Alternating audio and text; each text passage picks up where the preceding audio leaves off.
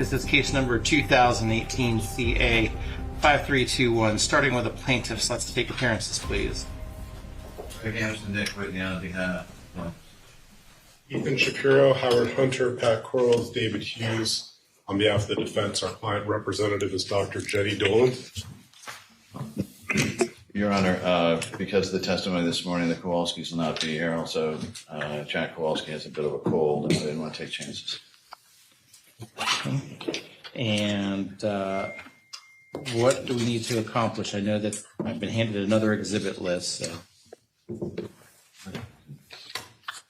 I need to address that. And we also had a Williams Rule motion, Your Honor, for similar fact evidence before the court. I'd like to take up at some point. Was this recently filed? About 10 o'clock last night. Yes, Your Honor. Well, I'll say that. It shows that it's filed. He filed last night. It hasn't been doctored with the clerk. I don't have I've it. had an opportunity to review this. It's not that I'm unprepared. We need to handle that before. I just haven't seen it. I haven't had a chance to lay eyeballs on it It's yet. filed pretty late. Let's address exhibits, please. All right, we're beginning with 2041. Looks like the defense objects to 2 pages within. Can you pull up 118 and 119, please?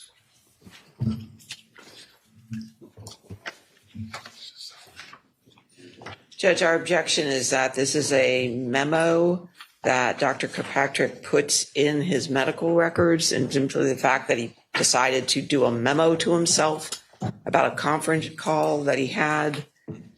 Oh, no, that he was thinking about the case and Maya doesn't make it a medical record. It's hearsay. And it's all about the investigation, his conversations with Dr. Smith. Has nothing to do about his care and treatment of Maya.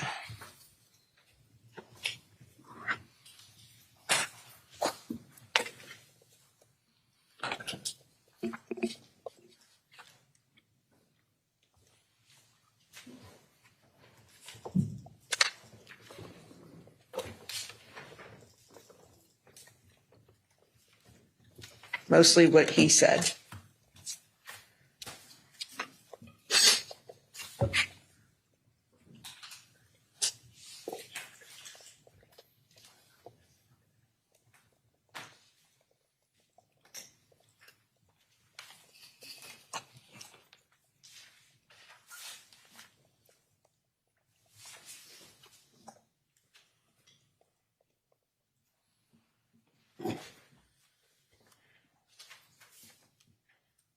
Plaintiffs.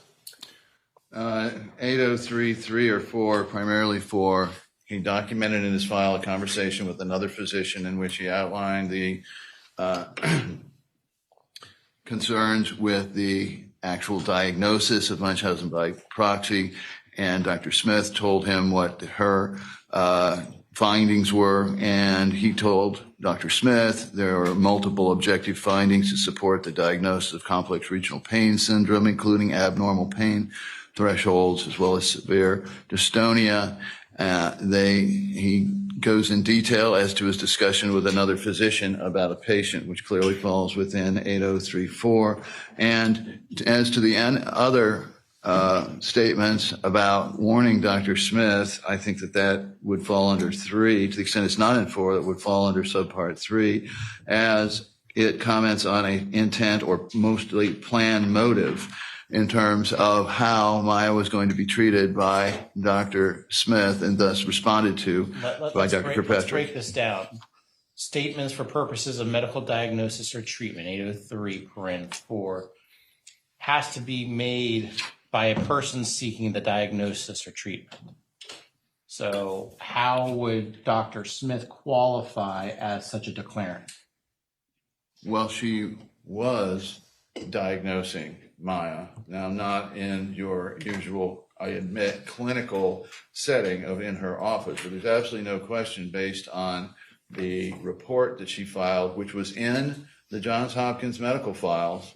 She completed a single space, some 50-something page report, which was placed in the Johns Hopkins medical file as part of their medical records, in which she made objective findings based on not only the history, but supposedly observations made by the doctors there at the time of the October 7th admission.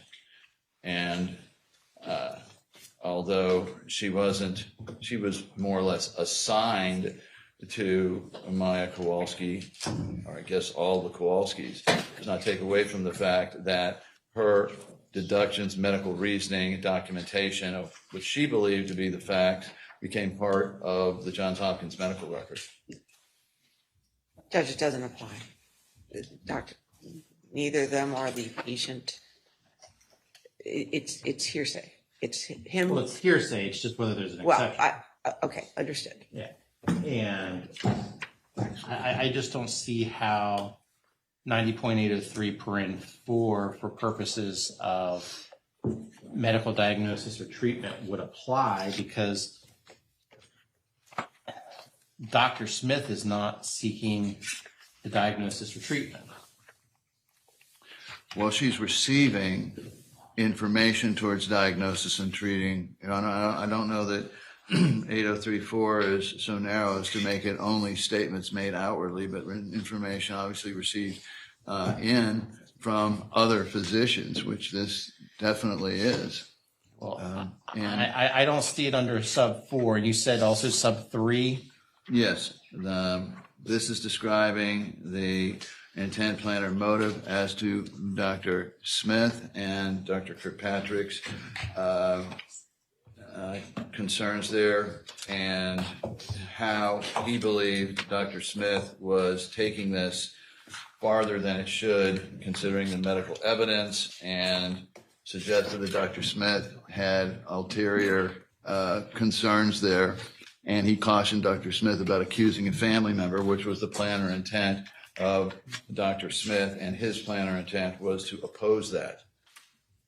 But why is that relevant for this case? That's a Chapter 39 dependency court issue. I think that, well, it may well be, but it is also as to the ability of the defense to prove or disprove the existence of Munchausen by proxy. And the most important thing about this, Judge, is it goes to notice to the hospital through its agent or representative, or as they put it, the leader of their child abuse team, of the fact that she was making a misdiagnosis and a knowing misdiagnosis, and this information was communicated to them through Dr. Kirkpatrick to Dr. Smith. And so the notice issue is critical in this case, because obviously we want to demonstrate that there was something more than simply, there was a motive to Kathy Beatty's conduct that was just a bit more than simply trying to help this child, of which we question whether there was ever any motive that way.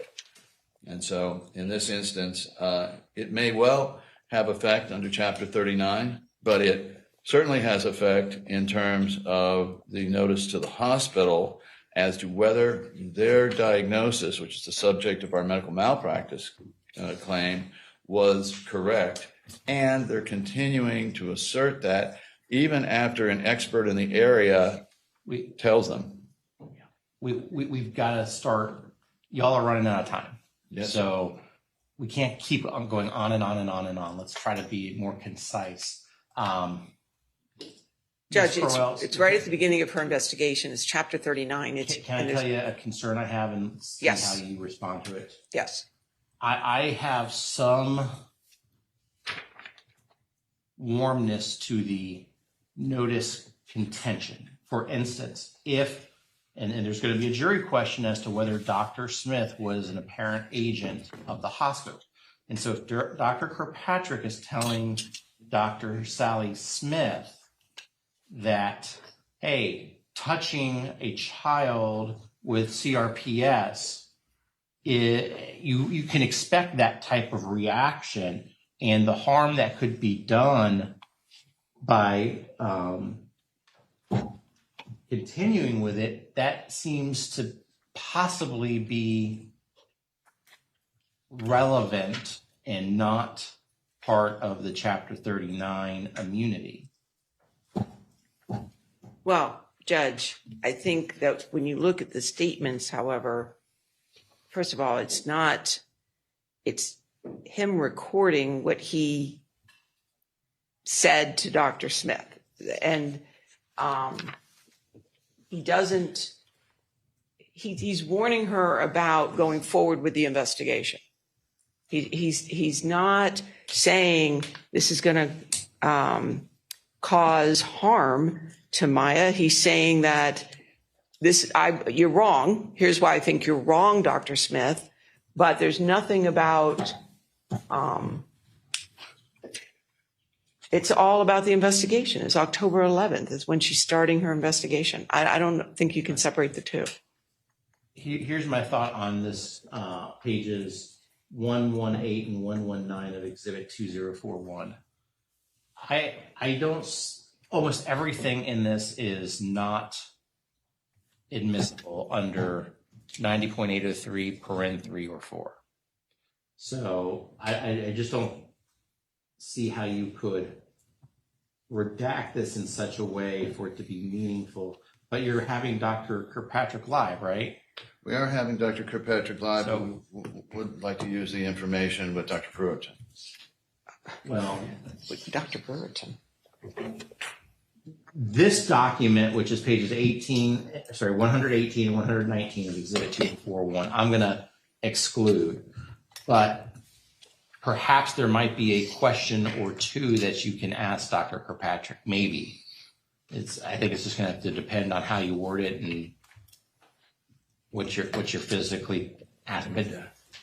Nothing about the Chapter 39, the dependency court proceeding, that it's not relevant, but maybe on your notice issue, there could be some relevance to this lawsuit. My first So can 2041, except for those 2 pages, come in at this time? Yes, sir. Okay, so the court receives Exhibit 2041 in its entirety, except for pages 118 and 119, which will not come in. Judge, may we give a shot at redacting this? That's my first question.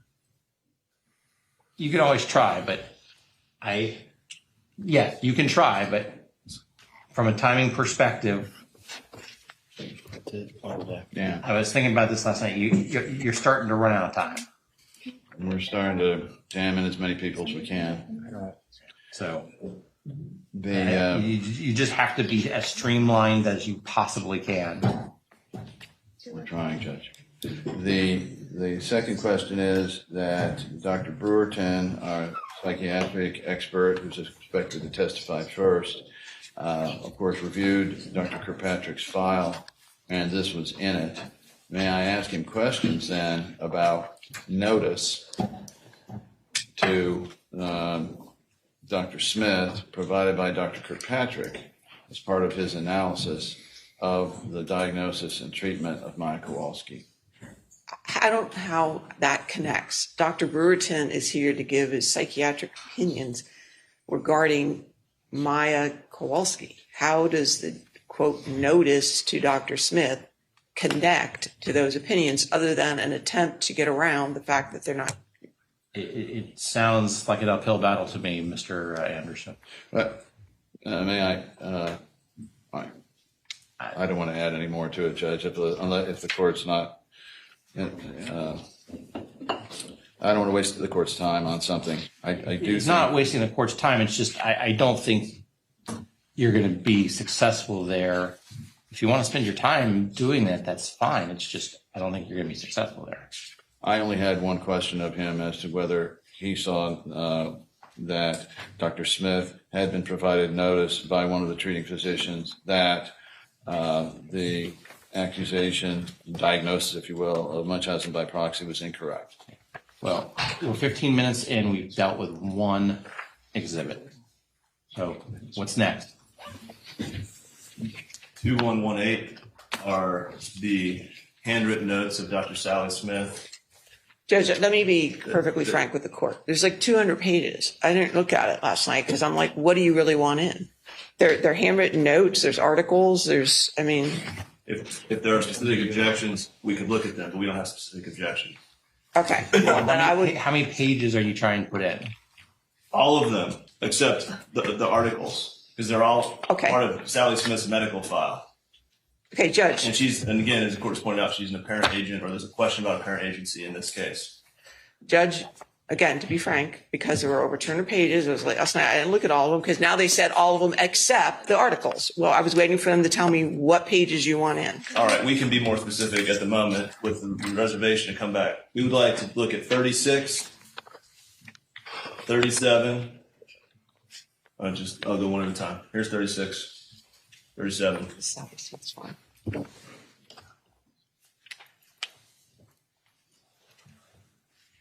2118.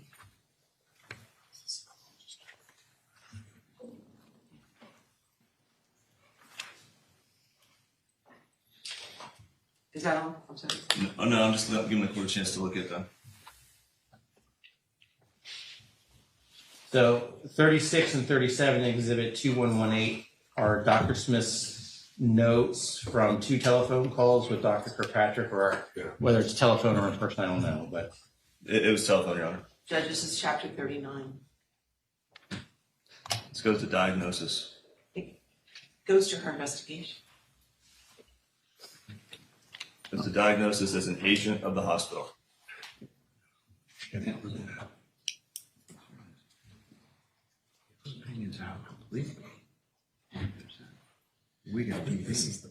connect us to your medical malpractice claim if you can. Tell me how you're doing that. All right. It was a breach of the standard of care to refute the diagnosis of Dr. Kirkpatrick. And the note on the right indicates that he made this diagnosis on September 23rd, 2015. That's not the date of that note. He informed her of the date of his diagnosis, and he traced out his treatments. He traced out the reasons under the Budapest criteria. The note on the left also discusses the Budapest criteria: dystonia, allodynia, conditional to expected pain from human touch, and then generalized neural sensitivity or hyperesthesia.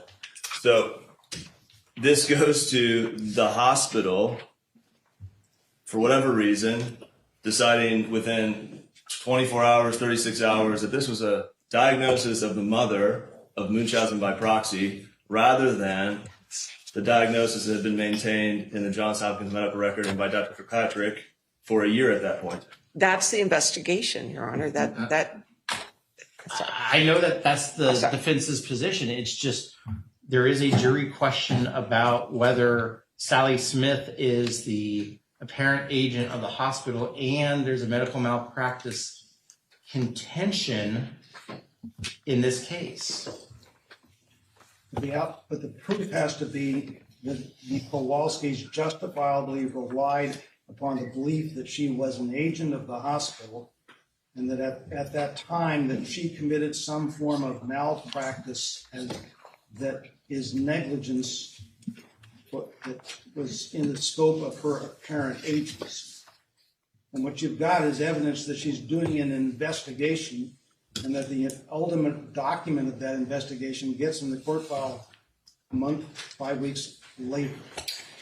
The notion that there's anything that they are counting on relying upon her to do that they did wrong, so far I've heard no evidence of that. Mm-hmm. Both Jack and Maya testified to their reliance on her entering the room with the hospital lab coat on. So we've established the agency prima facie. It's still a jury question. It may not go our way, but at this point, they've testified to that. And I point out that reliance in a hospital context is presumed when you have a doctor enter the room. That's the law on that issue. And the big concern here. That is not the law. That's a big fight we need to have yet. Time out. Okay, I've done as best as I can to keep the lines as clear as possible. The reality is there is going to be some evidence that could go to either the Chapter 39 side or the Med-Mal side. These 2 pages seem to go to both. And so since they go to both Judge, can and I, go to one, I'm tending to think that these notes are okay. well, Judge, let me ask you this. Who's interpreting these notes? I don't know. Who's going to testify about these notes? I don't know. Dr. Brewerton, he's not qualified to do that, Not qualified to do what? to give an opinion regarding Dr. Sally Smith. So it's That's not going to be an order. gibberish. It's not. Okay. One at a time. Ms. Quarles has the floor. Thank you. Thank you. The court has specifically ruled that Dr. Brewerton is not qualified to give opinions regarding Dr. Sally Smith. So how are these documents going? They're going to try to use these documents with Dr. Brewerton. Perhaps Dr. Brewerton's the wrong person, but these 2 notes don't really offend me as far as being over the line on the Chapter 39 issues that we've been dealing with. Okay. I mean, this is all about, frankly, medical-related information. If I may, there's a distinction between whether she made a diagnosis that was malpractice for the hospital, whether she did that in her investigation and the hospital was aware of that. They've never alleged that we breached a standard of care for relying upon that diagnosis by someone in the CPT team. And so there's one question of whether she commits an act of negligence herself. It's another one whether doctors relying upon that evaluation for something were negligent in relying upon it. Well, we already have evidence that the doctors were conveying and talking with her extensively. And so it seems to me, Mr. Altenburn, that the defense is trying to slice this one really thin, and I just can't go there. But keep in mind that we, under 39303 subpart 3, part of her duties are to do this investigation. And so, maybe if we're affirmatively calling her saying, what's up, that's one thing. But if she's calling to talk to us as the head of the CPT team, we got to talk to her. So the medical record is replete with her being there at multidisciplinary team meetings. I'm very concerned we're going to create something that is going to be such of a mush that the jury is never going to be able to sort out these fine distinctions. Well, but arguably, Johns Hopkins and Dr. Smith created the mush by blurring the lines there. That is the evidence that seems to be developing, Mr. Altenburn, and so it's difficult to say you get total immunity just because it's Dr. Sally Smith. Can we move to the next pages? At some point, we have to resolve the reason. Well, these 2 pages, I'm not saying that they are going to be discussed during Dr. Brewerton, but these 2 pages themselves are not, in my mind, excludable.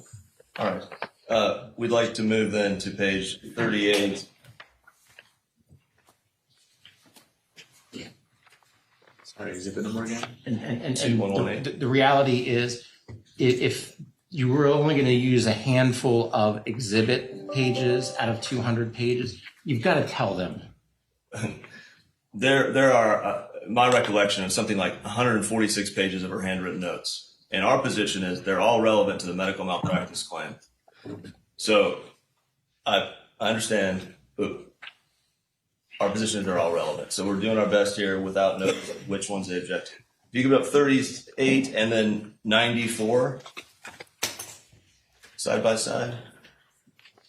38 and 9, you said what's next to that? 94.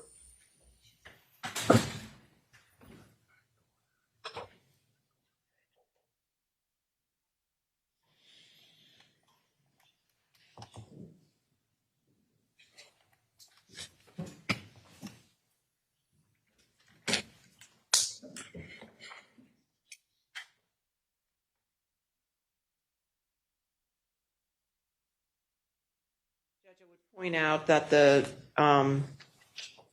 38 references other patients.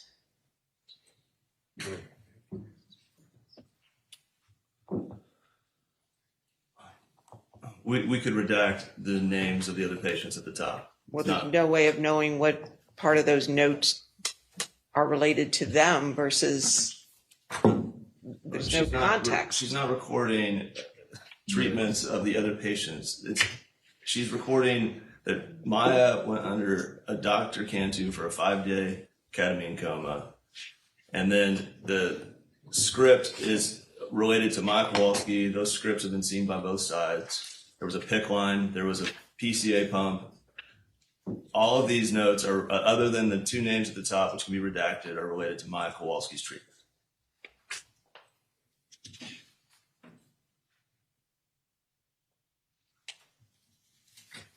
Anything on 094, Ms. Crowell? It'd be the same arguments, Judge. Obviously, I agree with the redacting of the other patient names. Otherwise, these documents, which are 038 and 094, seem to track the 37, 38, or 36 and 37. Last page, Your Honor, is page 95, 2118095.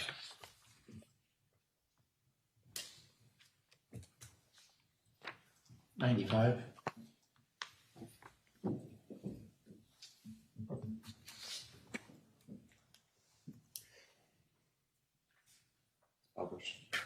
Thank you.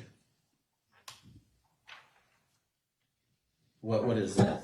This is, again, it's a continuation of the previous note. If you want to put 94 side by side, this is Dr. Smith taking down what Dr. Hannah relayed to her about Maya's diagnosis and treatment for CRPS. So he's informing her about the Budapest criteria, which is the mention of Dr. Hardin. He's discussing Maya's presentation, that she was screaming in pain. She was better in a couple weeks.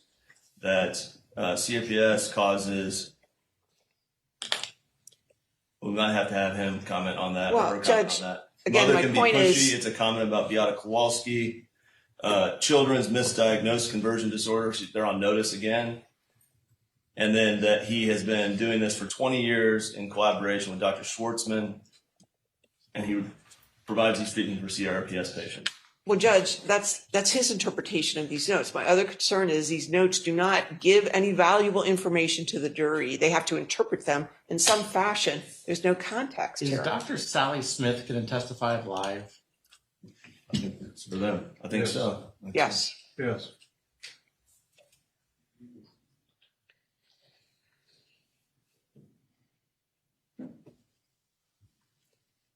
Um, 094 and 095 seem to be along the lines of the ones I've previously reviewed. And my thoughts remain the same. All right. That ends 2118 for the moment, although we'd like to come back to it and we'll give them specific pages overnight because there are many in there that are also relevant. 2277 is the Johns Hopkins risk management file as produced to us by the hospital, and it's full of party admissions. Judge, it's 800 pages. Okay. The medical record's 3,600 pages. Okay. I'm just not even going to respond to that, Judge. I didn't go What are we through. doing? Are you just, you got hundreds and hundreds of pages here, just dump it and we're only going to talk about 2 pages? What specifically are you trying to use? Because I've got 2 pages of exhibits and we've done 2. And there's 1, 2, 3, 4, 5, 6, 7, 8, 9, 10, 11, 12 others. And it's now 9 o'clock. You spent 30 minutes on 2 exhibits because you haven't narrowed down what you're trying to use. You have to be focused. You're going to run out of time. I haven't been charging you time against, your in court time, but Understand. We will come back to this one overnight. We'll be back on this with specific pages tomorrow morning. it seems like I'm having the same statement every single day, Mr. Whitney. Your Honor, we're in a box here. We have to admit the risk management file because they're going to make all sorts of arguments in their case, and we need this evidence to have effective cross-examination of their witnesses. There's all sorts of party admissions in there in these 800 pages that contradict what they're going to try to do in their case. We'll come back to it tomorrow with more specificity if that's all right with the court. Yes, you need to have specificity. All right, we'll do it. The last, is 2338 Alpha, which is Dr. Timothy Brewerton's And evaluation. he's a retained expert. And Yes. When do we admit retained experts' opinions, reports? Traditionally, my experience has been the courts don't. They usually rule them to be cumulative. In this instance, however, I have seen courts that will allow it as long as it substantially reflects. Didn't you the make the testimony. same argument to me about 3 months ago, and I said no then? Yeah, but maybe you had a and change then of heart. Now we're spending more time on it. Yeah, I have to make the record judge at least try, but Well, if you the had a courts, court reporter present 2 or 3 months ago when I said no. as to this Dr. Brewerton's report, I remember having a distinct conversation in the context of Dr. Brewerton about use of reports, the retained expert reports. We discussed that. I did not recall that one. So I will take it that one's denied. That one's denied. Your Honor, very, very briefly, with regard to Dr. Brewerton, since the report was mentioned, his entire report, and I know it's not going to be in evidence, but I'm worried about the opinion. His conclusion in his report was that the forced separation of Maya from her parents that was initiated by JHACH in the kidnapping abduction against her will by JHACH without permission, and the separation forced by JHACH resulting in permanent separation was the cause of her injury. So obviously that testimony would cause a mistrial. I would assume the plaintiffs have instructed Dr. Brewerton to be, that they will not elicit those opinions. He's not going to volunteer opinions that All Children's is responsible for the separation of Maya. We are staying extremely far away from that, to the point we put in giant letters and notes in front of ourselves what we cannot ask. And so Dr. Brewerton's conclusion there will not be the topic of his testimony. He is providing an evaluation of the family as to the effects of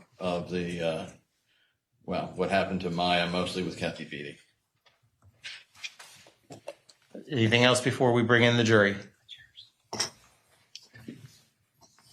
No, Your Honor. No, Your Honor. And one question, Your Honor, sorry.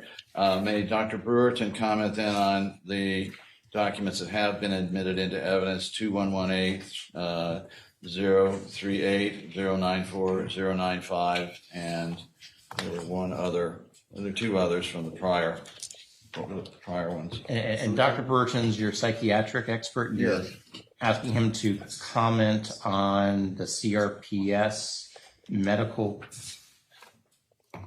notes that Dr. Sally Smith took. They go to, if you understand, you can't have an Didn't we just say Dr. Brewerton's probably not the person to be talking about Dr. Smith's notes? That was just like 15 minutes ago, right? That's before this was Yes. in evidence. Well, okay. And here's the point is this, well, yes, what we're trying to say, Judge, is if the child has CRPS, then as a psychological psychiatric certainty, she's not going to have Munchausen by proxy or conversion disorder. And that's the thing that he is going to explain, is that those two diagnoses, two on one side, one on the other, are mutually exclusive. If the child Well, how is has that a symptom, possible when the by proxy is to the mom and CRPS is to Maya? conversion Two different Conversion people. disorder was the and we don't even know if it was a diagnosis, but the accused working diagnosis was conversion as to Maya. And conversion is, if you have CRPS, you're not going to have conversion, or at least the conversion disorder that they are talking about. It's difficult to understand exactly what they allege she has, but that's what's been flowing through the records coming into evidence.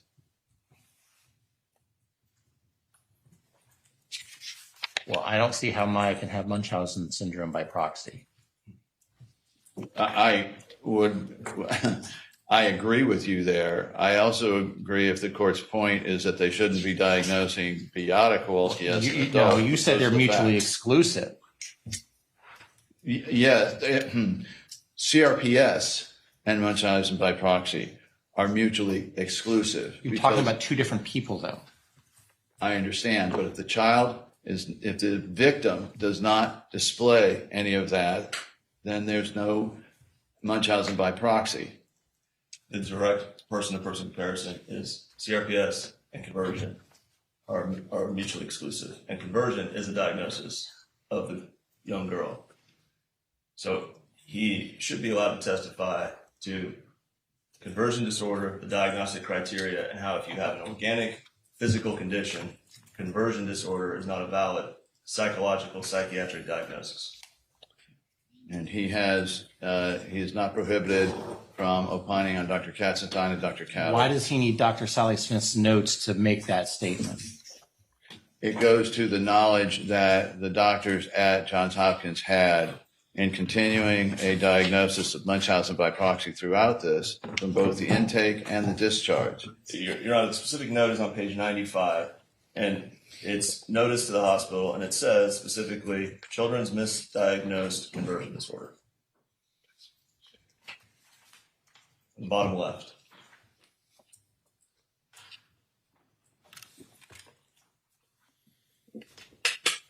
I don't see how you're using the Dr. Sally Smith's notes to make the point that you're trying to make about conversion disorder and CRPS.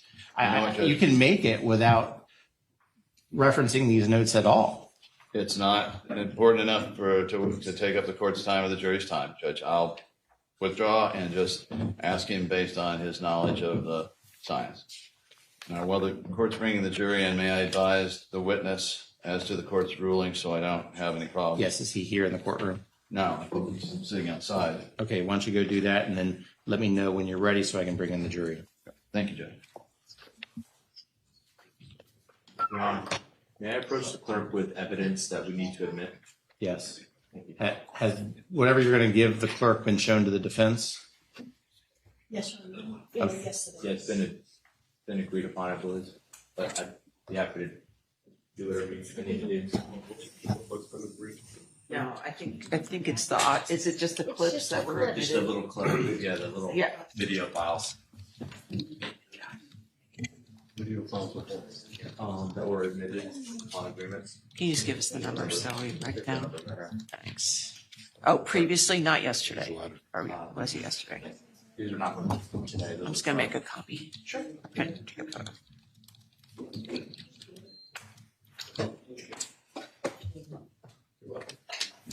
Thanks.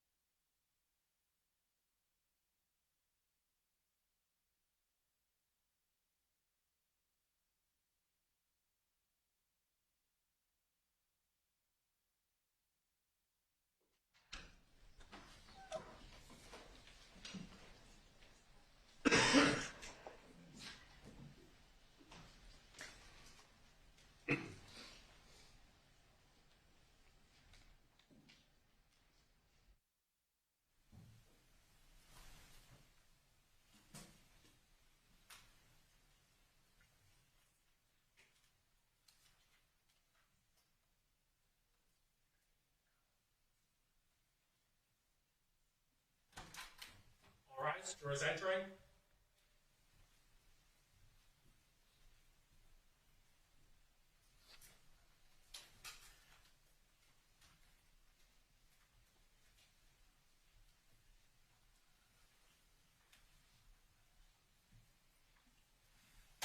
Okay, please be seated, everybody. Okay, members of the jury, I want to confirm while you're away, you did not discuss this case amongst yourselves. You did no investigation and received no information. Is that all correct? And since you were last with us, no one approached you about this case. Is that correct? And you observed or saw no media reports about this case. Is that correct? Mr. Anderson, please call your next witness. Plaintiff's called Dr. Timothy Brewerton.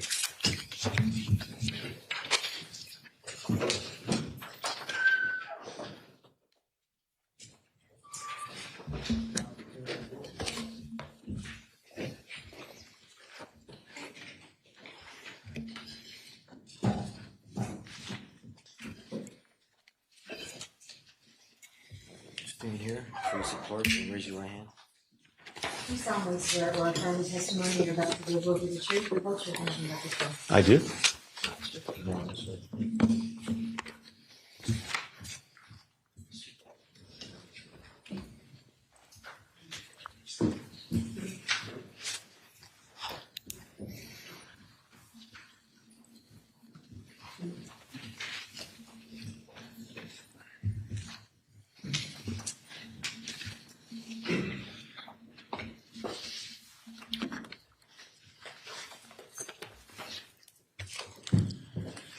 Good morning. Please state your name for the record. Timothy David Brewerton. And you are a doctor of both adult and pediatric psychiatry. Yes. And you also participate in forensic review of issues involving adult and pediatric psychiatry. Yes. And have you been asked here to offer opinions regarding the circumstances surrounding the treatment by Maya Kowalski at Johns Hopkins Children's Hospital and the resulting effects in terms of psychiatric, psychological disorders and the prognosis? Yes, I have. I'd like to give the jury the benefit so they understand from whence your opinions come, of your background, training, and experience towards offering these opinions. If we can start with your undergraduate degree, give the jury a brief summary of your scholastics. Okay. I'm from Baton Rouge, Louisiana, and I went to LSU undergraduate and I majored in zoology with a minor in psychology. From there, I went to Tulane Medical School in New Orleans. I knew that I wanted to become a psychiatrist, so I took a lot of psychiatry and neurology when I was in medical school. And then I went to the University of California in San Francisco for my internship and psychiatric residency. The research bug kind of bit me at that point, and I applied to a fellowship at National Institute of Mental Health, where I was doing psychopharmacologic work with eating disorder patients. Before that, psychopharmacology. Psychopharmacology is basically drugs that affect the brain and the psyche. And I studied in particular the serotonin system and other systems and their involvement in mental illness. Before that, I worked at Hawaii State Hospital as a public health service payback. From the National Institute of Mental Health, I took a faculty position at the Medical University of South Carolina in Charleston, where I have been a professor ever since. During my stint there, very shortly after starting at the Medical University of South Carolina, I got very interested in child abuse, basically because of some of the patients that I saw. I subsequently went back and I did, as an associate professor, a child and adolescent psychiatry fellowship in 1994 to 96. Following that, I studied forensic psychiatry and I got board certified in forensic psychiatry. And then later on, I got interested in addiction, and I'm also board certified in addiction medicine. So I'm quadruply board certified in general psychiatry, child adolescent psychiatry, forensic psychiatry, and addiction medicine. And have you, where are you licensed? Right. South Carolina, and I'm also licensed as a medical doctor expert witness in Florida. All right. And have you published papers in these areas that may be of significance in your evaluation of the Kowalskis in this circumstance? Yes, I have. I've published approximately 185 peer-reviewed articles and book chapters, and reviews. And many of those are in the realm of comorbid psychiatric disorders, including mood disorders, anxiety disorders, substance use disorders. My particular interest has been in post-traumatic stress disorder. And I'm editor of 2 books. I've presented at a lot of international meetings and have been very academically oriented, but I'm a clinician who also does research.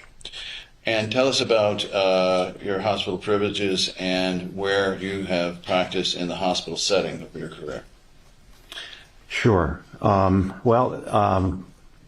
I worked moonlighting when I was a resident in Sacramento, California. I've been a staff psychiatrist at Highland General in Oakland. I worked for the U.S. Public Health Service at Hawaii State Hospital. I worked at the National Institute of Mental Health as a medical staff fellow, and privileges there. I was the director of the eating disorder program and attending psychiatrist at the Medical University of South Carolina Institute of Psychiatry. I worked on the consultation liaison service there initially. I've been a consultant to the National Crime Victims Research and Treatment Center, and that's where I learned a lot about trauma and its effects and PTSD and other trauma-related disorders. Then I've been a consultant at a number of eating disorder facilities, higher levels of care. Possibly people are familiar with residential care centers. So I consulted with a number of residential treatment centers, Rosewood, Rivermend, Eating Recovery Center and Pathlight programs, Montanito and affiliates that has over 40 sites across the country in 13 states.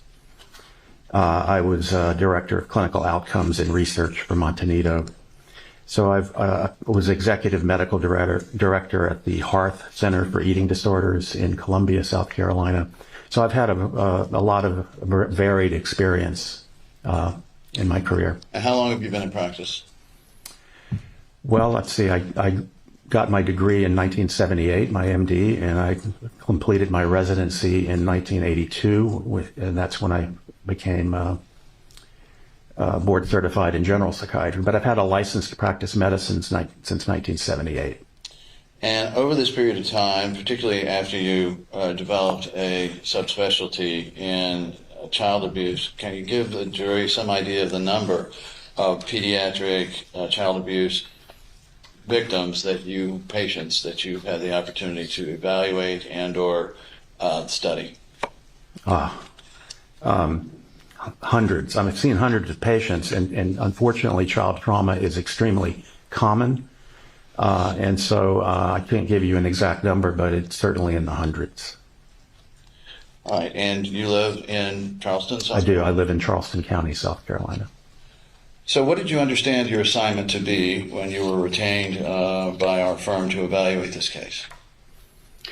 To first off look at the records and also evaluate Maya and her family in terms of their psychiatric status diagnostically, and to give an overview of what my opinion was in terms of their psychiatric status, and to comment about the events that led up to the current problems that she's having.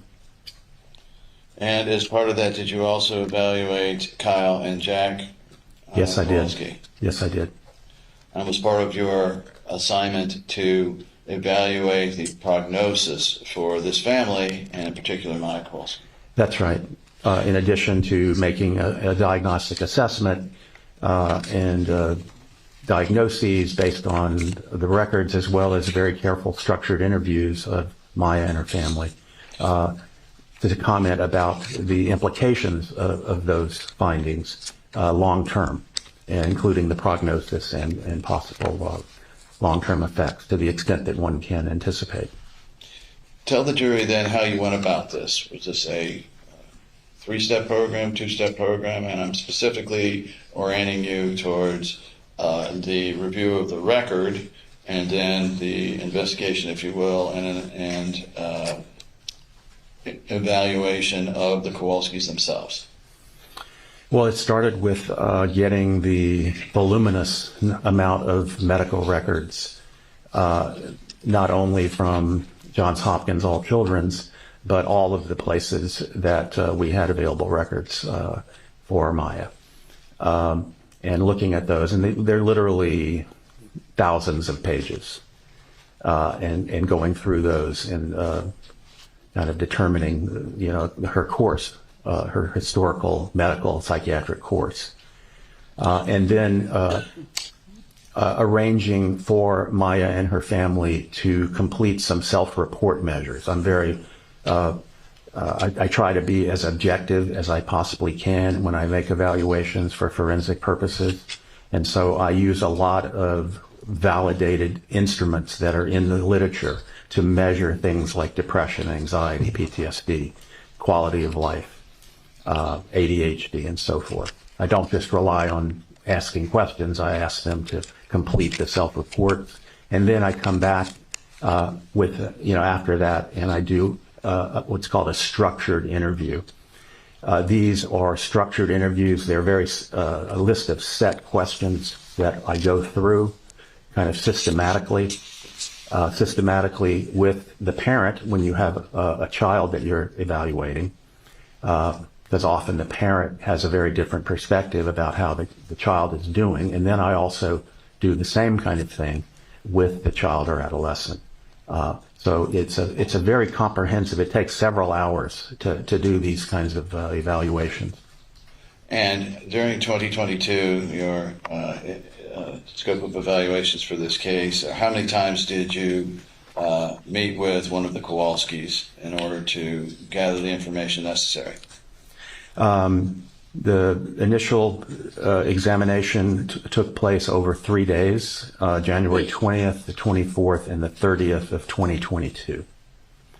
I had some email contact with them through your office in terms of sending them the self-report instruments that I wanted them to complete, so that when I did meet with them, we could go over them.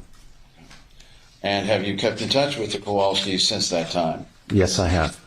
So let's go over then briefly your findings in terms of the psychological testing, and maybe we should go over, if you would like, anything out of the records that were provided to you that was significant leading up to the testing and evaluation. Sure. I think, my opinion is based on the records and the interview and my history and the entirety of my assessment, right? And so basically the bottom line is what I found and what I think is that there was a misdiagnosis of Munchausen's by proxy and factitious disorder. Those require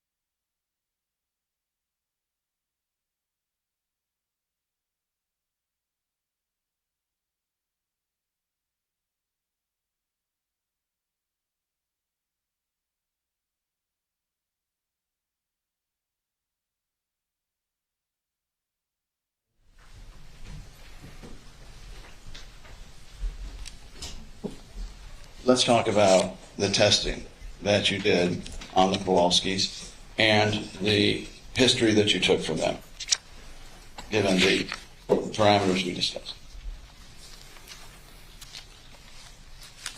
Do you want me to go through each test? Yes, briefly. Okay. Just so that Jerry has an idea of what was significant here. Okay. So the parent-reported instruments that I asked Jack to complete on both Maya and Kyle included the UCLA PTSD Reaction Index for DSM-5, the Child Depression Inventory parent version, the Vanderbilt ADHD Diagnostic Parent Rating Scale, the Multidimensional Anxiety Scale for Children, second edition parent report, the Screen for Child Anxiety-Related Disorders, the parent version, the Child Dissociative Checklist, and the Pediatric Quality of Life Inventory, parent report for teens. And what are those designed to do? Those are designed to assess for PTSD, ADHD, depression, anxiety disorders, an array of different types of anxiety disorders, dissociation, and quality of life, which all mental illness, all mental disorders require some sort of disturbance or impairment in life, in quality of life, to make a problem a disorder. In addition, I gave self-assessment instruments to both Maya and Kyle, including the Life Events Checklist for the DSM-5, which measures traumatic events, gets their subjective report of what was traumatic to them, the PTSD Symptom Checklist for DSM-5, which is an assessment of PTSD symptoms according to our diagnostic criteria, the Multidimensional Anxiety Scale for Children, the Screen for Child Anxiety-Related Disorders, the youth version, the Child Depression Inventory, the Child Adolescent Perfectionism Scale. And I also gave to Maya and Kyle the Traumatic Grief Inventory self-report, which measures persistent, complicated bereavement, given the situation with their mother. I also gave Maya the Adolescent Pediatric Pain Tool as a general assessment of her pain level and where she was experiencing pain at that time. And if you want me to go ahead and talk about findings. Yes. Now that let me ask you, are those tests generally accepted within the psychiatric medical community as the best measures, indications of the psychological status of the patient? Yes, they're all highly reliable and validated, is what we say in statistics and clinical research. They've been tested and documented to really assess what they are meant to assess. And are there built-in safeguards against manipulation or an attempt to produce a result, a foregone conclusion, if you will? They can possibly be manipulated. That is true, and so but there are some ways that you can get around that or see the consistency. It's part of why I gave them so many. If you notice, some of them were measuring the same thing from a different angle. So depending on how you ask a question, and if you get different answers, that can be a tip-off to some manipulation or. And do you then check the results against your interviews to determine Exactly, whether there are yes. any inherent? That's right. You check for the consistency between the self-report and the interview and just the whole historical narrative and also the records. And so what was significant about the history insofar as what was told to or what the Kowalskis were informed of the treatment of Maya while she was in the hospital? Would you repeat that, please? Sure. I'll tell you what, I think that question's premature. Well, let's go over the results of the examination. Okay. So it was very strong evidence that Maya is suffering from post-traumatic stress disorder chronically ever since she got out of Hopkins. She also has recurrent major depressive disorder of moderate severity. She also had persistent, complicated traumatic bereavement. Everyone understands grief. It's a part of humanity. We all have loss and deal with that. But sometimes it can be complicated and prolonged and problematic. And that's the case. And, there's also the issue of misdiagnosis, which I'm not sure if I can talk about. Because there are some things that I found, and then there are some things. Sorry. You need to go to the next question. Yes, sir. So let's go over just the basic then diagnoses of Kyle and Jack Kowalski, and then we'll come back to the consequences in sequelae. Okay. This was a trauma for everyone, especially Maya, but also Kyle and also Jack. And all of the family met criteria for major depressive disorder and post-traumatic stress disorder and persistent complicated bereavement. What happens when all three members of a family are suffering from these disorders concurrently? What are the effects on the family dynamics? Well, they're not really able to be a support to each other. If they're all impaired and they're all suffering, people often get by with a little help from our friends, right, and from our families. And so family member support is enormously important in dealing with and coping with and recovering from traumas like this. But mental disorders and medical disorders, regardless, family support is enormously important. And so if everyone is suffering and kind of in the same hole, it makes it much harder to get out of that hole.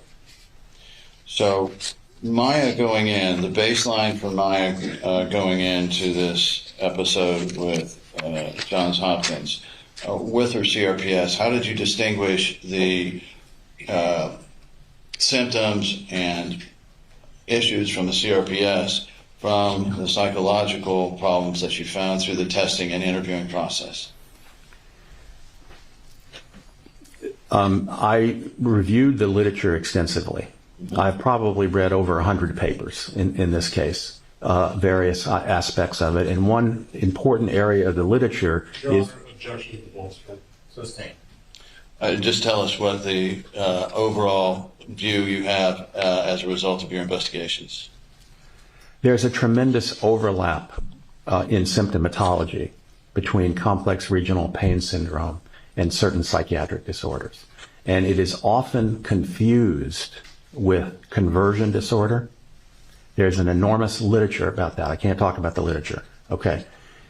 There's an enormous confusion between complex regional pain syndrome, given the symptomatology, because it doesn't, it's a relatively newer disorder. First, it was called reflex sympathetic dystrophy, and they thought it was a overreaction of the sympathetic nervous system, and that's how it got that name, a small injury with a dramatic response that seemed out of proportion to the initial injury. And so that's why they call it a sympathetic dystrophy. But they realized that the sympathetic nervous system alone was not the only thing involved in complex regional pain syndrome. It's really involves not only the autonomic or peripheral nervous system, but the central nervous system as well. And there have been a number of studies and alterations found in brain scans and other physiological measures, neurophysiological measures in people with complex regional pain syndrome.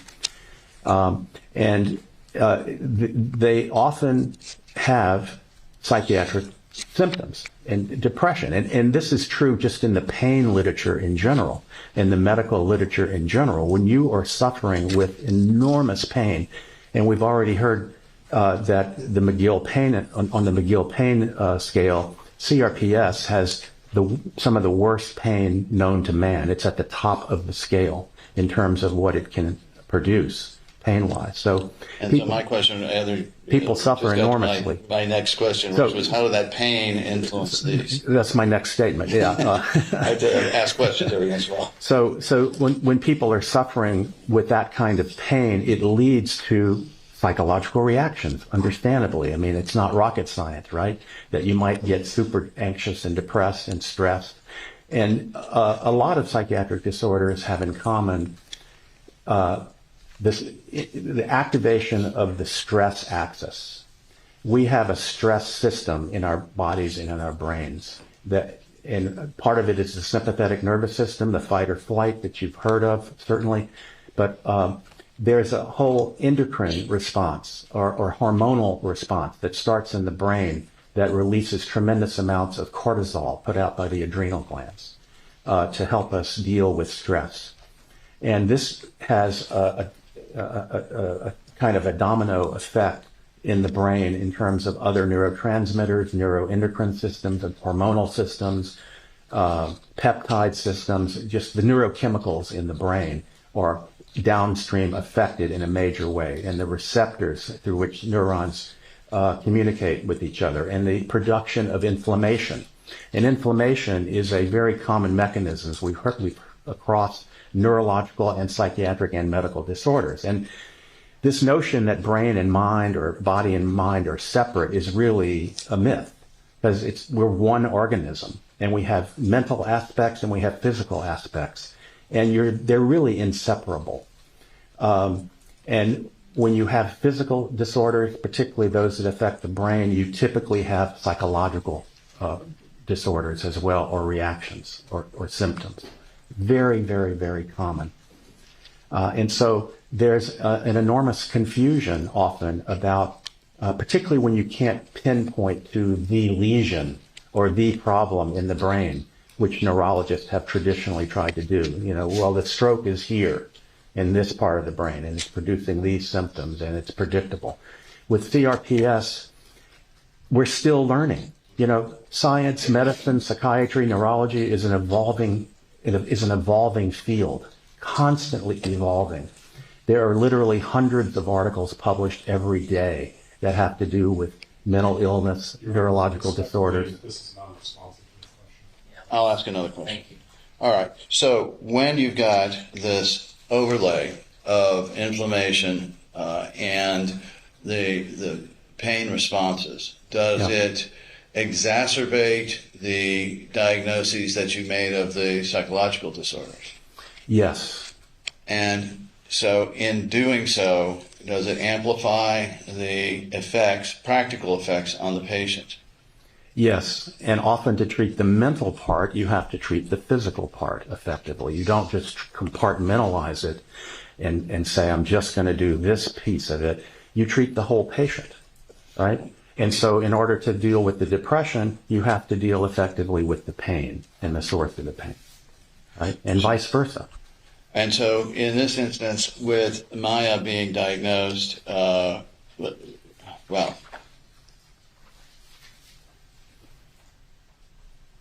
let's talk about the effects of the accusations of Munchausen by proxy on this family in terms of producing these psychological disorders.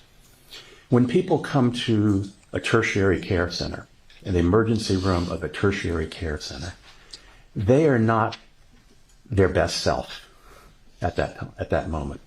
They are tremendously dependent, helpless, needy. They're in desperation. This is not responsive to the question. It's getting there. Let's get there. Okay. If we can, as succinctly as we can, state how the idea that that wife and mother might be somehow is being accused of actually harming them. How did that affect them psychologically in terms of developing these disorders? So they're not getting their needs met appropriately.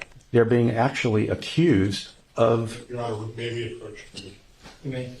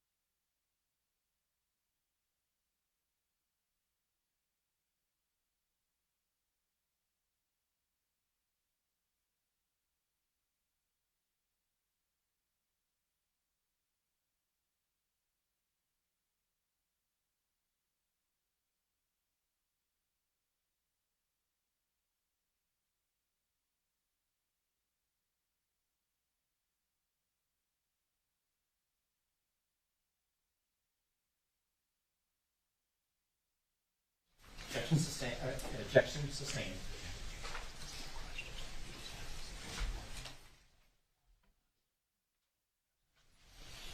Let's stick with Maya. What was the effect on Maya of this diagnosis against her mother? Same objection. Let's see. That's I will allow that question. Devastating. Actually, I'll say it. I sustain it because of the word diagnosis. What's the result? What was the effect on Maya of the accusations against her mother of Munchausen by proxy? Same objection. We'll allow that. Confusion, disbelief, devastation, feeling misunderstood, blamed, victimized, shamed, increase in stress rather than decreasing pain and stress, increasing stress and pain of a psychological and physical nature. And insofar as how it related to your diagnoses of depression and of post-traumatic stress disorder, was this part of the cause there? Yes. And so now as time has gone on, I want to talk a little bit about the prognosis here on Maya, given what you understand about the diagnosis of CRPS and how it's going to interact in the future with your diagnosis of PTSD and chronic depression. Okay. So Maya has evidence of 3 very chronic illnesses. CRPS, which tends to be lifelong, as you heard from Dr. Chopra. Recurrent major depressive disorder. And this is at least the 2nd or 3rd episode, severe episode that Maya has had. She's had at least 2 or 3. And we know that a lot of people don't understand this, but major depression is a brain disorder. It's one of the most disabling conditions on the planet. And we know that as it gets worse and more recurrent, each subsequent episode is harder and harder to treat. It gets more and more severe. There's something that it does to the brain in terms of making a groove in the brain so that it becomes more and more treatment refractory with time. And the same is true for PTSD. And when you have this kind of comorbidity, comorbidity just meaning multiple disorders, particularly when you have a chronic pain-related disorder, that makes the psychiatric component tend to be more severe and harder to treat, because you have to treat the pain disorder effectively to treat the mental disorder as well. PTSD tends to be a chronic disorder. Studies shown 20 years later, 40% of people still have the full diagnosis of PTSD. This is big studies done by the World Health Organization. So there have been a number of long-term studies of PTSD showing that it tends to be a chronic disorder. And Maya has already had PTSD now for 6.5 years. And so what does that indicate now that she's had it consistently through this period of time? It indicates that it's not something that just goes away with no treatment, and sometimes with treatment, sometimes with the best treatment, it doesn't go away. And even when you don't meet full criteria, people often have subclinical evidence of PTSD. They don't meet the full criteria, but they meet a lot of the criteria. And so 40% may have full criteria, but then there's several tens of percent that have significant partial criteria that they're continuing to suffer with. So most people don't completely recover where they don't have any symptoms. And so when you combine all of these, the CRP, the complex regional pain syndrome, the recurrent major depression, and the PTSD. And most people with PTSD also have depression. And it makes it harder to treat. So it makes for a very guarded and negative long-term prognosis.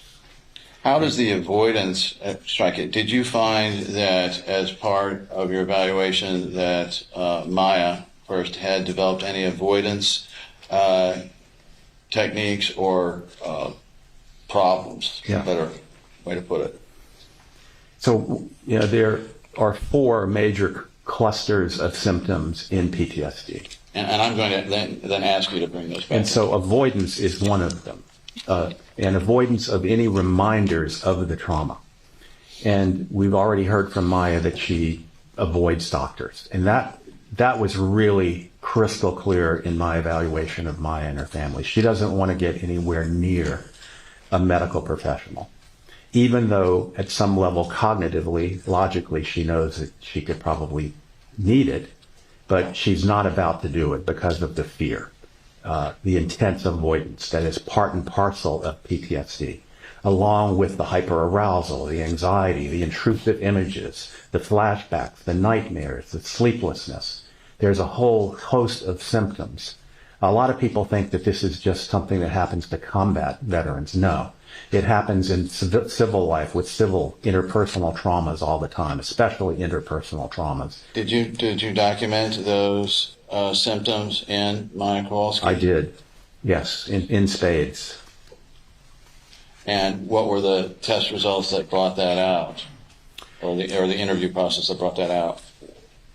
The instruments that I named earlier that measure PTSD symptoms that were endorsed by not only Maya herself, but also by Jack, and then also doing structured interview, which is the highest gold standard of diagnosing PTSD, is where you do a structured interview using one of these reliable instruments. And I used the Kitty SADS, which is the Schedule for Affective Disorders and Schizophrenia. It's a common structured interview used in children in research and clinical settings to make sure that you get the correct diagnosis. It has very high reliability. So, what were some of the things that Maya developed an avoidance of as a result of her experience? So I'm just saying that you got 2 self-reports, Maya's self-report, Jack's self-report, and structured interview of Maya and structured interview of her father, Jack. And all of them confirm PTSD, is what I'm saying. Plus, there was a diagnosis made prior by Rebecca Johnson and also by the psychiatrist that subsequently saw her after, and who did not have, who was not privy to my notes, who diagnosed her with PTSD, Dr. Henschke. So what symptoms did she have? Yes, we'll give the jury some examples of the avoidance that you documented, if you've got any. Okay. For example, not wanting to go anywhere near St. Petersburg, where Johns Hopkins is located. Not wanting to go in that direction. Not going anywhere near the hospital. Not going to any doctors. And Maya has, chronic conditions, and she needs medical care. Her best chances of having a better outcome are getting evidence-based treatment for all of the conditions that she has. But she's loath to do that because of the fear that has been that has a result of her PTSD and her experiences. But doctor, she has been to say a dermatologist and to a dentist over the course of this. How does There that are some things that are much less threatening than others. A dentist is not going to keep you in his office. Right. And there are certain people that she had to see just to maintain a minimum of her health. And she already had a relationship with her family physician, Dr. Wazenar, for example. He is one of the more trusted people, but she still doesn't like it, and it still may elicit intrusive imagery of her traumas.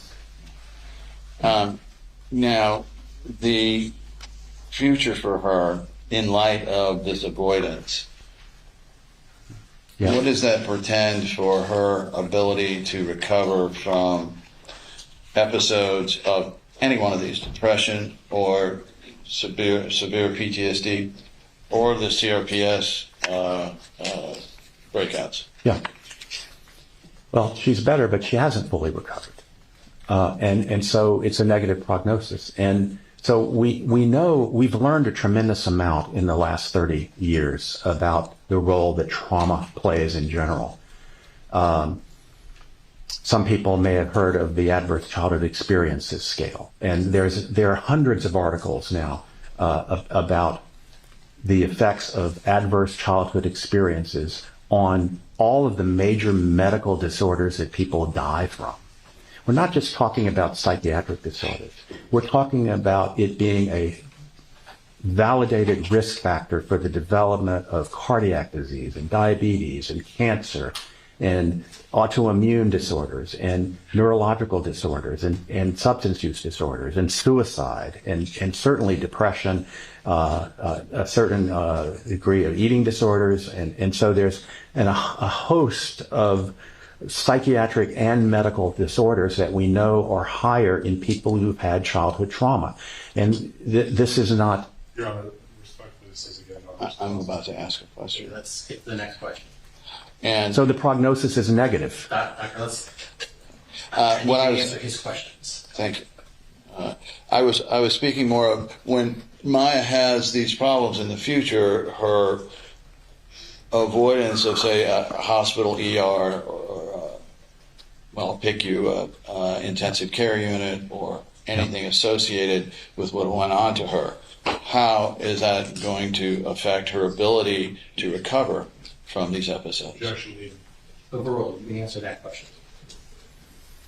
It's going to likely negatively impact it if she doesn't pursue getting the proper care at the proper time and continues to avoid it. Now, in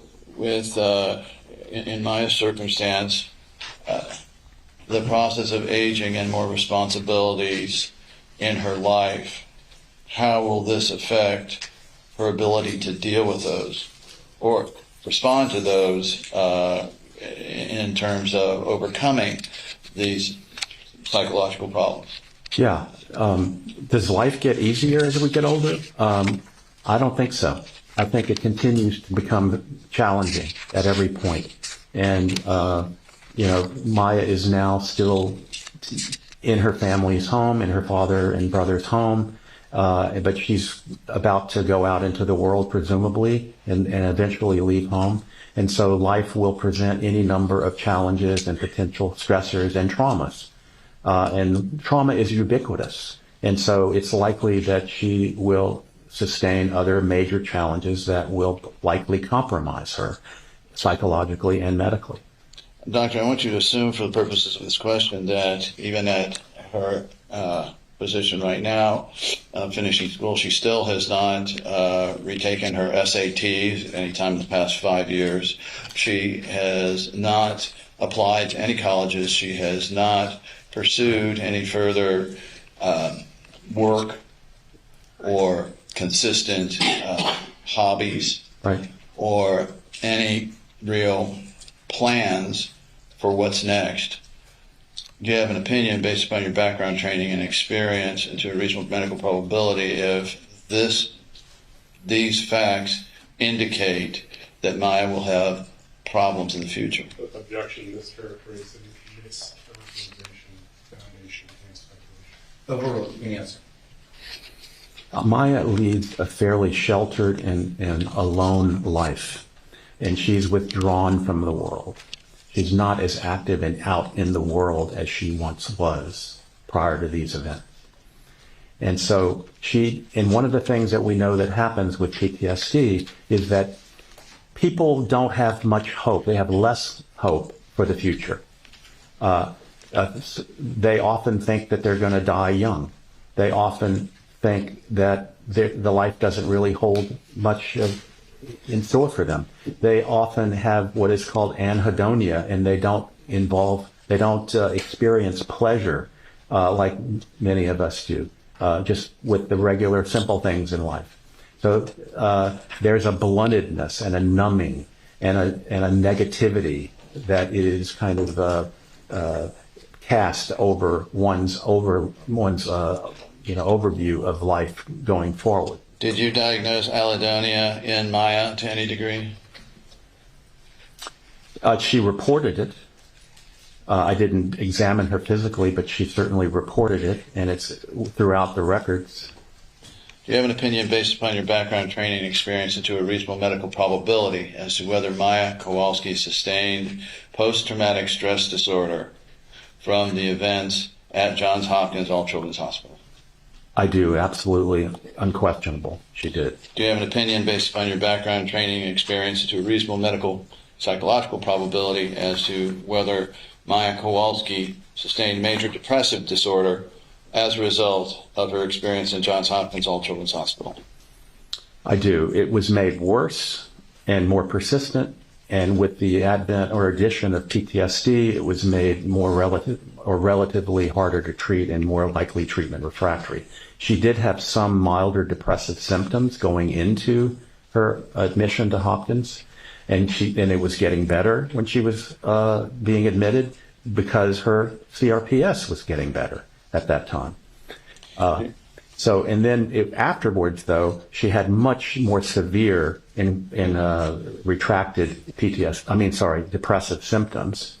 And then she had a relapse in 2020, which was right around the same time that she was in Hopkins, by the way, in November. And people often have anniversary reactions that trigger memories, they trigger depression. It's no accident, I think, that this happened in November and she had been admitted in October 4 years earlier. Did it come to your attention that at least 2 of Maya Kowalski's CRPS relapses were triggered by psychological factors? Yes. And my question is then, how will Maya be able to know which psychological factors, as she gets older, will put her back into a CRPS relapse or a state of depression that limits her ability to function in the world? Objection, speculation. Overruled. Answer. So what can help her deal with that? I think psychotherapy could help her deal with that, to become more self-aware and harm avoidant. So far, she's not indicated a lot of desire to go back to psychotherapy. Definitely not. And did you discover through your investigation why? Yes. I think I've talked about how, she doesn't want to get anywhere near a white coat or anybody in the medical profession. And because it elicits intrusive imagery, it elicits hyperarousal, fear, anxiety, depression. It brings back memories of her stay there, of her mother, the loss, the whole 9 yards. And do you have an opinion based upon your background, training, and experience to a reasonable medical probability as to whether the psychological, psychiatric disorders you have diagnosed Maya Kowalski with will substantially impact her ability to earn money in the future, that is, diminish her earning capacity? Yes, there's clear evidence that these kinds of disorders, particularly the combination that I've mentioned, definitely influences one's earning capacity down the road. In terms of the prognosis that you have given us, can you give the jury some idea, although they'll hear it from Dr. Bifulco and others later, but can you give the jury an idea of, if we could get Maya to do it, what would be your recommendation as to the appropriate care? Okay. Well, I think she needs to be in psychotherapy, as I've mentioned. How often and in what periods? And I think with this is really an example of complex trauma, meaning that this is not just one incident, one single isolated incident. This is a host of events that occurred to her that make, on top of having a chronic, terribly painful illness, and on top of losing her mother and having less support. So all of that together makes her trauma complex. And so it makes her treatment more long-term. and her needing more long-term psychotherapy and more regular psychotherapy. Can you give us some, once or twice a week? Okay. Quantitative Indefinitely. factors is what I'm looking for. Yeah, and usually psychiatrists, some psychiatrists will do psychotherapy. Most are focusing on medication management these days. But so if that's the case and she's seeing another psychotherapist separate from the psychiatrist will need to see her at least monthly in addition to her psychotherapy. And she's also, needs antidepressant medications, in my opinion, which can help not only the depression, but also the PTSD. And But how often will the she? combination of the psychopharmacology and the psychotherapy can also often be effective in at least significantly attenuating or dampening the symptoms that we're talking about. All right, the 1 to 2 weeks psychotherapy. First, again, this all assumes we get Maya there to do it. Right. But for what period of time, if we were to get her to do it starting in a month, how long would you expect to a reasonable psychological probability she would need to get her to the best place she could be? And my next question will be, then when she has breakouts, we want to call them, how long? Well, it's really impossible to know when and if she will respond. And I think the answer really is, and not to be flippant, but the answer is she needs it as long as she needs it. And that could be indefinitely. And so it depends on how she does over time. And also psychotherapy and treatment, psychiatric, psychological treatment, mental health treatment is a collaborative endeavor, right? So she will decide to what extent it's helping, to what extent she needs to continue it. It's not something that's mandated, and we want to stay away from mandating anything with Maya. It needs to be focused on establishing trust and an alliance, which is going to be slow to reestablish that with someone who can see her more long term and who can kind of look at the big picture, not only her psychiatric issues, but her medical and neurological issues as well. You had testified previously that now the psychiatrists are involved more in the pharmacology, the writing. Yeah. So to properly maintain her on the medications and adjust as necessary, approximately how often will she need to see a psychiatrist for those medical psychological issues? Well, she's had 2 or 3 episodes of major depression, has chronic PTSD, plus the CRPS, plus dealing with the bereavement. We know that when people have 3 separate episodes of major depression, they essentially need to be on antidepressant medications for life. If you've had 1 episode, the chances of a next episode are 50-50. If you've had 2 episodes, the chances of another episode, no matter what you do to avoid it, are 95%. Or, I'm sorry, if you've had 2, it's 75%. If you've had 3, it's 95%. So once you've had 3 separate episodes, you pretty much need to treat people for life. And antidepressants, by and large, that may sound horrible, but antidepressants actually are very effective in a lot of people, and they have relatively minor side effects compared to the benefits that people can receive from them. Now, many people don't respond to the first antidepressant or the second antidepressant, and often it's a trial and error kind of process. And now, if you don't respond to that, or you don't get a full response to that, there are other emerging treatments that are available, like transcranial magnetic stimulation or RTMS. And so that's a FDA-approved treatment for treatment refractory depression. And there are other. Actually, we know ketamine is now a treatment very common around the country and in the world for treatment refractory depression. It's ironic, but that's the data. All right, so once a year, twice a year, how often? How often for what? To see a psychiatrist to adjust her meds. At least once a month, if not sooner. If you're starting a new medicine, it probably needs to be more frequent, every week or 2. when you're having change, when she's more stable, then at least once a month. And how long will that last? I would say Once indefinitely. every 6 months, once a year? I think given her history and given the number of episodes that she's had already, it's likely that she'll need that for life. More likely than not. And in your opinion, based upon your background, training, and experience, are these a reasonable medical solution derived from the causation of what she experienced at Johns Hopkins? Absolutely. Very clearly. She didn't have PTSD before she went to Hopkins. So now let's talk for a second about Maya seems to look okay outwardly, Yep. and she testified before the jury here. Some emotion, as you may have seen. And were you able to watch her? Yes, I was in the courtroom yesterday watching her. And so what the jury would like to know, I think, is, so how can she look good here in this situation and have all these things you're talking about? Yeah, that's a common myth that you can tell by looking at people who has mental illness. And probably a third or half of the people in this room have had some kind of mental illness diagnosed.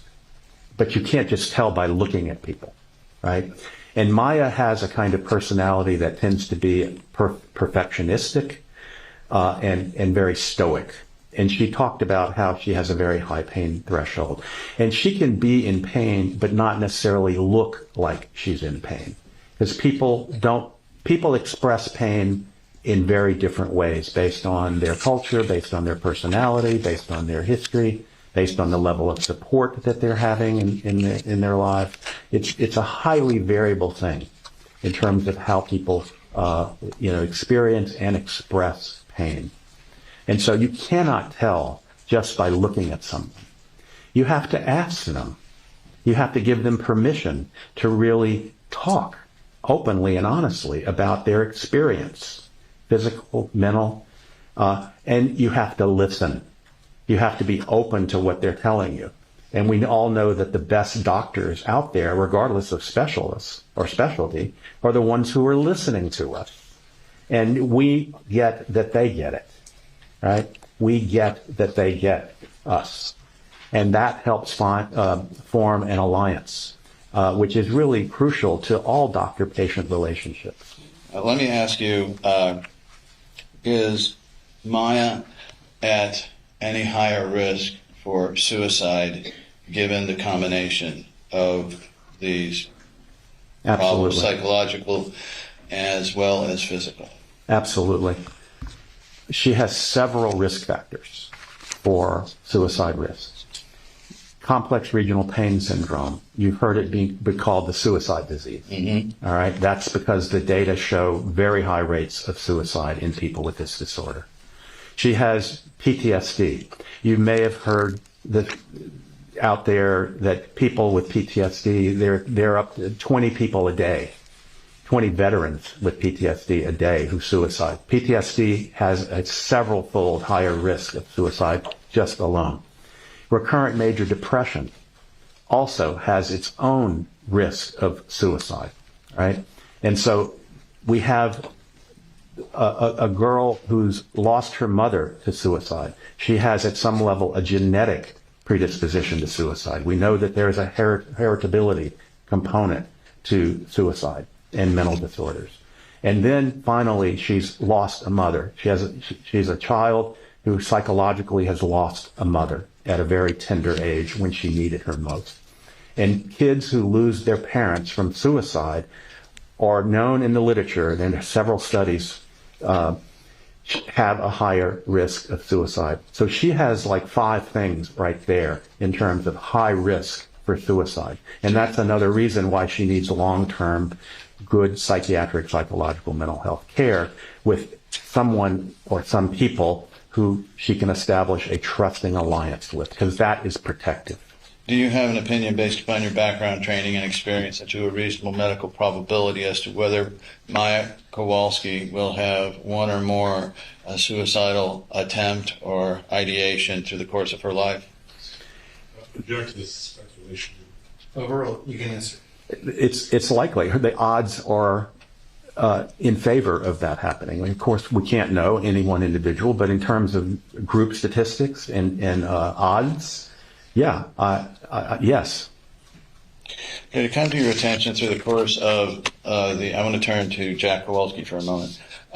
Did it come to your attention through your investigation that Jack Kowalski was being kept abreast of what was being done to his daughter at Johns Hopkins All Children's Hospital during that stay?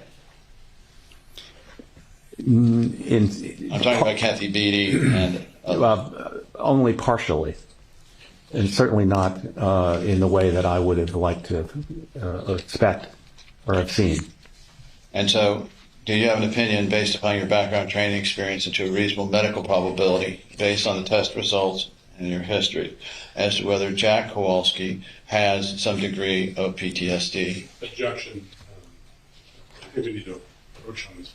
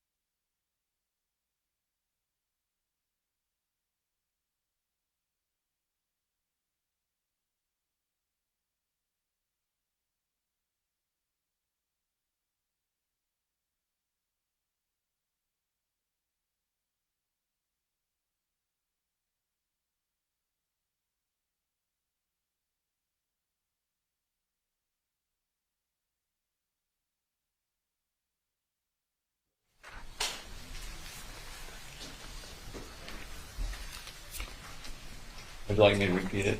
Please. Do you have an opinion, based upon your background, training, and experience, and from your review, interview, and testing of Jack Kowalski and knowledge of his history, as to whether Jack Kowalski has post-traumatic stress disorder? Absolutely, I do, and he does. And can you give the jury, although you've been in detail with Maya, but give the jury an overview of how that is going to affect this man, and considering also that he no longer has a supportive wife? Yeah. It's the same kind of risk factors that I mentioned, or same kind of prognosis that I mentioned in regard to Maya, except with Jack. I mean, we know Jack was a deputy fire chief, and he responded to a lot of emergencies in his life, and he's seen a lot of death and destruction, and those are traumatic. But this trauma that he sustained with his daughter and then with his wife was absolutely, hands down, the worst trauma that he's ever experienced. And he's never had PTSD. Objection. That's not the scope of his report. What was he? If you need to approach the table. Correction.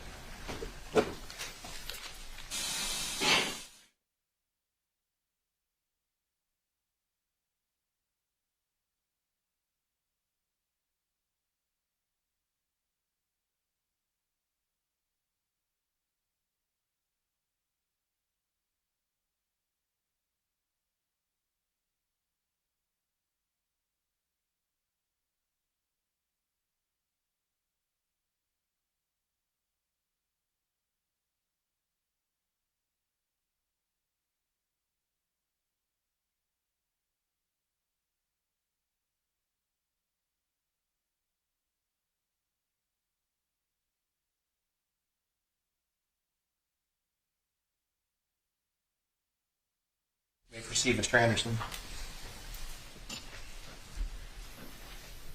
We can continue. Where were we? Please repeat. What I'd like you to do, having asked the formal question, is explain how Jack's PTSD, the degree of it, and how it's going to affect him, particularly in light of the fact he doesn't have Beata. Yeah. Yeah. It has affected him over the course. It's been enormously stressful. He also has chronic bereavement, complicated bereavement. They're living in the same house that Beata hung herself in. What's the deal with that? I mean, is that good or bad? Or what? Well, I'm not going to say good or bad, but I can say that it's a huge reminder and a painful reminder of living with that every day. In the garage, going out, Maya going out to get in her car. She has to pass right by that place where they have a rosary hanging, where Beata hung herself. And so Jack is really geared toward, like Beata was, Jack is super geared toward raising his kids and taking care of his kids and loving them to the best of his ability. And he's really kind of in a selfless way, putting their needs above his own. And that's just kind of who he is in terms of my assessment. And, Maya's getting ready probably to leave the nest at some point in the near future, and then Kyle's right behind him. And so Jack is going to be alone, and he doesn't have his spouse. And I think And how old is he? 60? He's 62 or 3 or something like He's not going that. to be hitting the bar scenes. What's that? He's not going to be hitting the bars. Probably not. And so, he's preoccupied. And again, PTSD keeps you preoccupied with the trauma. And he's also depressed. And so. So how does that affect his ability to eventually develop a meaningful relationship with It impairs his ability to socialize and get out and date and meet new people. And even though he has a lot of support, he's certainly not had any kind of romantic life and is not interested at this point. So he's retired, and so. Your Honor, just renew the objection if that's how it's going. Overruled. And so,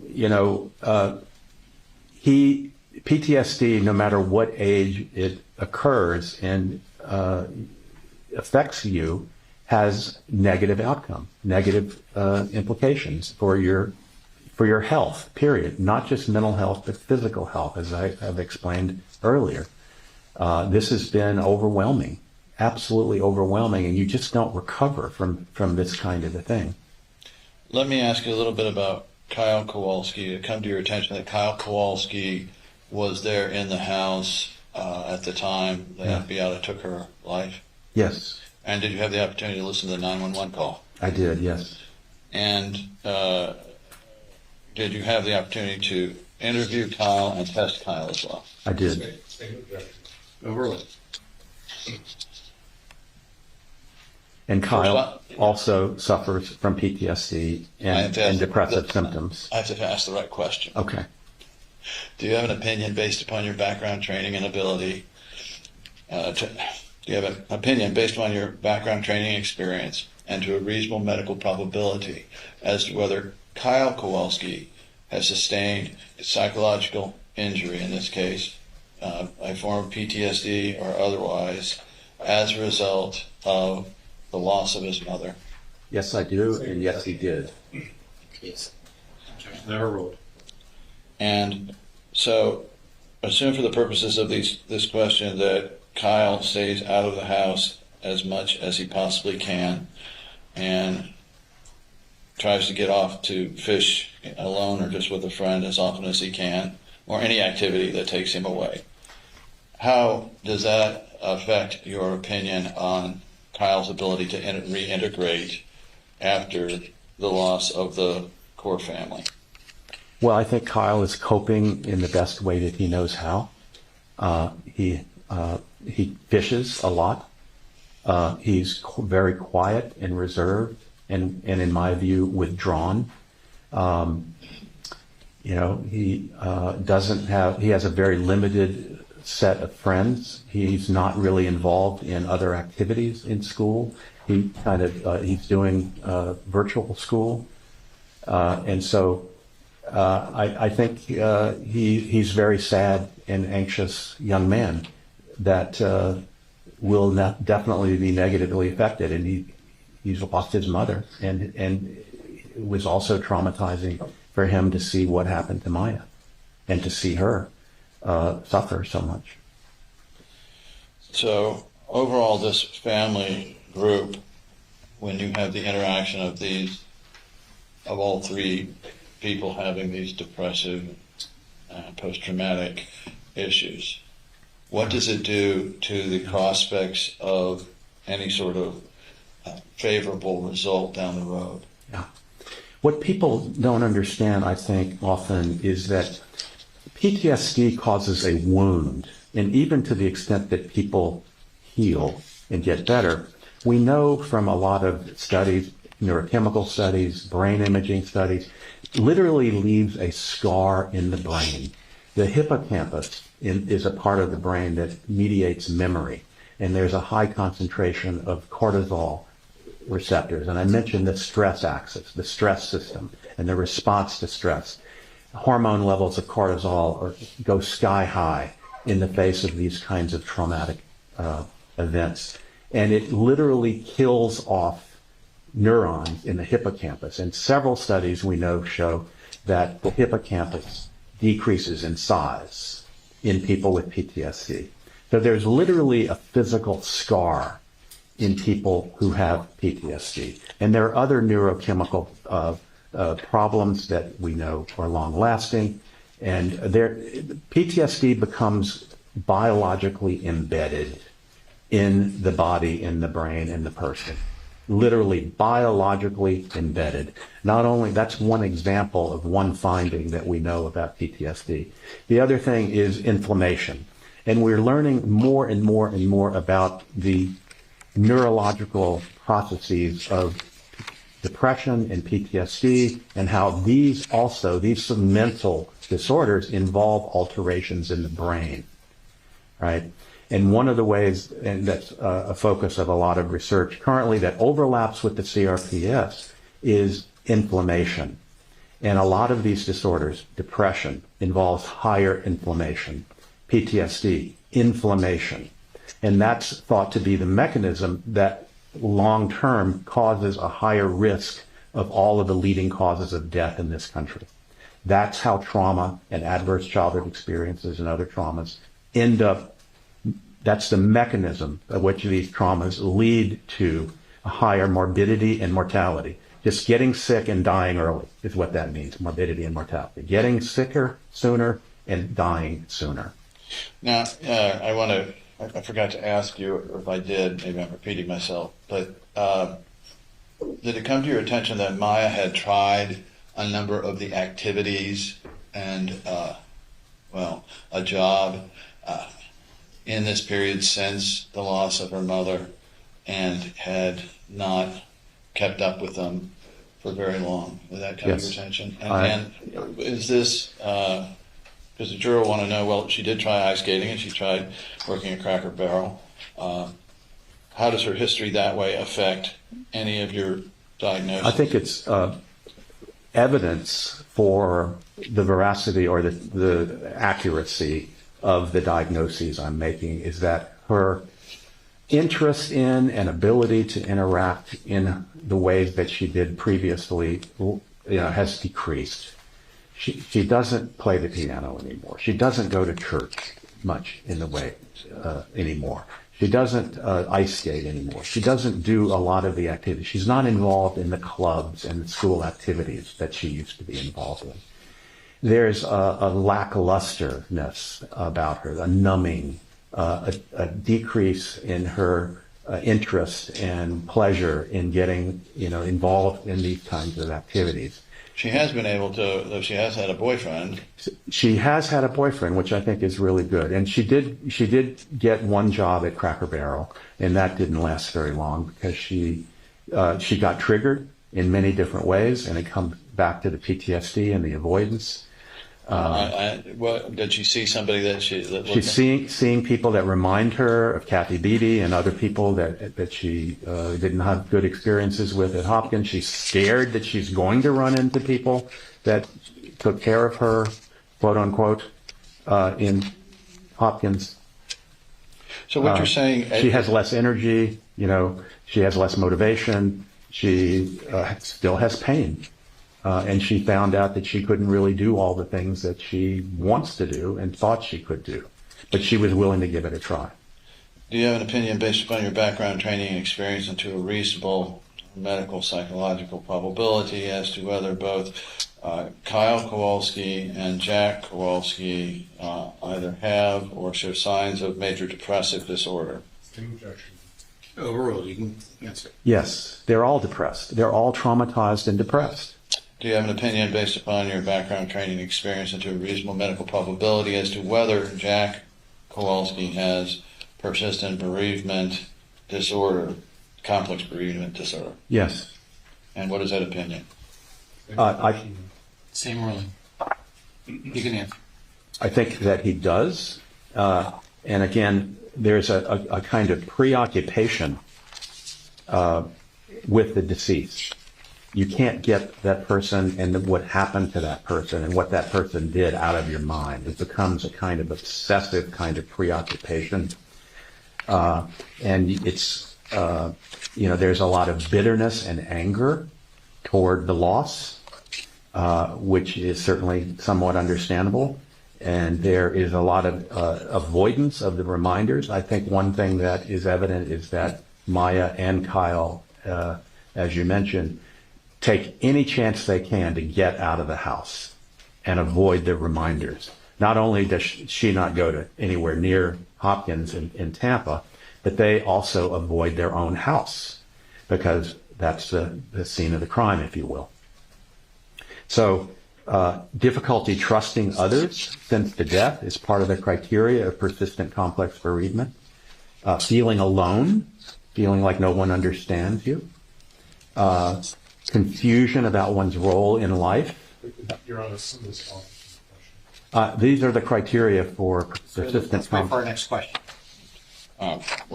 So overall, do you, for the entire family unit, what is your prognosis, favorable or unfavorable?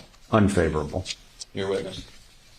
Well, members of the jury, I think this is a good time for us to take a morning break. Please do not discuss this case amongst yourselves. Do not do any investigation. Receive no information. Let's try to keep this to a 10-minute break. All right. Jurors exit.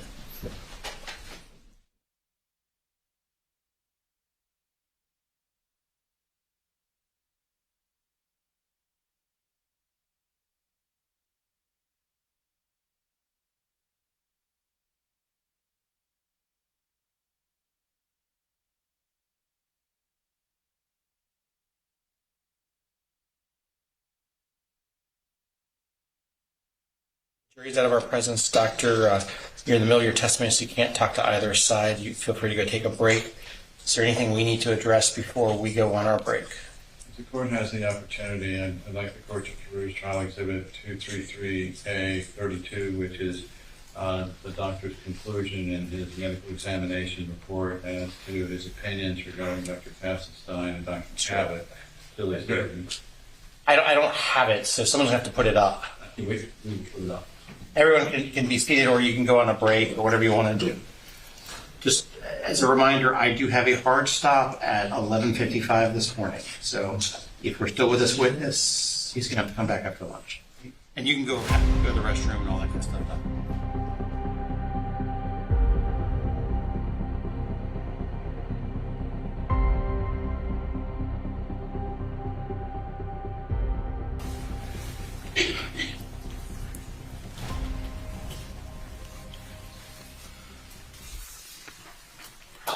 Okay, when we come back with the jury, are you going to continue, Mr. Anderson, or is it going to the defense? I asked those two questions, as I previously stated, and it will be for the record, so nobody objects. Dr. In this case, there was a diagnosis of psychological factors affecting other medical conditions. Please explain this diagnosis, psychological factors affecting other medical Mr. Anderson, conditions. we already did it without the doctor in our presence, so unless you're changing what we discussed. I didn't. Don't say it unless you are. Oh, no. You're fine. I'm just paranoid a bit. I guess I need to watch my pronouns, the we. Meaning you. Anything before we bring in the jury? No, Your Honor. Let's take the. Your Honor, just very briefly, we just want to renew the motion to strike the testimony regarding the PTSD diagnoses of Jack Kowalski and Kyle Kowalski, and no formal exams were ever done by Dr. Billiken. So, of course, you continue its rulings. Let's bring on the jury. Yes, sir.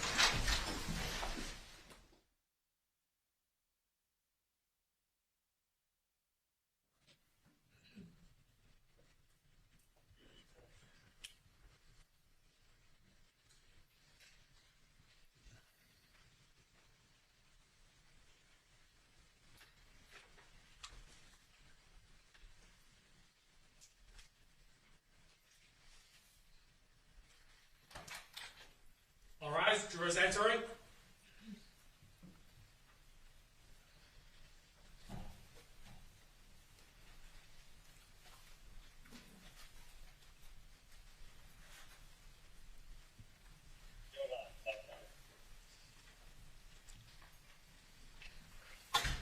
Okay, please be seated, everybody.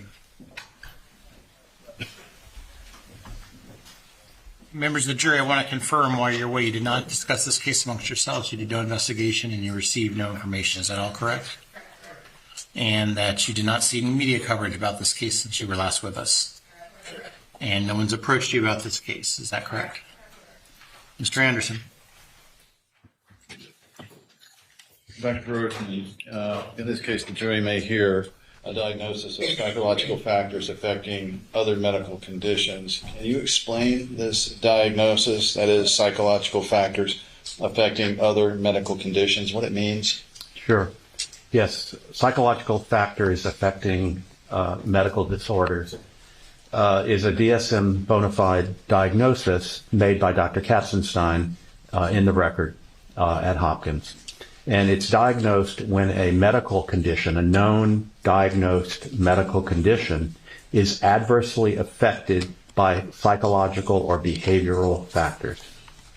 Attitudes and behaviors regarding illness or co-present with the illness can affect the course of the illness. And we've talked about how depression and pain is a subjective thing, and depression and pain often go together. And depression and anxiety can certainly alter the course of how one perceives one's condition. Doctor, does it confirm or conflict with a physical condition? It confirms a physical condition.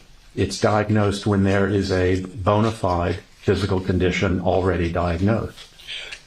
Can you tell us then how, well, I think I just asked you that same question, but how does it conflict with or contradict a diagnosis of conversion disorder in Maya Kowalski if such had actually been made? It conflicts. Overall, you can use that. Yeah, they're incompatible with each other. It conflicts. You're acknowledging the presence of a general medical condition, in this case, complex regional pain syndrome, and that there are psychological factors that affect the course of complex regional. And so with conversion, it's the disorder isn't real, or it's not caused by organic factors. Your witness. Thank you, Doctor.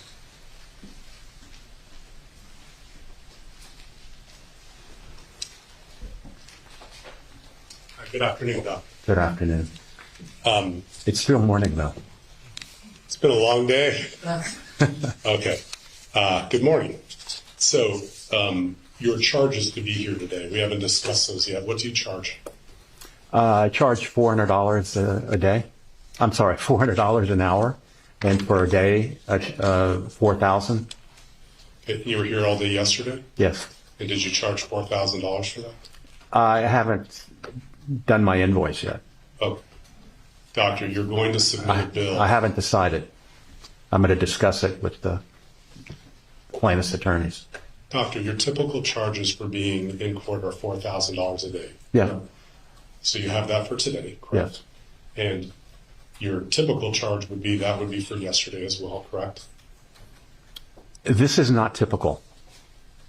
This whole experience and coming to hear testimony all day is not typical. I've never done that before. At the time of your deposition, at least, you had also put 71 hours into the case, correct? Correct.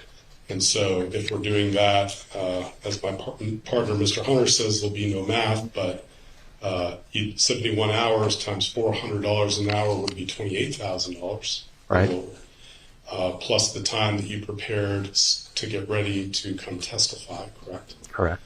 Fair to say we're in excess of $40,000 at this point, true? True. About 20 to 40% of the work you do is done to testify in court, true? It's forensic work. It's not necessarily testifying. Usually most things don't go to trial or into court. It's for a legal basis. Yes. Now, in terms of baseline assessment, you do agree there's nothing in Maya Kowalski's record before she went to All Children's Hospital on October 7th, 2016, that would count as a thorough baseline assessment of her, true? What kind of an assessment? A thorough assessment to see if she had, for example, PTSD for all of the medical treatments that she underwent prior to going to All Children's. There's no baseline assessment for that, is there? She had assessment by Rebecca Johnson, a counselor. Okay. Well, I'll get back to that. Well, actually, let's talk about that first, then I'll get back to my question. Rebecca Johnson diagnosed pre-existing anxiety and depression, correct? Right. Adjustment disorder. Okay. So just so it's clear for this jury, prior to anything that my client did or didn't do, Maya Kowalski had a diagnosis of anxiety, depression, and adjustment disorder, correct? She had adjustment disorder with mixed emotions.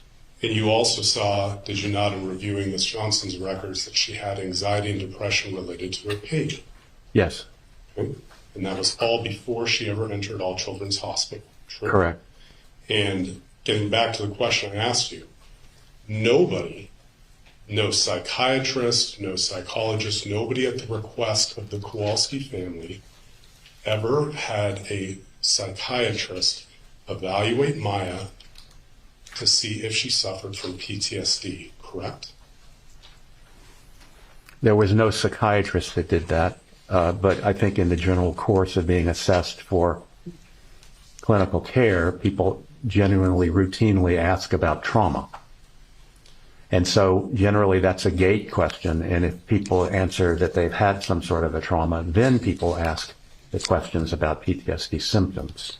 But there was no history given of any major trauma other than having the illness, CRPS, prior to Hopkins.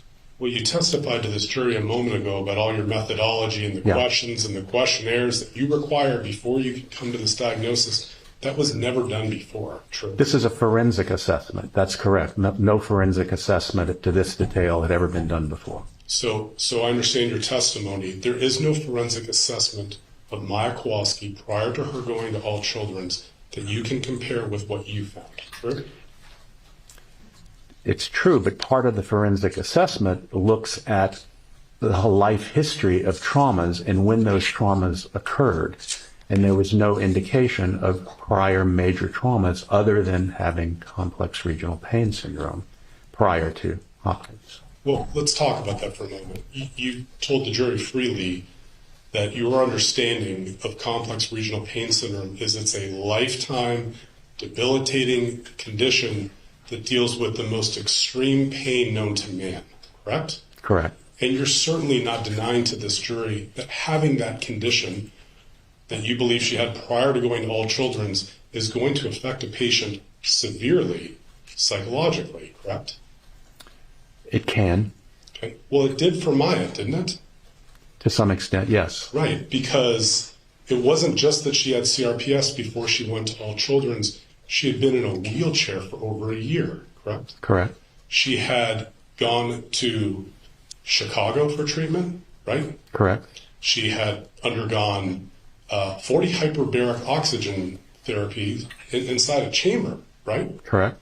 She also had over 60 ketamine infusions that caused, some of which caused hallucinations, correct? Correct. And she also was taken to a foreign country and put in a ketamine coma for 5 days, correct? She volunteered. She wasn't taken. She went with her family and with informed consent and participated in that procedure. Yes. A procedure that a child at the age of 9 was told was a 50-50 risk of death. True? That's what I'm informed by. And you're not, are you telling this jury that in light of all of that, Maya had no built-in trauma before she went to All Children's? None of that affected her psychologically? When I say trauma, I'm talking about a criterion A trauma in the DSM-5. Life is, let me finish, please. Life is traumatic. And there's a distinction between stress and trauma. And trauma is defined best by the 3 E's. It's not just an event. It's also the experience of the event and whether there are adverse effects from the experience of that event. That's what really defines a stressor as being traumatic or an event as being traumatic. And she had the support of her family. This was something they all agreed to. They went into it knowing the risk, and it has to be balanced with the intensity of her pain and the lack of response to other treatments. You saw that her quality of life before she went to All Children's was 0. Are you saying that didn't have a traumatic effect on her? It could have. Let me ask you about some of the assessments you did of Maya Okay. After the fact. Do you have your testing with you, Doctor? Or no? My testimony? No. I'm sorry, Doctor. Do you have your testing with you? No. Okay.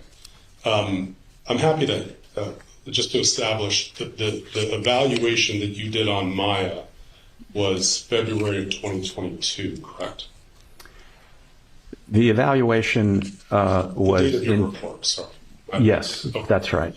Do you remember having Maya fill out a score sheet on activities in the state of her health at the time? Yes. And she reported to you when you asked her whether she had any problems with walking, running, sports, exercise, lifting something heavy, or doing chores around the house, how much of a problem that was either never or almost never, correct? If that's what's on there, yeah. Okay. You are aware, in having sat here in court yesterday, that Maya Kowalski testified that she had no signs or symptoms of CRPS relapse for 6th, 7th, or 8th grade, correct? Correct. And so, in terms of how she did after coming out of All Children's, you are aware that she became president of her class. Yes. You're aware that she became president of several clubs, including Students Against Tobacco. Okay. You're aware that she has a boyfriend. Yes. You're aware that she had a job. Yes. You're aware that she traveled to New York City for film festivals. Yes. You're aware that her plans are to, I think she said her horizons for college were broadening. Not just FSU or Duke, but maybe New York City for college. You heard her say that, didn't I did hear that. you?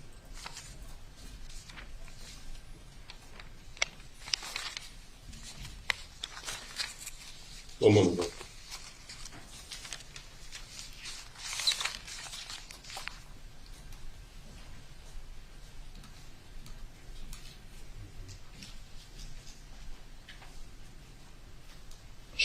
Her grades were impeccable after she got out of All Children's, true? True. I mean, she can't do much better than number one in the class, can she? From that perspective, that doesn't mean she's not suffering with a mental illness. Yeah, I'm talking about her function in everyday life. She's excelling in school. True. Therefore, she doesn't have a problem. I'm asking about her grades. She's excelling. She in school. did. She did real. She's very smart. She did well. She's persistent. Never give up. I don't have any other questions at this time. She doesn't actually go to school, does she? No. She's Does been her in. own courses That's right. and stays away from interactions other than submitting things on the internet. Correct. I also think that her teachers were quite aware of her journey and have been flexible with her in terms of doing her schoolwork. These different associations and things, weren't those things where she didn't actually go to anything? She just was part of a chat room or submitted things online Objection. to be part of it? I'm not sure. And so, what are the 3 E's you were discussing again? Event, experience, Event, experience, and effects. right? And it's important distinction when you're talking about whether something is traumatic or not. We all experience traumatic events, but that doesn't mean that they're going to necessarily adversely affect us. It depends on what our experience is of those events. A hurricane, for example. Many people in this room, there was a hurricane here, and that was an event. But people had very different experiences of the hurricane and very different effects of the hurricane, drastically different. And some people were traumatized, therefore, by the hurricane, and many people were not at all, right? And that's true for any kind of trauma that there is, traumatic event, right? And so that's why it's so important to Objection. Non-responsible. Overruled. talk about the 3 E's and really as a more in-depth and full experience of what, or definition of what trauma really is. And this comes out of SAMHSA. This was published over a decade ago in terms of defining trauma. The Substance Abuse Mental Health Services Administration that oversees all mental health and substance abuse treatment facilities in the country. This is their definition of that. Maya's very, very intelligent, is she not? She is. She is nonetheless still a teenager. Correct. Her perceptions of her life may or may not be accurate when it comes to the future and what's truly going on as a teenager. Correct. And the Kowalskis, in fact, did hire a psychiatrist to evaluate and to treat Maya, independent of anything else, Dr. Henschke, did they not? That's correct. Have other questions? Nothing further, Your Honor. Thank you. Members of the jury, do any of you have any questions?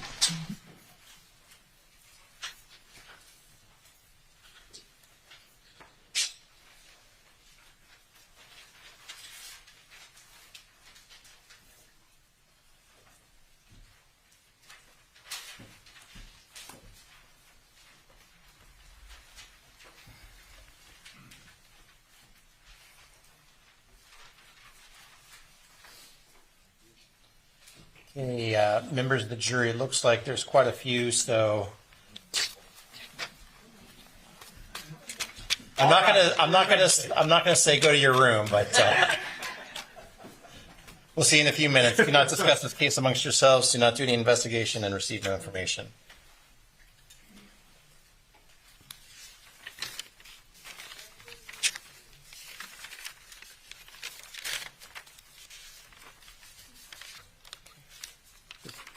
The jury is out of our presence. Dr. Brewerton, if you could so kindly step outside so we could go over these without you knowing about them.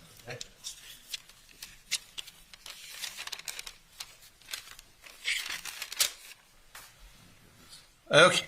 I see. This is, let's go with red number 1, upper left-hand corner of the questions that remain on this. Oh, there's only one that remains. In your professional opinion, does the PTSD Maya experiences result from negative events? And I should say that Dr. Brewerton is out of our presence. In your professional opinion, does the PTSD Maya experiences result from negative events that she experienced, not the direct result of the Munchausen by proxy diagnosis? Thought that was going to happen. Yeah, we have to object to this one. I don't object because that was something I thought was going to come up. It was a question that the jury would have, and I think the jury is about to be able to answer the jury's inquiry. That is a perfectly legitimate question. The Munchausen by proxy diagnosis is not as to mine. Yes, pediatric hospital. And he can explain that. And it's a pediatric hospital.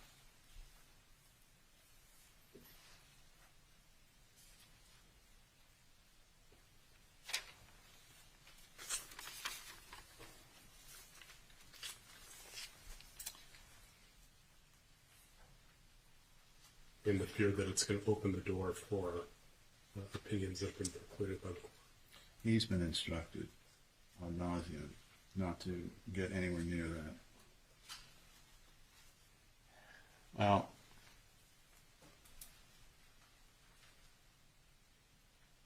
perhaps we'll allow it, and perhaps Mr. Anderson can again remind him before he takes the stand again to avoid.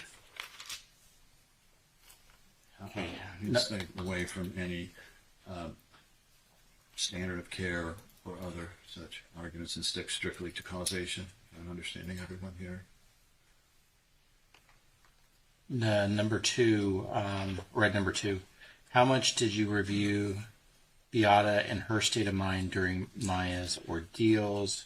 Next question. What are the 3 major depression incidents you refer to?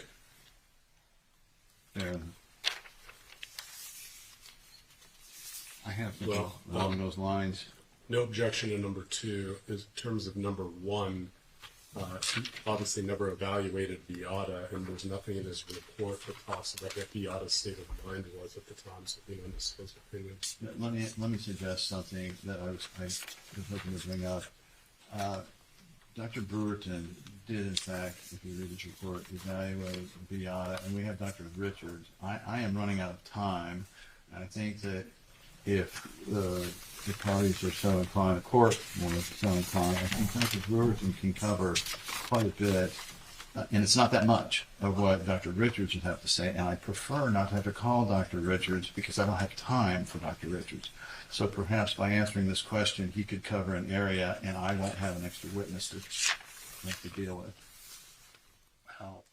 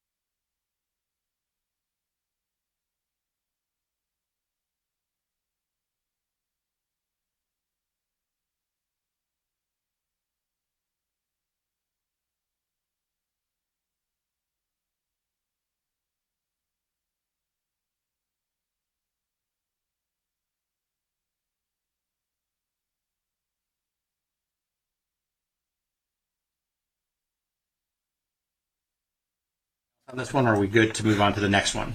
We're good, Your Honor.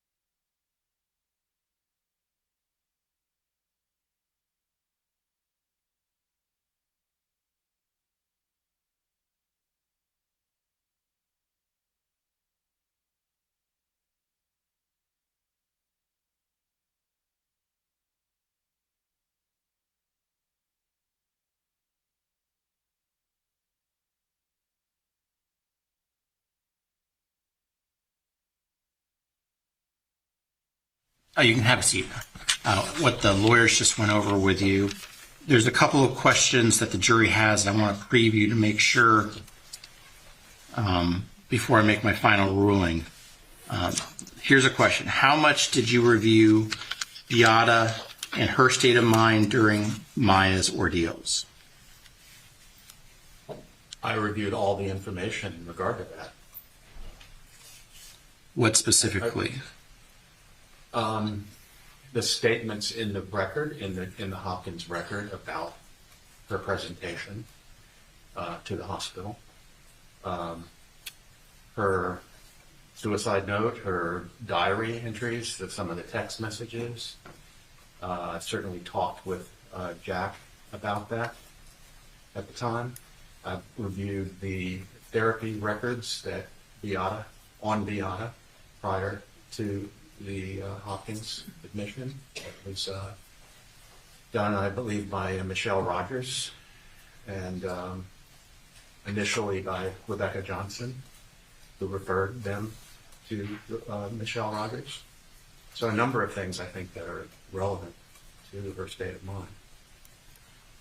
Can you follow up, Mr. Shapiro, on that? Well, more of a legal argument. Okay. Here's the next question, Dr. Brewerton. The question is, do you still follow with Maya and her family for any follow-up sessions? Are you able to answer that in a yes-no fashion? No. I am able to answer it, and the answer is no, because I'm not her clinician. I'm not her doctor. Okay. So I think that answer is fine. I'm not sure the doctor understands the question. The question about whether he has had contact with Maya. No, the question is, do you still follow with Maya and her family for any follow-up sessions? Oh, as a doctor. Yeah, in what capacity? As an expert, I did follow up. But I'm not her treating physician. I'm not her treating psychiatrist. But in terms of evaluation for the purposes of the court, I did follow up. Any objection to the answer that? Yeah. No, as long as he doesn't get into the substance of it. I mean, in light of the court's ruling, I mean, we've already made our case on that. I mean, respectfully, I mean, his first answer was the correct answer. He doesn't follow it. And the problem is after some coaching. Okay. Here's the thing. I've made some rulings with respect to what can and can't come in. And so I just needed to hear what it was going to be, because I want to make sure that your answers aren't going to cause a mistrial in this case. Yeah, so I think it's better for me not to ask the question, and I will sustain the defenses. When you asked me, I assumed they meant as a clinician. I know, but it has nothing to do with you. It's just rulings I've made previously in the case. So I'll tell the jury I can't ask that question. Now, going back to the other one about the state of mind. Right. So the Dr. Brewerton was offered entirely as to Maya, her future needs, and some opinions that are excluded. There's nothing in his 37-page report that gives a diagnosis of Beata. And so this is far outside the scope of what he's been disclosed for and the scope of his opinion. Well, this question doesn't ask for an opinion, though. It just asks if he reviewed Beata's state of mind. It doesn't ask for an opinion. Right. So then whether he reviewed it or not would not be relevant to the opinion that he's proffering. We believe it would be, obviously, as to the effect it had on Kyle, Jack, and Maya. Well, if I allow it, though, you're still not going to be able to get any or elicit any opinions. You understand that? Well, I do. Absent, I would ask you, counsel, for an ability to broaden his scope a little bit, so I wouldn't have to bring another expert in. But if that's not happening, then It's not happening. All right. Well, okay. So I'm going to allow the question, but there's not going to be no opinions. Right. And there'll likely be no, well, I understand. Okay. I will remind you in front of the presence of the jury that you're still under oath. I just kind of wanted to give you the heads up. Okay, let's bring in the jury. Remember, I have an 11:55 hard stop. long is that going to last, Judge? Well, it's just a lunch meeting. Okay. I'll be back at the normal time. It's just, since I'm chairing the meeting, I've got to be there on time. Yes. One would say if you're chairing the meeting, you have control of it.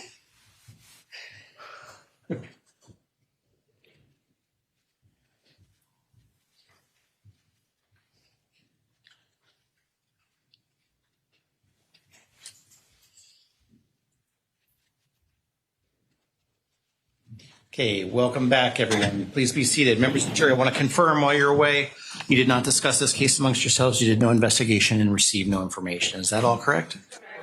And you did not see any media coverage about this case? And no one has approached you about this case? Yeah. Now, members of the jury, there's going to be some questions I can ask and some that I cannot. And so if I do not ask the question, you just know that I'm not able to ask the question. Dr. Brewerton. Oh, and the same thing goes as with prior. Dr. Brewerton was outside when I reviewed these with the lawyers.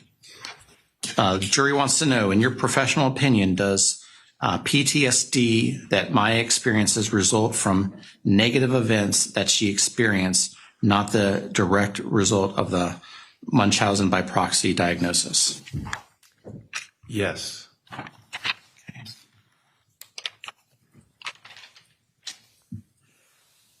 How much did you review Beata and her state of mind during Maya's ordeals? I reviewed a lot of information regarding that, not only the records at Johns Hopkins, but her treatment records with Michelle Rogers and Rebecca Johnson.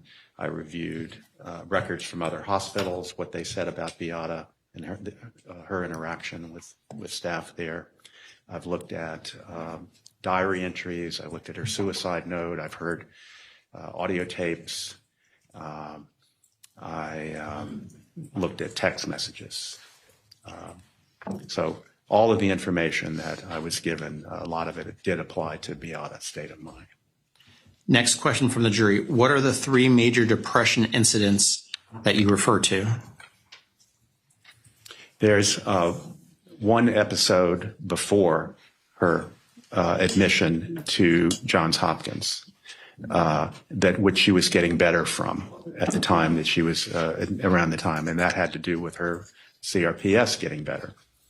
And then after the death of her mother and the hospitalization at Hopkins, there was another episode. And then the third one has to do when she relapsed in 2020, November of 2020. And those are that's the third one. And to what extent the third, overlaps with the second is not clear. But those are 3 distinct periods where she was significantly depressed. Dr. Brewerton, does Kyle Kowalski have symptoms of PTSD, anger, or depression? Yes, all of the above. He meets criteria for DSM-5 for PTSD, recurrent major depression, or simply major depression. And yes, he's angry. The next question, in your testimony, you were asked about Maya Kowalski being tested for PTSD before going to All Children's. Are you saying she did not trigger a response in later evaluations that would require a PTSD evaluation? If I understand the question correctly, there was no evidence of PTSD prior to her admission to Hopkins. There was evidence of PTSD by other independent providers that were not privy to my evaluation, and those included Rebecca Johnson, who said that she had PTSD, and also Dr. Henschke, the psychiatrist that testified, I think, earlier in the trial. She independently diagnosed her with PTSD as well.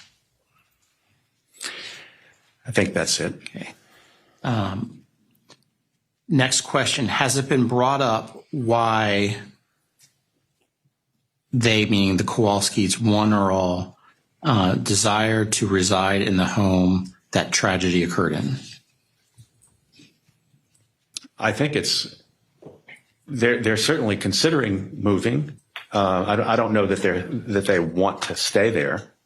I think they've been so preoccupied with the events after Beata's death and with Maya and with the trial and the lawsuit. And they have a life here. They've been here a while and they have a life here. And I think once this is over, they would very well consider moving. They've considered it, but for any number of factors, have not done it. I think as a result, they avoid being there as much as possible, particularly the kids. But I think Jack is definitely considering getting out of the house. They want to.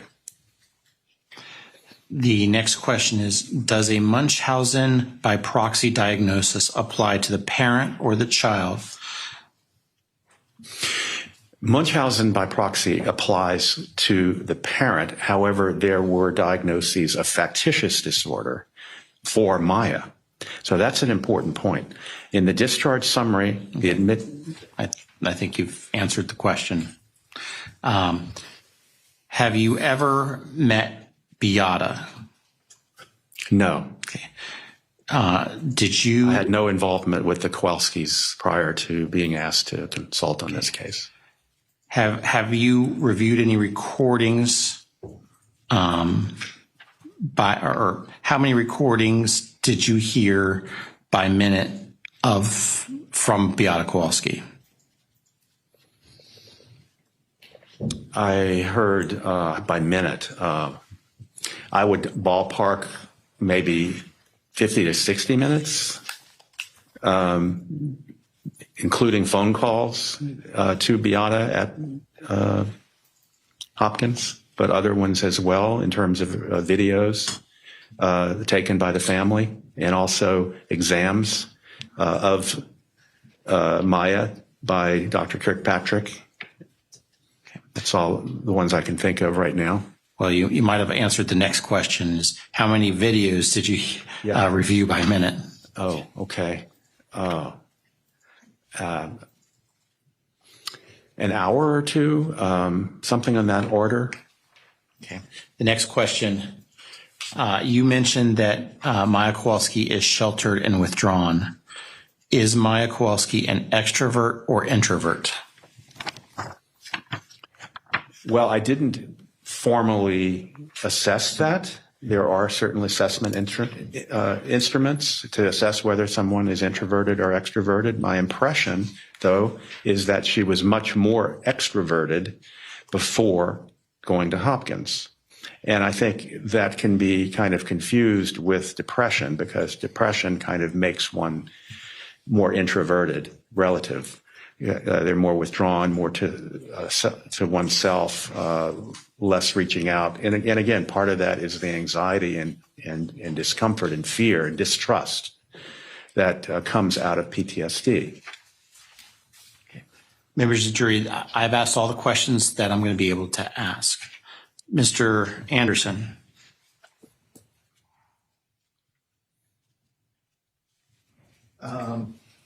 I don't think I've got any questions. No questions, Your Honor. Thank you. And may he be excused? He may. I'm not going to release him at this time, but he can. Okay. So apparently you're still going to be under the subpoena, but you're free to leave for the day. Okay. Okay. Thank you very much. Okay, members of the jury, given the time, I think it's going to be a good time for us to take a lunch break. Let me just think through the time for a second.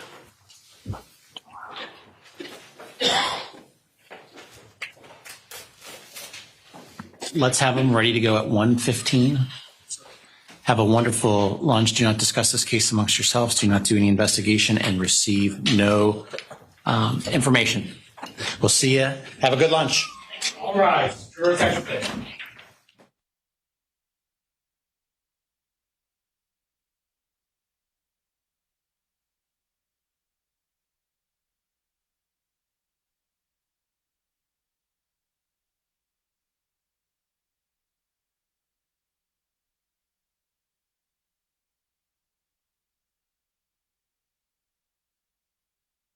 We'll be back at 1, but are there any issues we need to address before we go on break? We'd just like to know, is it Dr. Kirkpatrick or Dr. Hollins? Dr. Kirkpatrick's here.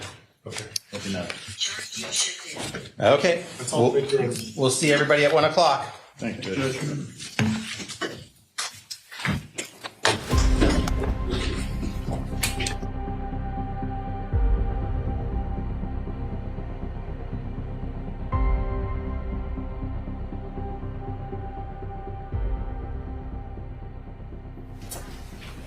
Okay, please be seated, everybody.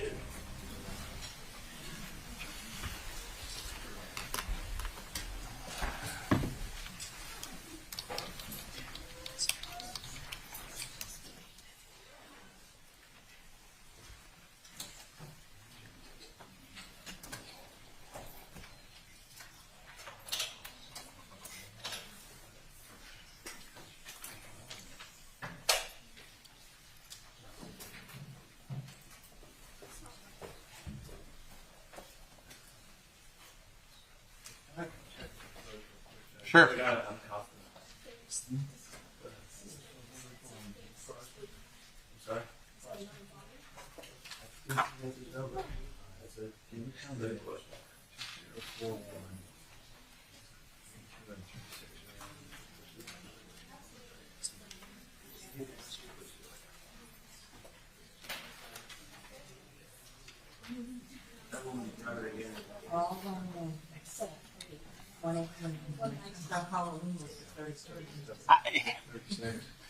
I had the exact same thought. 2041? 2041. Yeah, It's it's a- set for 1800. Thank you. Thank you.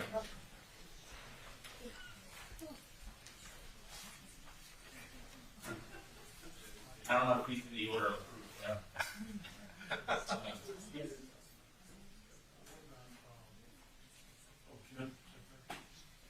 Yeah.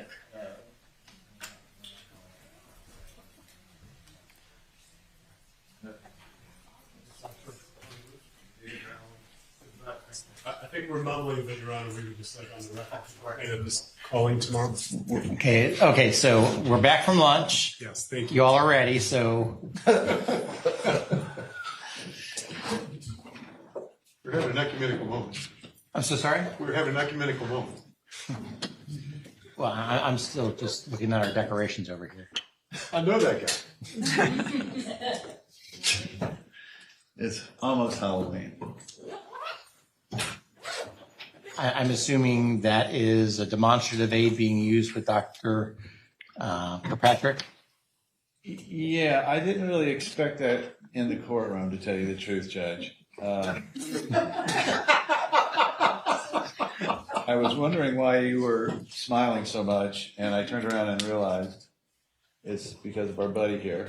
I'm not going to use it with Dr. Kirkpatrick. Maybe we need to get it out of here so he's not tempted, okay? Because that could add an hour or two. If we're not going to be using the skeleton, He may want to use it. It needs to leave. I don't want to ask him to.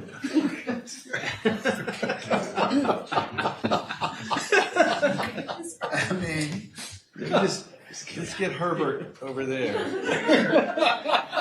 oh, so we've named the skeleton now? It's Herbert? Yeah, it's not Herbert. Sorry? I thought it was Charles. Charlie? Whatever you want. Herbie?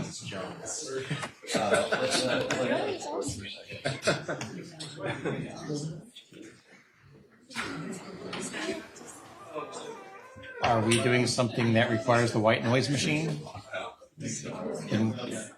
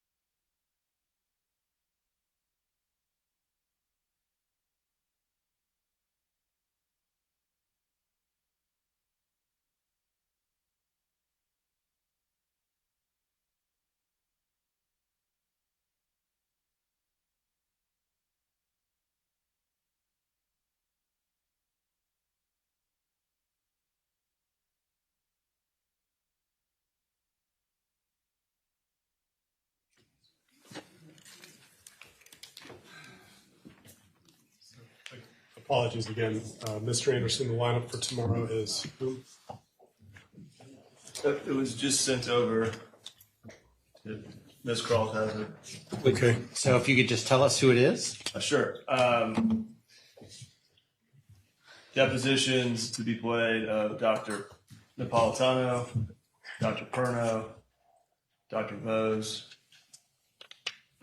Depending on how ambitious the court is this evening, Dr. Newberger's deposition. We doubt that's going to happen. We understand. Dr. Corcoran, Joe Corcoran, will testify.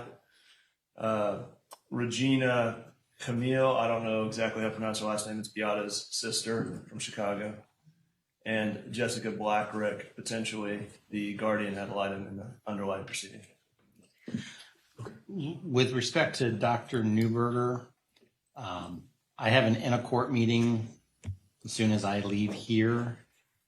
So it's before I can even start, it's probably going to be 9:30 or 10 o'clock tonight. I understand. So most likely Thursday. Judge, I'm going to advise the court, having done the objections, there are a lot of them. And the answers are 5 pages long for each question. So it's not, I'm just advising the court, it's going to take a considerable time, I believe, of the court's energy to go through that deposition. yeah, I've already kind of looked at it. Okay. All I want to say is I remind the court that narrative response is to the form of the question. Okay. There's a lot of narrative response going on. Judge, the other, I don't know if something else needs to happen before this witness. If not, I wanted to raise the issue of the number of before and after witnesses that they are bringing. The sister who they want to testify live through Zoom, through the, I understand, interpreter, to my understanding would be just another before, what we would call before and after witness. They've already had at least 4. Suggesting that at some point it's a 94-3. I'll be candid. The reason I'm calling her, she speaks Polish, and there's only a couple points I need to make. And primarily it is that without Beata around, it's becoming increasingly difficult for the children, and Jack for that matter, to stay in touch with Beata's side of the family. That and 1 or 2 other points, but it's not of the typical before and after. I'm sure she'll say she misses her sister, but that's not the point of the testimony. It is more simply about they all speak Polish primarily and mostly Polish. Leave it at that.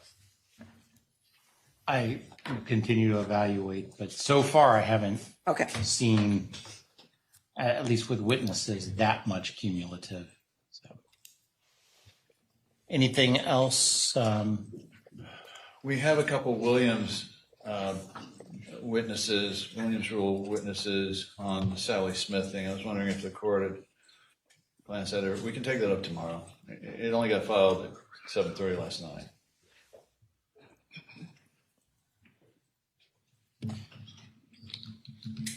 See if it's docketed yet.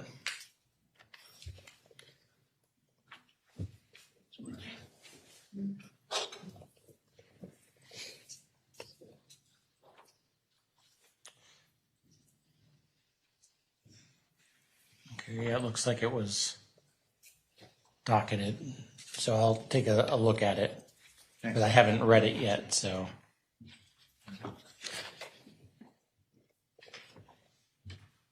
One matter, Judge, the matter of the audio recordings that plaintiffs wish to withdraw from evidence may come up with this witness. Certainly one of them, perhaps 2. Both of those recordings were made by Beata Kowalski, and we are prepared to show the court that an original video recording was made by Dr. Kirkpatrick, or acknowledged by Dr. Kirkpatrick, and the audio recordings should be usable. They go to a couple of points that we wish to make in his cross-examinations. So if it refresh my recollection here, the issue is that Dr. Kirkpatrick may not have given consent to 3 recordings that were admitted into evidence And the defense is saying, at least with two of them, that there's circumstances that would suggest that either he did not have an expectation of privacy or he previously consented. Is that the issue? Yes. And how am I going to make this determination? What am I going to be looking for? Well, you're going to look at Dr. Kirkpatrick's previous testimony and to communications that he's had with Mr. Whitney.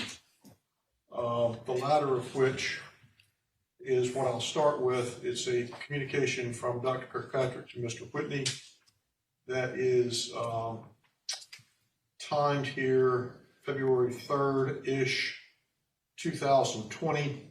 Excuse me, Sunday, February 2nd, 2020 at 12:36 a.m.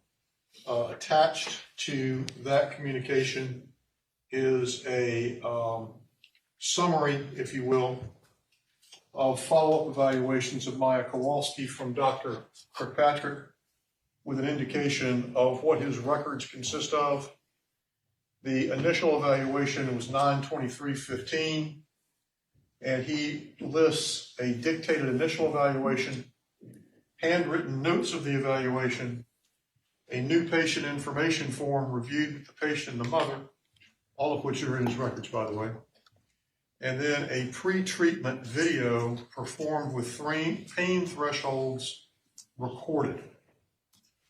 And then there is a follow-up on following the 4-day ketamine infusion of 11/2, the infusion was the 7th, 8th, and 9th of October. The follow-up appointment following that, there was one on October 12th, and then there was another on November 2nd that will be the subject of questioning. Once again, Dr. Kirkpatrick gives a summary, an impression, recommendations, and then says the evaluation was documented on a video recording.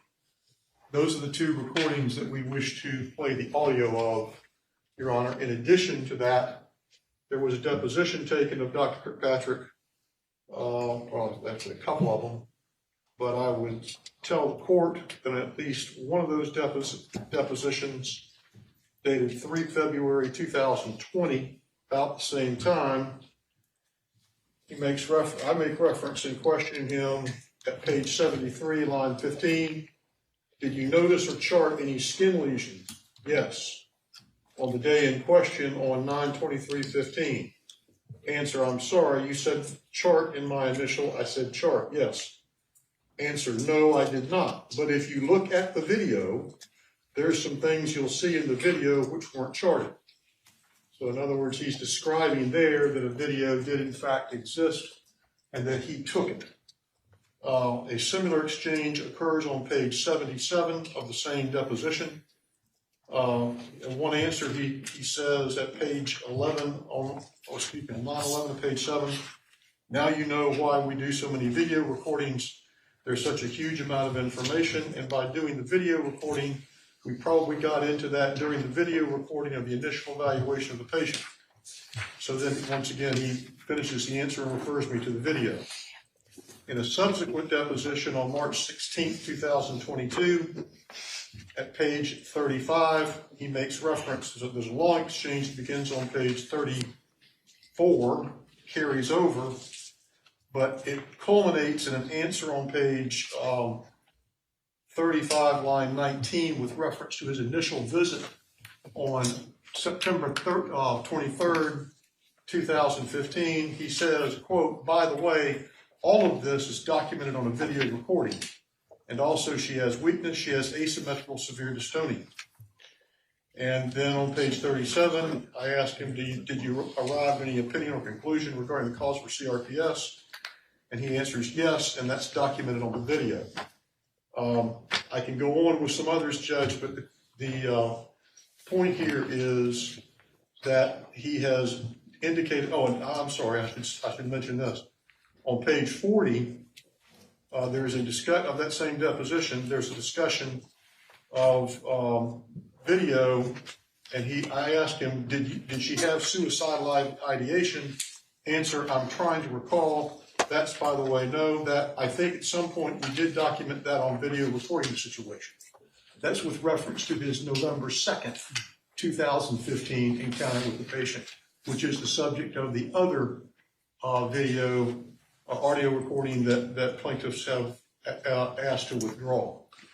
There are several other references to the same matters, Judge, but that's the bottom line is that both of those encounters, September 23rd, 2015, November 2nd, 2015, both those encounters between Dr. Kirkpatrick and the Kowalskis were videoed by Dr. Kirkpatrick.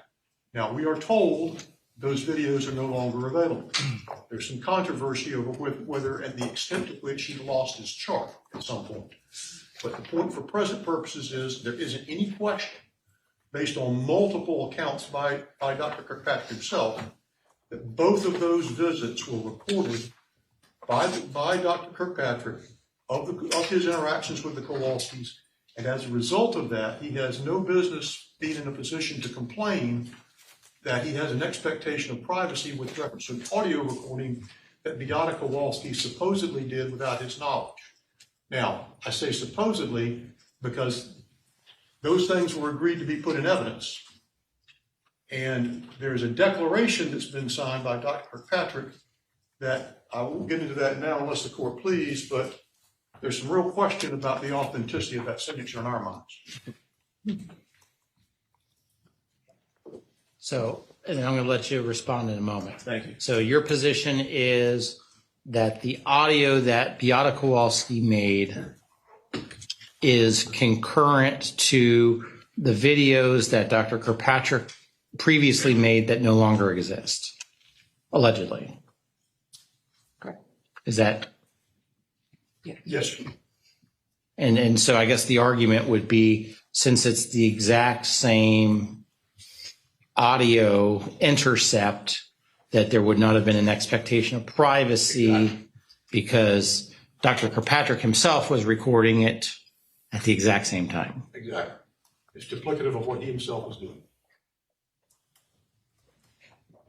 Dr. Kirkpatrick has been the subject of 4 depositions, 3 depositions, 2 depositions. He's been the subject of 5 subpoenas. The testimony that counsel just referenced was testimony in 2020, and it's non-specific to any particular date. When he says, by the way, all of this exists on videotape, he's referencing the fact that if you look at the videotapes that were done on October 5th, October 9th, October 12th, January 6th, and then a follow-up in May 28th of 2018, you can observe the dystonia. In that particular excerpt, he was being challenged on the existence of lesions.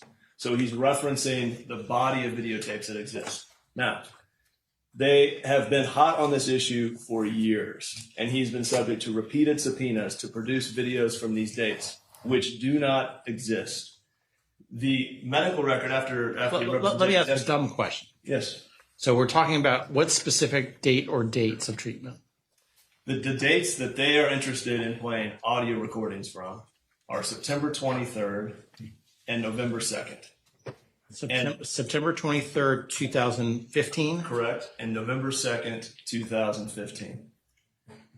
Those videos do not exist. Has anyone asked Dr. Kirkpatrick under oath if he videoed either or both of those? Never a direct question under oath in any of his depositions as to, was there a video taken on September 23rd, 2015?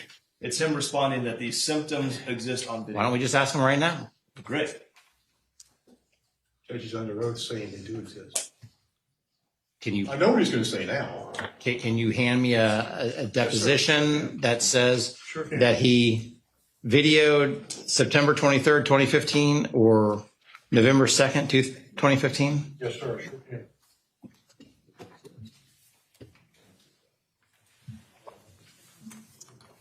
I'm handing, Your Honor, first of all, the copy of the email. I just want the deposition passage where there was a specific question as to those 2 dates.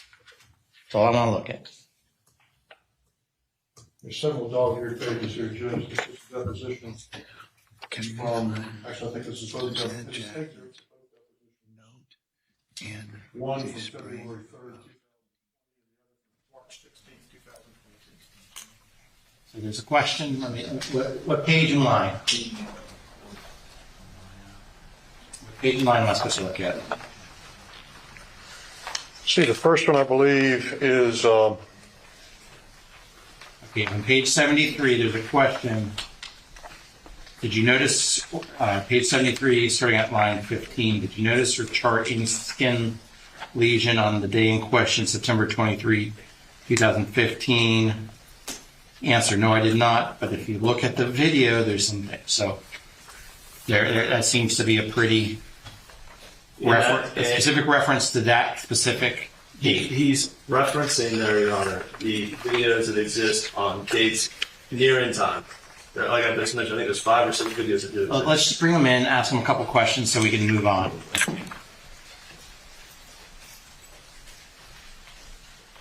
and a seminar on the on the November 2nd, Judge. If you look at page 40 on March 16th, he makes something close to the same reference. Page 40, lines 19 through 23.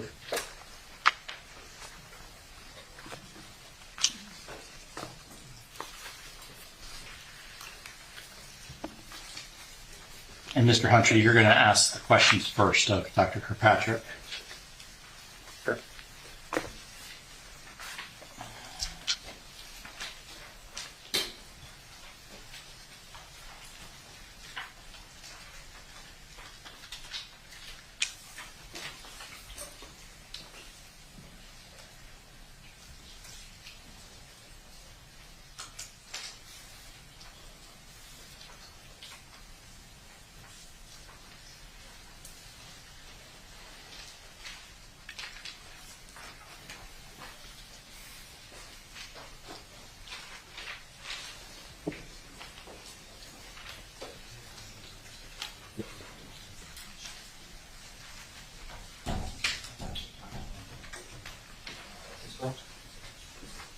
You just go in here, face the clerk, and raise your right hand. Do you solemnly swear or affirm the testimony you're about to give will be the truth, the whole truth, and nothing but the truth? I do. All right, you gotta go around, have a seat, that witness stand.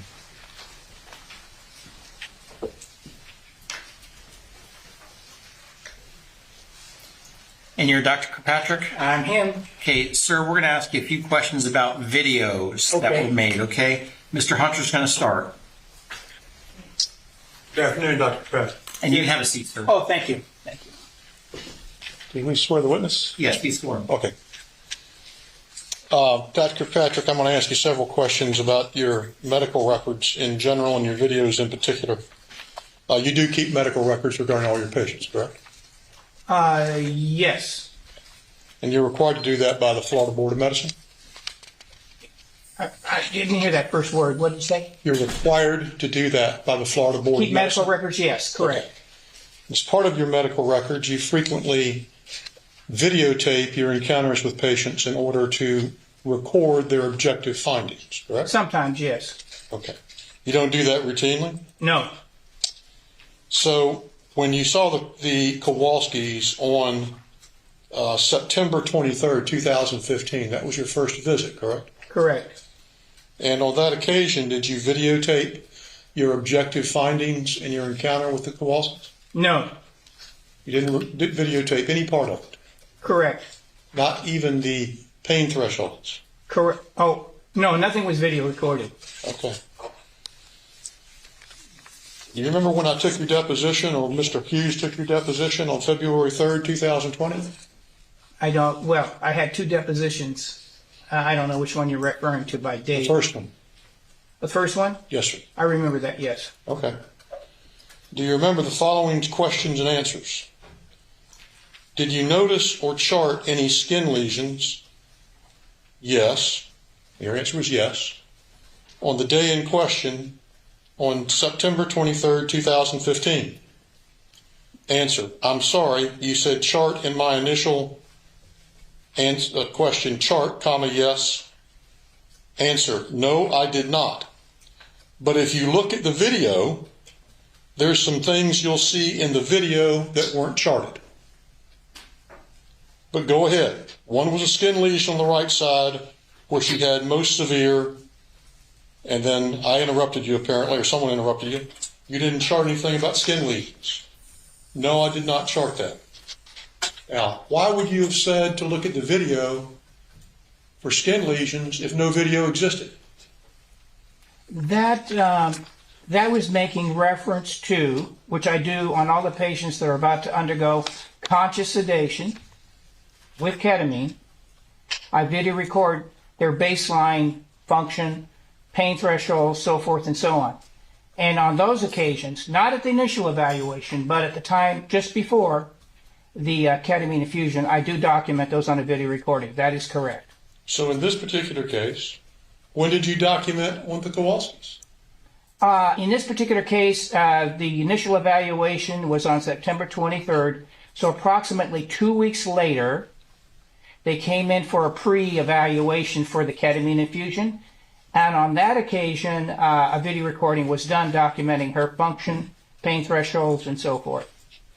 On October 6th, when you did the initial infusion? I'd have to look at the date, but it's approximately 2 weeks after the initial evaluation. Well, sir, we don't seem to have any record from your office of any further evaluation before the initial infusion on October 6th. Objection. Misstates facts. Do you have your records with you, sir? Not here, no. Okay. Let's move on to the next issue.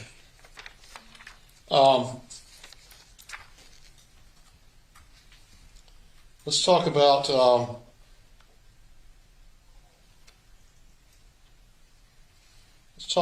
the November 2nd video. Objection. As soon as there's a video, object the predicate. Well, let's get into that. Didn't you tell me in your deposition on March 16th of 2022 that this patient was having suicidal ideation? I don't recall that conversation. You're talking about during my deposition, I said such a thing. If you want me to look at the deposition and I'll be happy put to it look at it into because context, I'd be glad to do that. My follow-up question about it is, your answer was, I'm trying to recall. That's, by the way, no, that I think at some point there we did document that on video recording the situation. That's your deposition, it's highlighted right there. Right. I'm trying to figure out where that occurred in time. Let me think for a second here.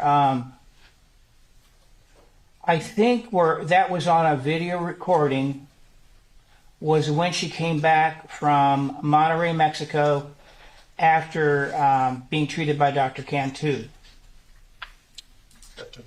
where there was a comment about she would rather, I think the comment, this is not a quote, but approximately what was said by the mother, is that she'd rather go to Monterrey, Mexico and get the ketamine infusion and not wake up, basically. That's not a quote, but I'm just saying, basically, than to go on with life the way it was. That I don't think they used the word suicide in there. Well, or anybody did, I don't think. Let me try to orient you this way, Doctor. The records we have suggested on November 2nd, 2015, after your series of infusions, but before the patient went to Mexico, you had a visit with these folks. And that's the subject of the question and answers that I just read to you and that you just read in your deposition. Does that refresh your recollection? Well, you're trying to refresh my recollection about the dates. There was, I'm just trying to remember now. Let's see, there was a video before the ketamine infusion, was during the ketamine infusion. There was one after the ketamine infusion. That would be number 3. And then after that, I think the next the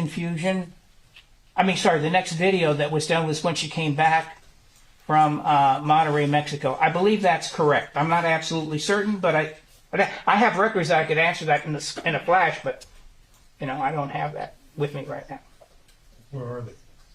Well, I think there's most of the records are on my computer, which isn't here right now.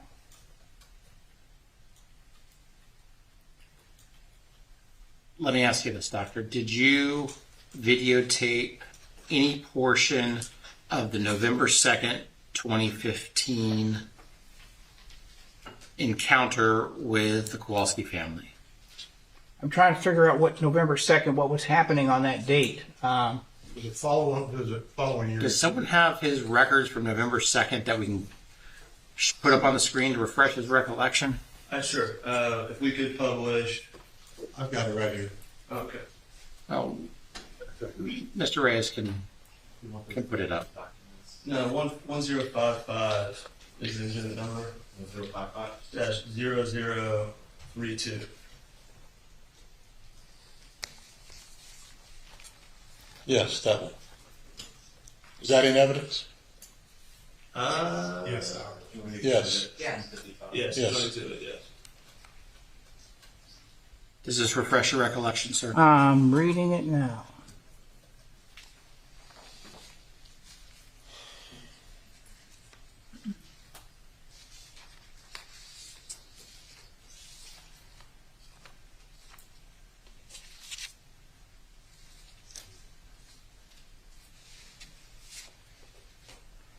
I believe, to the best of my recollection, that there was no video done on that date, Your Honor. Thank you very much. Can I have? You can keep asking Mr. Hunter, but Doctor, I'd like to show you a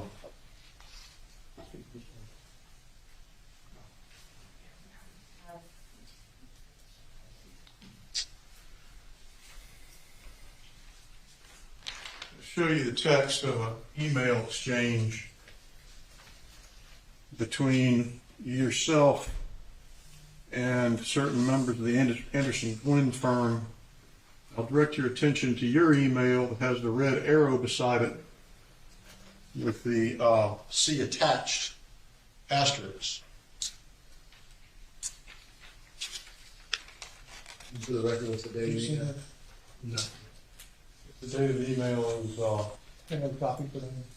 February 2nd, 2020. 12:36 a.m. Yeah, I see the attached and I see the red arrow. Okay. Did you look at the attachment? Oh, it's in here? Okay.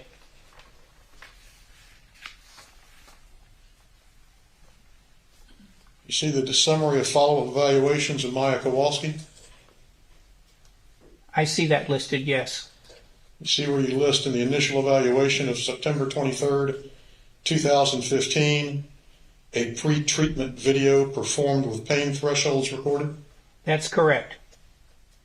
Did you in fact video a pre-treatment meeting with the family that day, September 23rd, 2015? Not on that day. With pain thresholds? Well, why does it say that there? Because it was pre-treatment.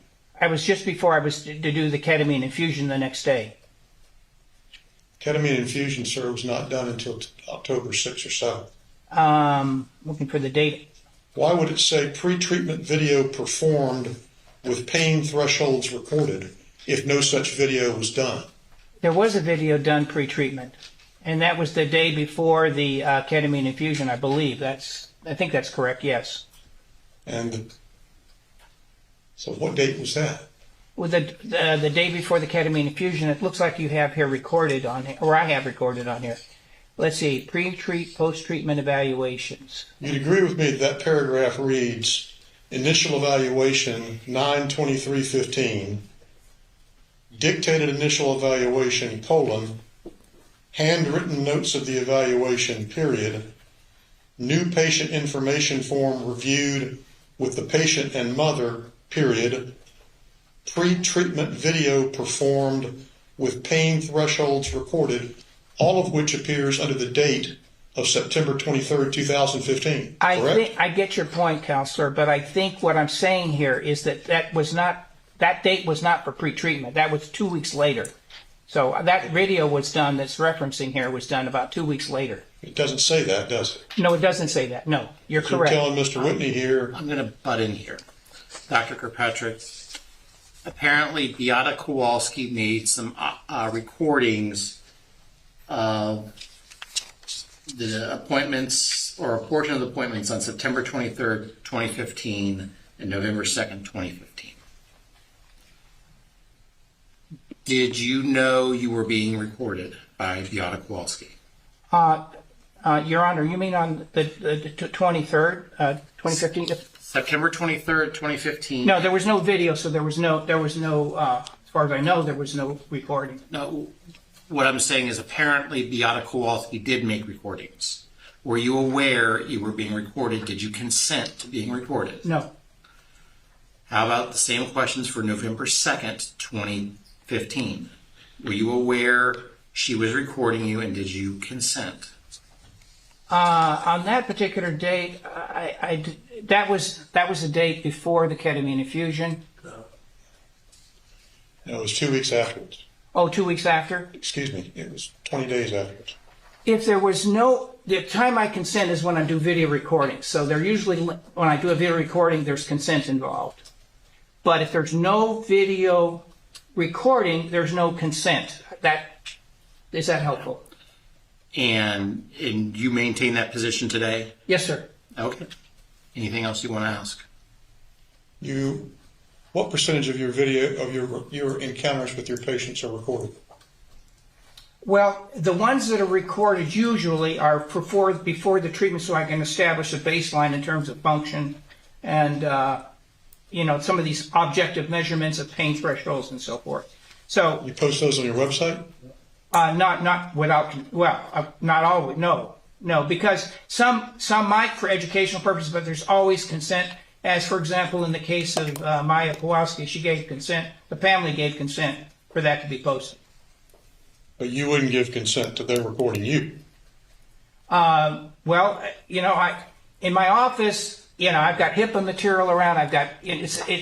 I'm supposed to protect my office. And if somebody's recording and I don't know about it, that's an uncomfortable position for me to be in. Anything else, Mr. Hunter? That's fine. Okay. I just have one question. No, you don't. Okay, the court's going to find, based on the totality of the evidence provided to me, that on September 23rd, 2015, and on November 2nd, 2015, that Dr. Kirkpatrick was unaware and did not consent to Beata Kowalski recording the audio portion of the discussion. Under Section 934.06 Florida statutes, those may not come into evidence. So I'm going to need to know what numbers of those two, and then we're going to have to remove them from evidence because Florida law does not allow those unconsented recordings to come into evidence. Those were previously admitted by our mistake as Joint Exhibit 1076 and 1077. Okay, what we're going to do is we're going to remove those from evidence. They will remain marked for identification purposes so that they will travel with the file, assuming that there's an appeal at some point by one of the, or both sides. I would like at some point, Your Honor, perhaps after this witness retires or before the break, to make a brief proffer, perhaps in the form of an oral representation regarding the content of those videos or audios. I think we started this, was there any indication of consent on those? And I think the answer was no. There was not, Your Honor, but what I want to do, there's a question regarding the veracity of what you've just heard, and I want to preserve the point for appeal. Understood.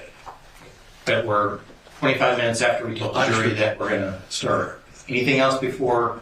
Or do you all want him to be sworn in front of the jury, or do you want me to just tell him that he's part of this? I think it's fine to say he's already sworn. Fine. Let's bring in the jury. Yes, sir.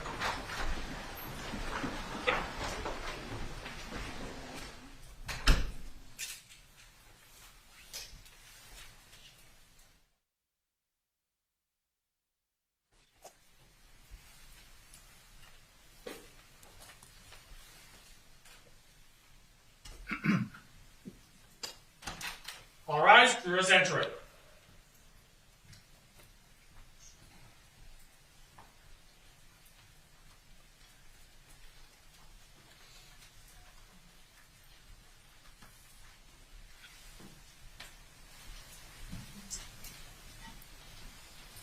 Okay, please be seated, everybody. Welcome back from lunch, members of the jury. Wanted to confirm while you're away, you did not discuss this case amongst yourselves, you did no investigation and received no information. Is that all correct? Correct. And that no one has approached you about this case, is that correct? Correct. And you have not seen any media accounts of this case, is that correct? Correct. Okay, and our next witness, please, Mr. Anderson. Dr. Kowalski, Anthony Kowalski. I'm sorry? Kirkpatrick. Okay, members of the jury, Dr. Kirkpatrick has already been sworn, so even though you have not seen him be sworn, I'm telling you he has been sworn. Well, I appreciate that. Please state your name for the record. Anthony Kirkpatrick. And where do you live? My home address is 849. You don't need to state your home address. Just we're on county. Okay, sorry. Hillsborough County, Tampa, Florida. All right. And you are an anesthesiologist and pain expert? Yes. And how long have you been in practice? It's over 40 years. Plus, I just don't know exactly, but it's at least 40 years. I've been practicing anesthesia. And you were the physician who first diagnosed CRPS in Maya Kowalski? Correct. I'd like to give the jury a brief summary of your background, training, and experience towards what you'll testify to here today, beginning with your undergrad, if you could. Okay, I'll try. So I got my bachelor's degree from the University of San Francisco. From there, I went on to get a master's degree from the School of Medicine in Portland, Oregon. And perhaps I should clarify or explain what pharmacology is. It's not pharmacy. It's where you go in and you learn how to develop drugs in clinical settings. You teach in medical schools, which I've done. So that's pharmacology. So from there, I decided to go on and get a PhD degree in pharmacology, and that was from the State University of New York. From there, I began teaching. I actually went to Stanford for a while to do some research, and then I ended up teaching at the University of Nebraska, teaching pharmacology as a PhD. And then I went back and had an opportunity with the courses I had to get advanced placement at Ross University, which is located in Dominica. And there I took some courses, but the main part of my training took place at the University of Miami in the School of Medicine as a medical student. And I got my MD degree. And then while I was there, I was invited to give lectures in pharmacology to the anesthesiology residents, and from there the chief of the department suggested that I might want to do a residency in anesthesiology. I took him up on the offer. Now we're going back over 40 years ago, and so at that time the residency program was only 2 years. It was a very abbreviated type of residency compared to what it's now. While I was there, I began to develop an interest in the area of pain and how to control pain better as a resident in anesthesiology. From there, with my PhD degree and my MD degree, I accepted a position at the University of Illinois in Chicago. And in that capacity, I had an opportunity, because of my PhD degree, to do some clinical research, national multi-center studies all over the United States. I'm not going to go into the details, but on a drug which is still used today. It's called Esmolol. It's a drug. It's very rapidly acting. You can control the heart rate during surgery, that sort of thing. So I set up the studies for that nationwide. Worked directly with the FDA and all that sort of thing. In the meantime, I accepted a position as an assistant professor of anesthesiology at the University of Illinois in Chicago. And I continued my interest in pain there and got involved in, I'm not going to go into all the details, but some research on local anesthetics and so forth. But also while I was there, I developed an interest in pediatrics in anesthesia. All right, tell us about that. Okay, so we had one of the branch hospitals in Chicago focuses on ear, nose, and throat and eye surgeries. And they needed someone to kind of set that up so that one of the eye surgeons in particular wanted to be able to anesthetize, completely put to sleep under general anesthesia, his children. And he didn't want them laying down like we normally lay kids down to do the general anesthesia. He wanted to be vertical because the instruments he had to look into the eye for diagnostic purposes were not suitable. So I tried to figure out what kind of drug to use in those circumstances.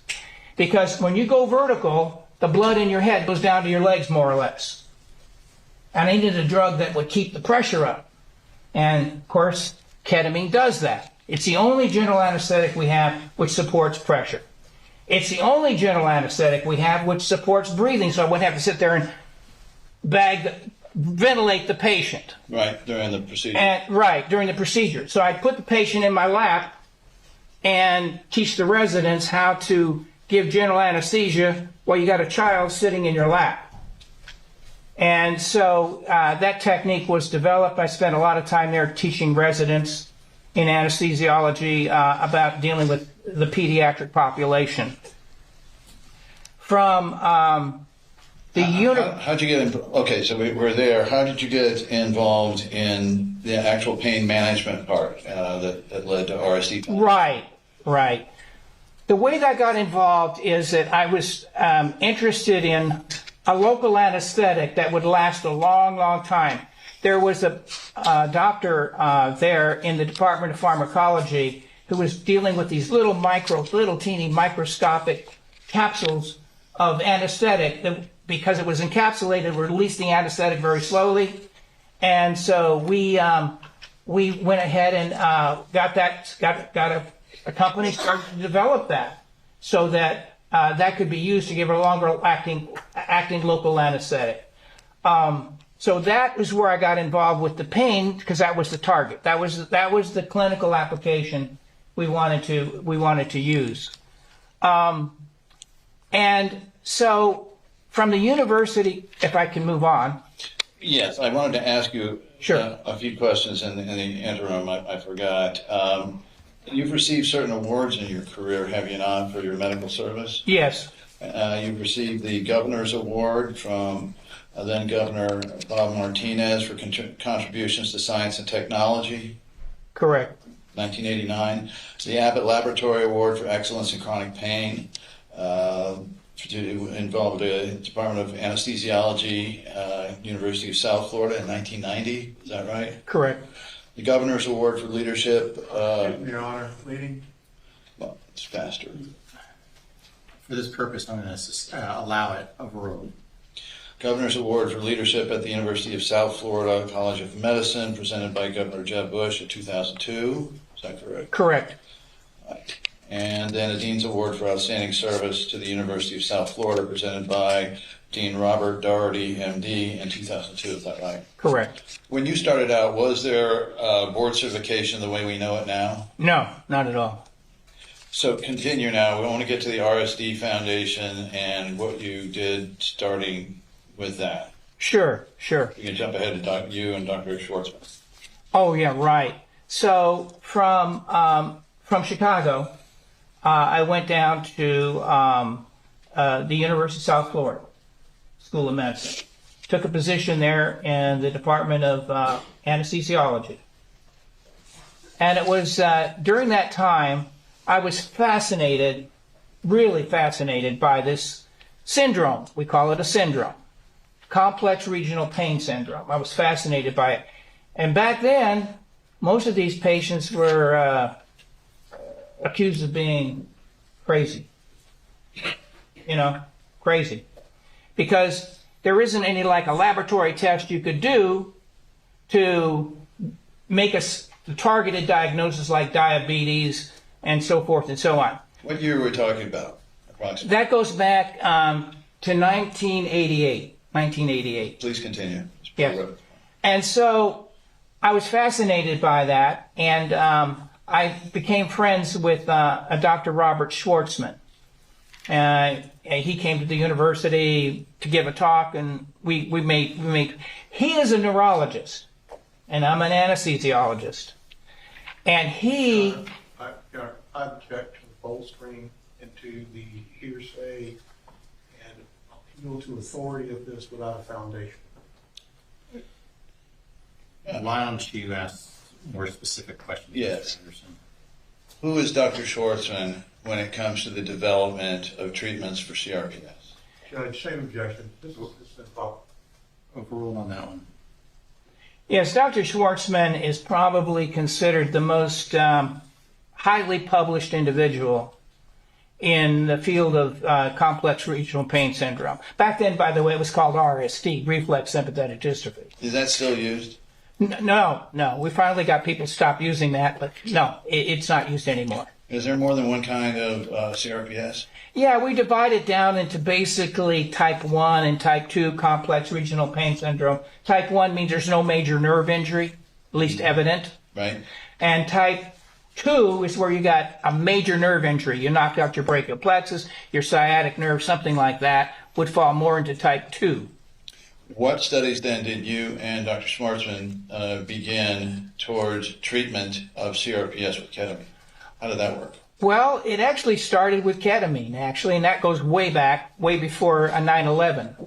And we were trying to see if we could, there was some reason to believe it has this target, the nerve pain. The pain is coming from within the nerves itself, as opposed to the type of pain you get when you injure yourself. Substances are released into your tissue, causing pain. When you get an ulcer that's inside your body, the same type of mechanism. It's not inside your nerves, it's substances released that trigger the nerve. And those are so the ketamine targets the nerve pain inside the nerve itself. Whereas these other mechanisms we talked about, the injury type and the type that you get with an ulcer, those types of pain processes are not very responsive to ketamine. To do that, you almost have to, you get pretty close to putting people under general anesthesia to really control the pain. So tell us how the studies went. How did sure. it develop? Excuse me, I object. It's very appropriate.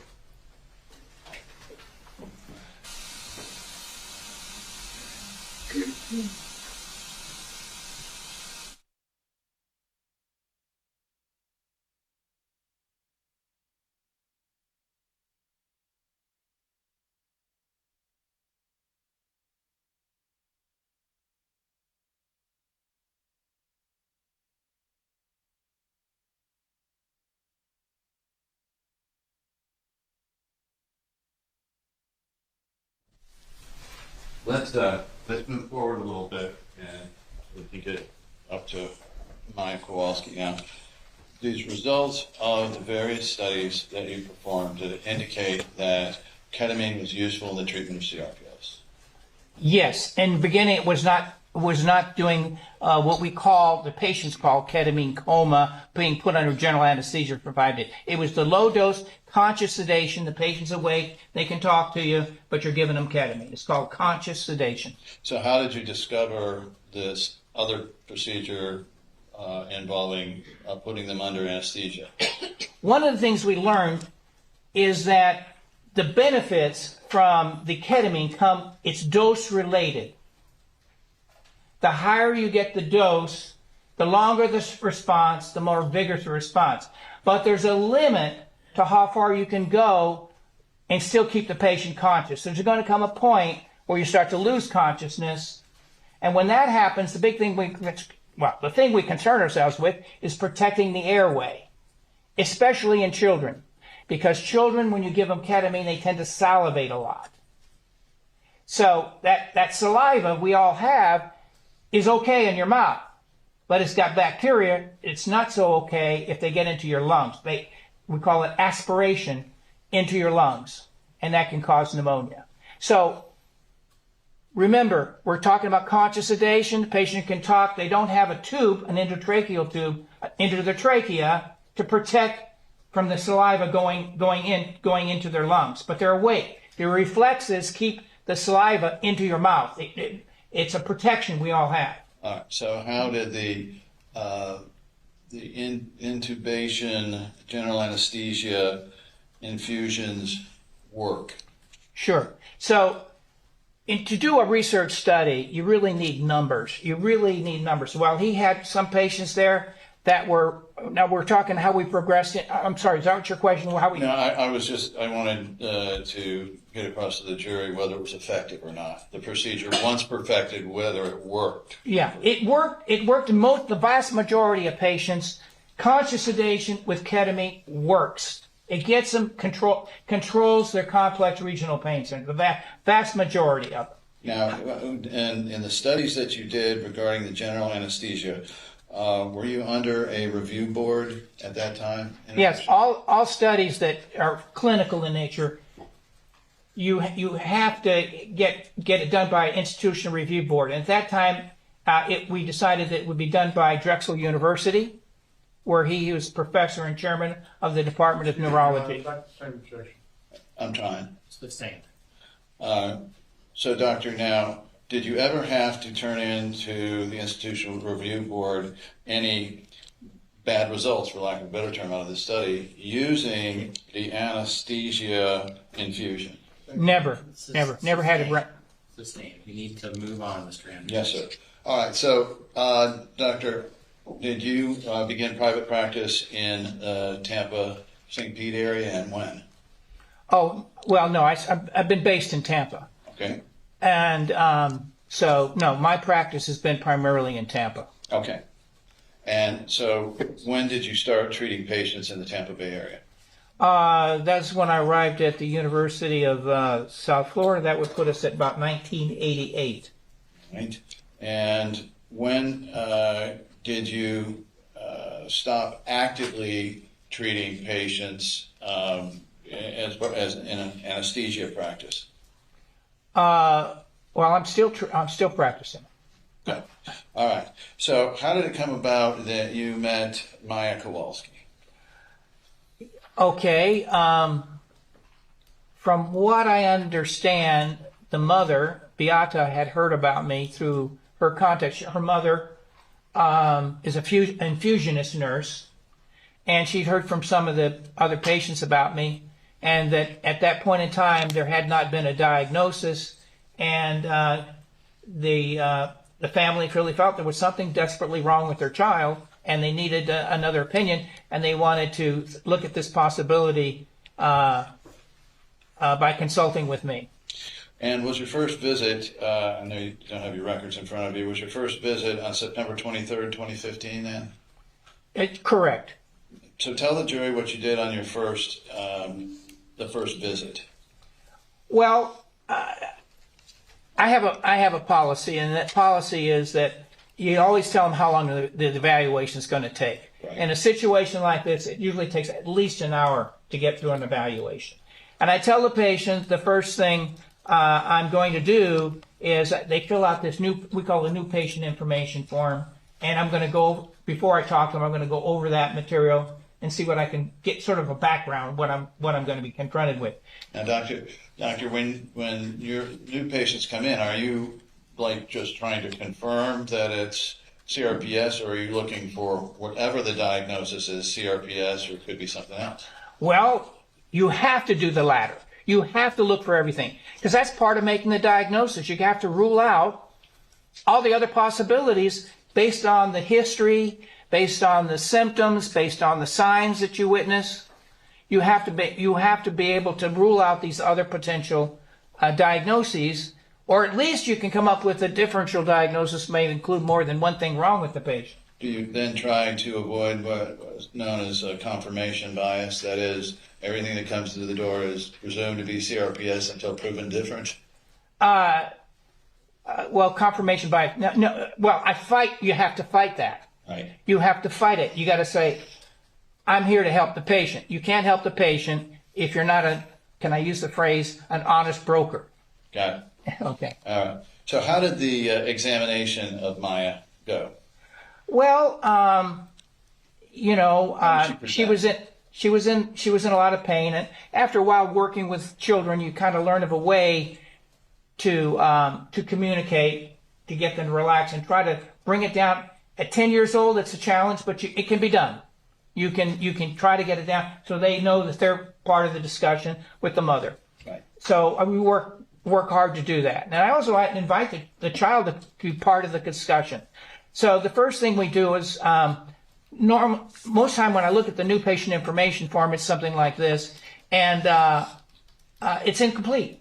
Mm-hmm. So I'll go through it and I'll fill in the blanks with them as we go through it. How did Maya appear to you in terms of maturity and intelligence for being 9 or 10?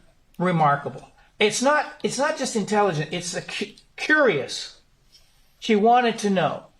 She's listening to what her mother says. I wish you got a child that's a little unique, different. Right. Not a little, a whole lot different. Mm-hmm. So she's intellectually curious, very much engaged in the conversation. So did she contribute then in going through and finishing the questionnaire? Yeah, they both contributed to that process. All right. So after that, what steps did you take to examine the child? Well, I have a pretty much a head-to-toe type of examination, because remember what I said. You got to look for all the possibilities here, not just one thing that you've been doing research on. And so the first thing, like I say, I want to take a history. History is very, very important. I mean, the history is very important. So you're looking for, the whole history. Did it come from, how did this start? And then you go and work through all that process. And so you try to fit all that together and see if you can narrow it down a little bit, what's going on. And then, of course, there is the examination that takes place. And there I have a pretty standard thing from head to toe. It doesn't just look at just the one area. And then another thing I do, and this is something that I'm very compulsive about, is I want to set things up and do things that leave me convinced that I've done a very objective evaluation. And what does that involve? Well, that involves fighting the tendency to want to be biased. I mean, we always want our patients to do well, right? Right. All right. So one of the things I did since I started running the surgery center is I set up a new technology or a new methodology for measuring pain, not by numbers. You've heard this whole thing. Is it a 1? Is it a 2? Is it up to 10? 10 being the worst pain you experience. That's for chronic pain. It's almost useless. For acute pain, it can be helpful. But for chronic pain, in terms of doing research, it's not very helpful. So I wanted to find a way so I could measure, without even talking to the patient, how much pain they're feeling between their earlobes. And what did you use? And what I used, I brought it today. I can show you if you want to see. It's a device called an algometer. And what it does, basically, first let me back up a little bit here. When you get CRPS and some other diseases, what happens as time progresses, maybe not initially, the body changes from being a local phenomenon, like you hurt your hand or whatever, sprained an ankle. It tends to progress into the central nervous system and into the whole body, the brain, everything gets involved. There's a word for it. I'm going to throw the word out and then forget it. Hyperesthesia. You'll find it in what they call the Budapest criteria. It's one of the things you're looking for when you do a diagnosis. Hyperesthesia. All right. And what that means is that all your senses, touch, sound, hearing, smell, they get accentuated so that you become very sensitive. So it was common for Maya to come in with dark glasses on because the bright lights were painful to her. But when she came in, the one thing that stood out more than anything else is her skin was exquisitely sensitive to light touch. Again, I don't want to use the big words for it, but I don't know. I don't know what other people have said. They've been well educated. Have they? I don't know what other people have said so far, but it's called allodynia, okay? And it's like defined as any type of tactile stimulation, light touch, blowing on the skin is perceived as being painful. She had that. She had a bad case of it. What other symptoms or signs did you know? Well, she had the allodynia. But the point I want to make is you can touch them and figure what this technique is called measuring pain thresholds allowed me to not only just detect it, but to quantitate the magnitude of it, of what she's feeling in her brain. And this device, by putting pressure on the skin, it gives you a number. It's called a pain threshold. So I tell the patient, look, I'm going to apply this device to your skin, and it'll feel like pressure. But I'm going to increase the pressure, and when the pressure turns to a pain signal, say stop. And we do it 3 times just for statistical reasons. 3 times we do that, and we get a number. And from that, and oh, by the way, one other thing that's very important: they're blinded. I mean, they don't see the numbers. They don't see nothing. So this is what I mean by being objective. So if a child comes in, let's say, whatever, they want to stay out of school, so they're faking their pain, whatever, I can tell without even talking to the child if they are or not by doing this, the pain thresholds. It's a way to distinguish between what they're feeling in their brain in terms of pain signals as opposed to what's an emotional issue that might be evolving. What, if any, other signs or symptoms were noteworthy during the initial evaluation? The other thing that was noted, besides the generalized, the seeing problems and the touch, not just in her legs, but in her arms and so forth, measured with this device, Right, was the dystonia. okay. Dystonia is when the muscles contract due to the disease. Usually they're curling in. Sometimes they'll actually stretch out, but mostly there's flexion. And it can happen in the hands or in the legs. Yeah. The interesting thing about it is when it comes comparing adults with children, we rarely see it in adults, but we see a lot of it in children. So if a child comes in with dystonia, you got to be thinking about CRPS. Anything else in terms of signs or symptoms? First from the examination, and then I'll ask you about the history. Yeah, well, I think in terms of examination, of course, we try to measure temperature of the skin, and we're always comparing one side with the other. When the sympathetic, like I said, I have to go back a little basic. We knew from the very early, 30, 40 years ago, that this is a disease involving the sympathetic nervous system. And usually it's symmetrical on both. Your temperature is pretty much the same on both sides. But when you get the CRPS, things get disconnected so that one side may be cold, the other side may be hot. So I took out a device, which I brought today if anybody wants to see it. It's called infrared scanner. And I want objective information that measures down to 1/10 of a degree. So I measure for differences in temperature. Now on this particular occasion, there was some difference, but it didn't reach my satisfaction for a significant difference from a medical standpoint. So I didn't record that there was a difference in temperature. Okay. Keep in mind that this is a disease that's labile. You come in one day and there's a difference. One side's warmer, one side's colder. If you think about it, there's going to come a point where they're kind of they're the same when they're fluctuating like that. Any other signs or symptoms from the physical examination? That you can think of? From the physical, let's see. Yeah, there were, yes, on the right side. Now, with this device, I'm able to tell you which side is worse, the algometer. I'm able to tell you her right side was worse with the CRPS, the sensitivity, and she had lesions on that side. And they typically are like, they look like little dots almost sometimes, but they sometimes will break up and then they actually become an ulcer where they breaks through the skin. Right. Okay. And then very, very briefly, the history given, what was significant to you now that you had these physical signs?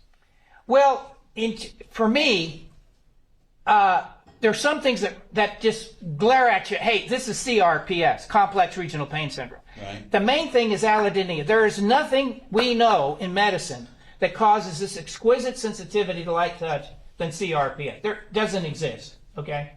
Doesn't exist.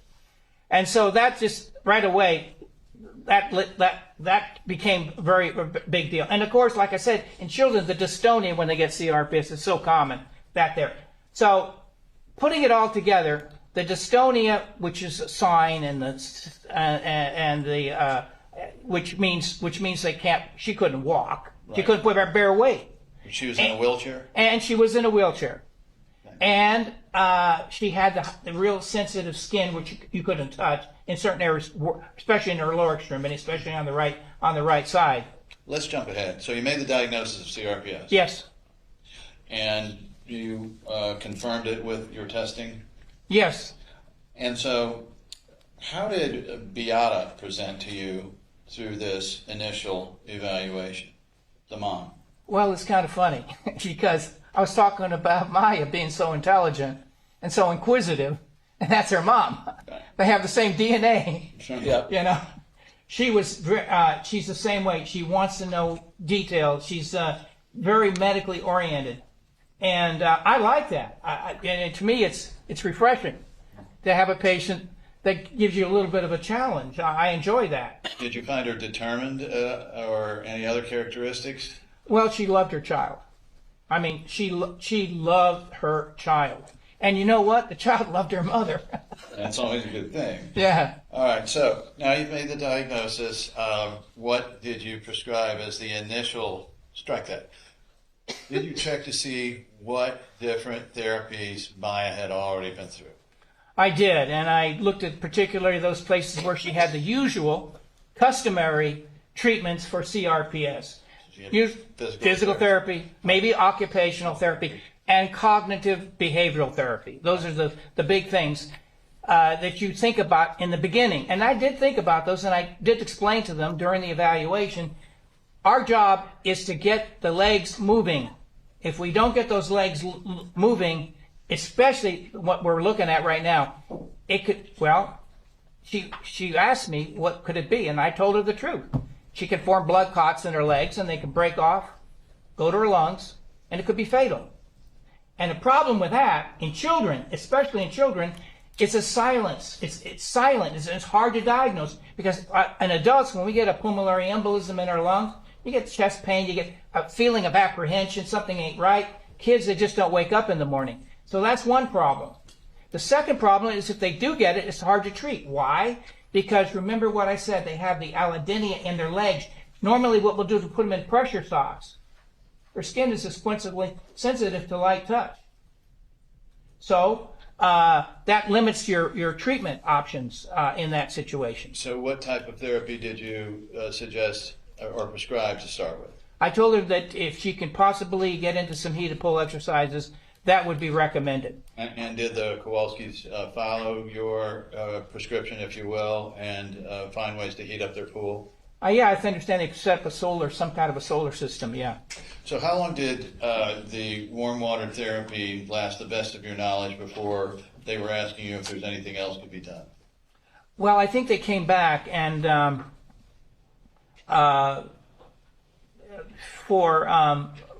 because I don't have the evaluation here in front of me, but they came back and she had a kind of an exacerbation of her symptoms, and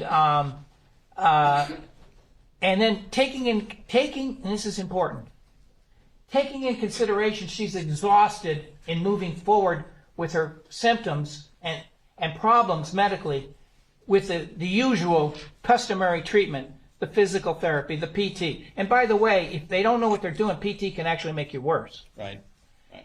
So they tried all those things. In fact, she spent a month, I think it's about a month, at Tampa General Hospital. That's right. I know their program because I was there for over 20 years. I think it's 20 years. I was there for over 20 years on the attending staff there. Yeah. And I know the program, and that's what it is. And so they've been through all that, the psychotherapy, all that, and she was just getting worse. So what was the next step for a reasonably Well, prudent physician, right. pain physician at this point? Right. Having had the experience of doing those, over that 2-decade period, we've done a total of probably, let's see, we've probably done, well, be exact, 43 patients with the ketamine coma. I didn't think of that right away. That was not what I thought about. What I thought about was, let's try a low dose conscious sedation where she's awake. Now, mind you, and this is I explained this to them because her mother asked me, you said, Dr. Kirkpatrick, that she will lose her memory temporarily, short-term memory. How long does it last? That's what I mean. That's the kind of mother she is, okay? Right. She's asking questions all the time. And it's temporary. But it's important that we give enough ketamine, because remember what I said. It's dose dependent. You have to get the dose up. So we want that temporary loss of memory. Is that part of the resetting process? Right, exactly. And so we don't want to get the dose so high for safety reasons that the secretions could end up down in the lung. So the way we prevent that is they're always conscious, so they do not lose their long-term memory. Who's that over there? Well, what's her name? That's my mother. Or the mother is actually there in the room with the child. That's another thing we found very important. Children, it's really important kids to have the significant other there. If it's a mother or father there in the room, because what happens sometimes, they start feeling the room's getting bigger, getting smaller, they get a little frightened. They look, oh, there's the mother over there. Dr. Kirkpatrick isn't trying to poison me. I know who that is. That's my mom. She's here to protect me. Because you do lose your sense of, but kids, we knew this for decades. Kids don't really hallucinate the way adults do. Adults can get really bad hallucination. We rarely see it in kids. Rarely. But nonetheless, the point is the mother's there. And we constantly ask them, what state do you live in? What country do you live in? So we always are communicating back and forth to make sure we don't overshoot. I'm trying to move along. Response to a question here? Yes, Doctor, we'll try to confine the answers a Sure. little more to the questions. I know you have a lot to say on this. How many different infusion sessions, if you recall, did Maya go through? The outpatient type, if you will. Yeah, there were 4, and they were 4 hours each. All right. And the dosing, do you remember what it titrated up to? Yeah, I just happen to remember. It was about 135 milligrams per hour. Yeah, about that. And what were the results? The results, there was some evidence of improvement. But in the legs, which concerned me the most because of the possibility of pulmonary embolism, there was hardly any movement at all. That was my biggest concern. And I think the time is ticking, because a pulmonary embolism is something you can say, well, it's going to happen 3 days. It can happen at any moment. Any moment. And you got a crisis on your hands. Right. So that made some sense of urgency to the situation. So how did you then respond if your outpatient infusions are not working? What was your suggestion?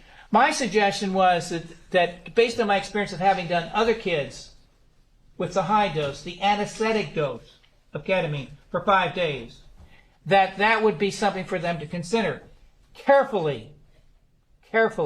And the way I wanted to make that happen is I put them in touch with some other children that we've done in Tampa. I mean, from our surgery center, and they've given permission to disclose their name. In fact, they posted their stuff up. But the point is, we had 2 kids that had gone down to Monterrey, Mexico, that had that done, and so I put them in contact. I said, don't make a decision, talk it over. I put you in contact with Dr. Cantu down there. Here's his phone number.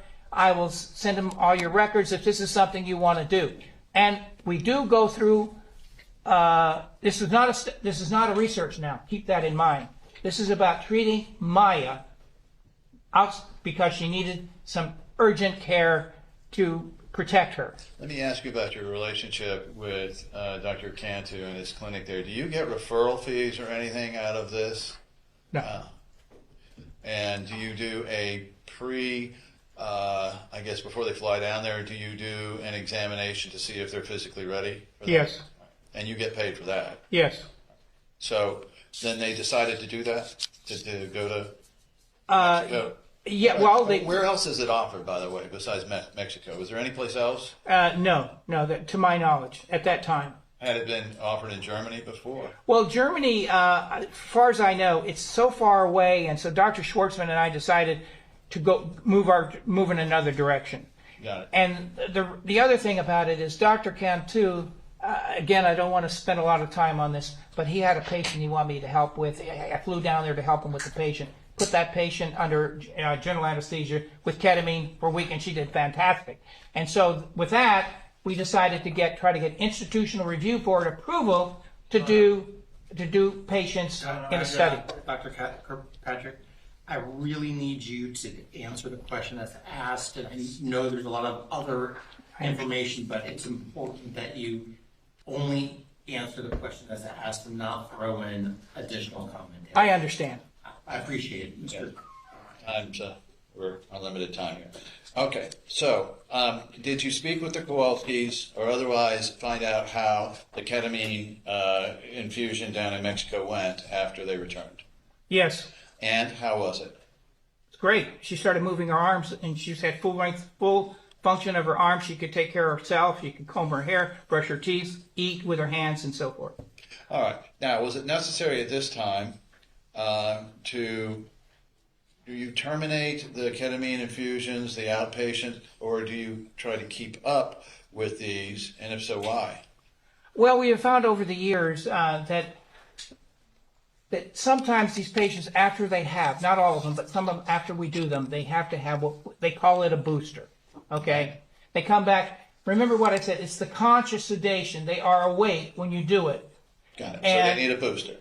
A booster, yeah. All right. What about after the booster and they come back to the United States? In Maya's case, did she continue with ketamine infusions as necessary? Yes, she did. And who did you refer them to? Dr. Hannah. And why Dr. Hannah? Well, we're a research center. Again, trying to keep this succinct as I can. Okay. We're a research center, so most of my patients are coming in and they're paying out-of-pocket cash. Okay. And the reason for that is we can't do research unless we have money. And that money comes from... Hang on. Let's okay, sure. just stick with that. And so then why Dr. Hannah? Because you're a research center and you're not set up for insurance. Yeah, and for long-term infusion. I mean, to keep going steadily as necessary. Right. And the other reason, I knew him well. He's my next-door neighbor across the bridge. Okay. I knew him. I've been to his facility. I know what he does. He's one of the most caring doctors I've ever met when it comes to patient care. And so then, were you aware at this time that Maya had eventually had a port put in to facilitate the infusions? Yes. And do you know what hospital that was done at? Johns Hopkins.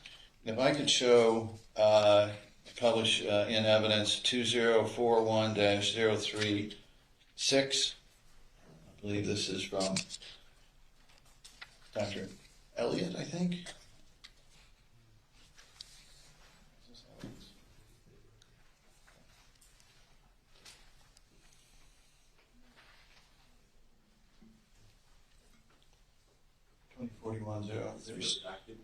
.036.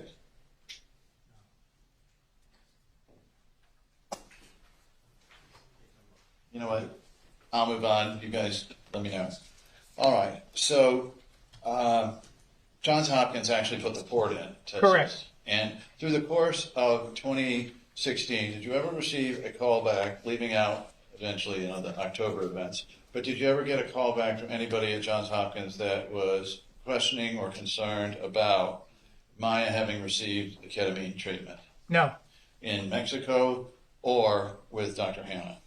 No. And to the best of your knowledge, how was Maya doing over the course of the spring and summer? When she came back from Monterey? Mm-hmm. Yes. Yeah, she was, I did evaluate her when she came back. Okay. And she had full function of her upper extremities. I don't recall there being any... Excuse me, I'm I'm sorry, can we get a date on that? When, When he's talking about evaluation he did, I'd like to know what date. oh, sure. Doctor, did you do an evaluation in 2016, or was this from accounts reported to you? I did do evaluation. It was about 2 weeks after they came back, roughly. Okay, all right.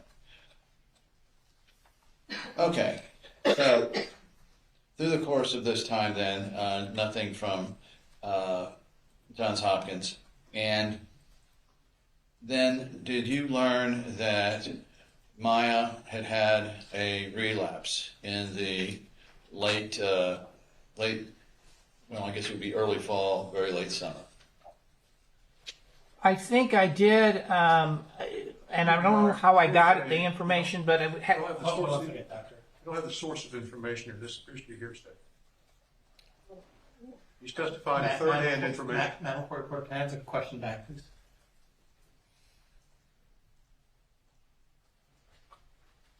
Question, okay, all right, okay, so through the course of this time then, nothing from Johns Hopkins, and then did you learn that Maya had had a relapse in the well, I guess it would be early fall, very late summer?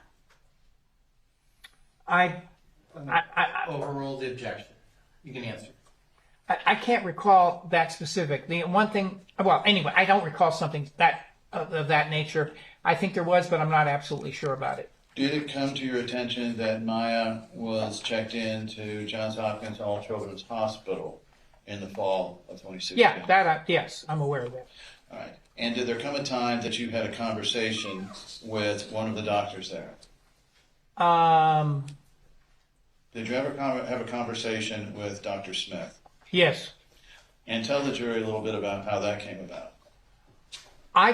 Well, okay, quick. The way it came about was that I had received a notice, and the notice was that they wanted medical records, and so I was wondering what that was all about.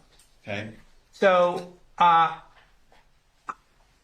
called. I found out it was Dr. Smith there at the hospital that was doing the investigation. Okay. So I called, and she wasn't immediately available. She called me back. You have a conversation with her then? Conversation, right. And I thought, this is going to be easy for me, because on my committee, I have a scientific advisory committee I'm the chairman of, and she's on my committee, Dr. Yes, Your Honor. This is not responsive to the question. Let's get the next question. Right. Let's pull up then 2118-036.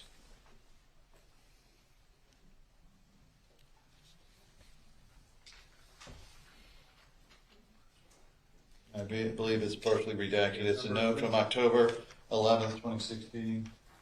I don't believe 211-8-026 is in. This is not it. That's not it. It's not, it is. It's in this morning. I thought it was 36, 37. Yeah, this is 36. I thought you said 26. No problem. 2118-36. Okay, my apologies. We can publish that, with court's permission. 36.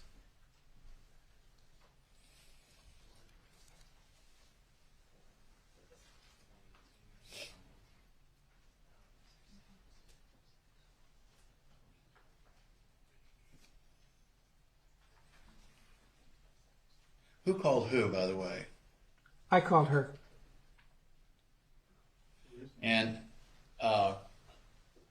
through the course of this, then you had, I gather, a conversation about the Kowalskis. Yes. And what was your concern here, having received the request for medical records and knowing that Maya was over now at Johns Hopkins All Children's Hospital? What's your general concerns about this?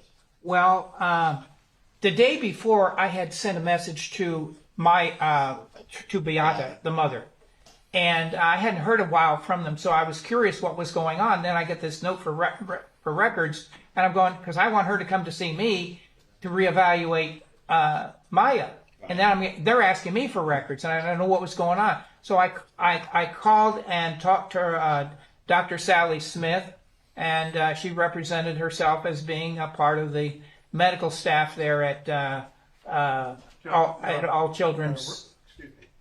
Objection. Hearsay is calling the witnesses editorializing about who she's associated with. Pardon me, Commissioner. Well, I'm gonna overrule that objection. Let's look at, and what I'll represent to you is a personal note from Dr. Smith of October 11th, 2016, and ask you to review that, see if it refreshes your recollection as to the different topics that at least Dr. Smith took down here of recall. So what did you discuss? Excuse me, object, Your Honor. The witness said he doesn't have a recollection of this. He's being shown somebody else's record to comment on it or Speaking interpret it. objection. Let's go to only legal bases. Do you recall the conversation? Yeah. So you don't need the notes to refresh your recollection? I did a, right after the conversation, I documented a memorandum. That's not in evidence. We can't talk about this. Okay, It'll just all be right. this. Well, I can remember what's on the memorandum if that's helpful. Okay, then. Why don't we take this down and then I'll you just just have answer Mr. Anderson's specific question and only the specific question. Yes. Tell the jury what you told Dr. Smith. First, I'm sorry. Did she ask you any questions before you told her things? No, she didn't ask me anything. What did you tell her? I said, Overruled. You can answer. yeah, I wondered what's going on. I understand you're with, Johns Hopkins, and tell me what's going on with the child and why I'm getting asked for records. Did she give you a response? Yes, and I can't remember the exact, words, but basically she was saying that there was a doctor over the weekend that saw the child and was concerned because when they lightly touched the skin of the child would jump, and that didn't make any sense to them. And they mentioned something about, that didn't make any sense. And it was not just in one area, it was pretty much both upper and lower extremities. And that didn't make any sense. And they were concerned that they by the history that had been taken, that this might be some kind of a child abuse situation. And that really got me very concerned about the situation. Before you tell us what you told her, in your experience, is it common or uncommon for doctors not familiar with CRPS to jump to a psychological conclusion before finishing their differential diagnosis? Correct. Legal basis. Irrelevant, overbroad, vague, has nothing to do with the situation that we're addressing. Overrule all of those.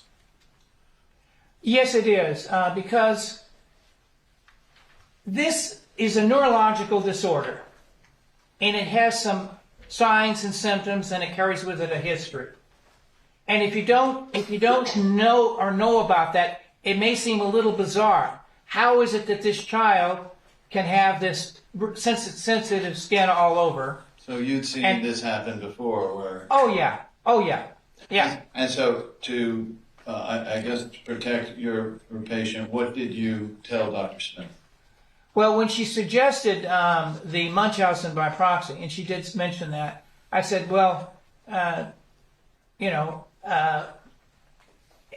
with due respect, she has multiple objective findings that far exceed the criteria that we accept as a standard of care right now, the Budapest criteria, far exceeds those requirements. So you told her about the... It's absolutely clear. There's nothing... This is it. This is what you got. And I said... So hang on. So you told her about the Budapest criteria? That was the standard? Right. That was the standard of care. Okay, and then... Leading, argumentative, and need to have questions being responsively answered. Well, I'm going to overrule the leading, and let's just make sure you answer only the question that's asked. Yeah, I'll give you cues there. All right. So now I forgot where I was. I was asking, did you provide Dr. Smith with the criteria to use in evaluating CRPS? I did. I pointed out my findings, yes. Did you tell her how your findings met up with the Budapest criteria? I did. Did she say anything? No. What else did you tell her? Well, I emphasized that the findings were objective, could be easily verified, assuming, stating that this is not something that's my opinion. It's really something that's documented, not just by me, but in the scientific literature. And Jack Bolstrom. Do you know what overall? Do you know what Dr. Smith's specialty was? What kind of doctor she was? Pediatrician. And so, was that a concern to you that whether she had the training or ability to recognize this, or should she have been able to recognize it as a pediatrician? If we're talking recognize the CRPS. Yes. I don't think the average pediatrician would. Well, no, I wouldn't say that. It's just that. Well, I got the impression she just didn't really know hardly anything about what we were talking about. Okay. But I think most pediatricians, because this is the most painful disorder you find in kids, that they would know about it, and especially since the kids come in, as I said earlier, with a very unique picture in front of your face, the dystonia. Your Honor, excuse me. So forth. We're editorializing beyond the scope of the question. I thought that one. I'm getting perilously close to opinions that this witness does not have the statutory competence to make. Yeah, overrule that objection, but sir, I really need you to only answer Mr. Anderson's questions without adding on anything. Okay. Really. I'll work on it. Well, I need you to do more than that. I need you to do that because it's really important that you do that. Sure. Did you warn off Sally Smith from accusing this family of Munchausen by proxy? Yes. And did she respond to you with any particular questions about what these symptoms were or why you were warning her off? No. Did you tell her about the allodynia? Yes. Did you tell her about the dystonia? Yes. Did you tell her about temperature changes? Yes. Did you tell her about the, and I'm not sure you documented this, sweating or any other symptoms as signs that you had noted? I don't remember those in particular, but the ones that I had documented, I did reference those to her. All right. And so after, how long was this conversation? I would estimate maybe 30 minutes, something like that, approximately. And did you explain to her about generalized neural sensitivity? Yes. Oh, yes. And so after all of this, again, any response from Dr. Smith of an inquisitive nature about what the distinction was between Munchausen by proxy and CRPS? No. Now, in follow-up to this, did you have any more communication with either Dr. Smith or the hospital about this situation? The situation being Maya Kowalski in the hospital and a diagnosis of Munchausen by proxy as to the mother? No.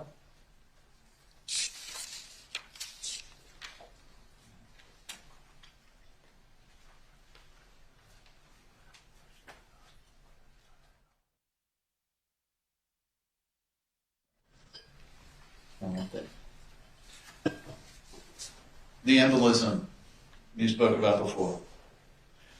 Did Beata Kowalski question you about this, I don't want to call it phenomenon, but this circumstance that this embolism was a danger potentially to Maya?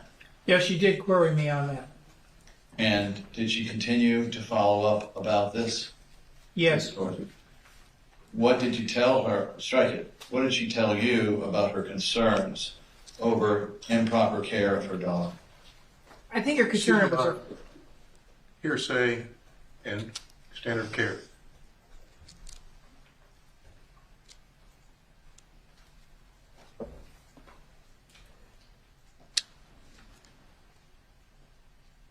Overruling the standard of care, I think I'm going to sustain the hearsay nature of that question, though. 3 or 4, 803, 3 or 4, was the, I don't think you've got a foundation for that question for that exception. did you still consider Maya Kowalski under your care? Yes. And were you attempting throughout this period to keep yourself apprised of Maya's medical condition? Yes. Did Object to foundation, Your Honor. The record will reflect this witness had last seen the patient 10 months ago. Let's, again, no speaking objections, so let's not do I'll that. be happy to approach. I don't need an approach on this one. I'm overruling it. You can continue.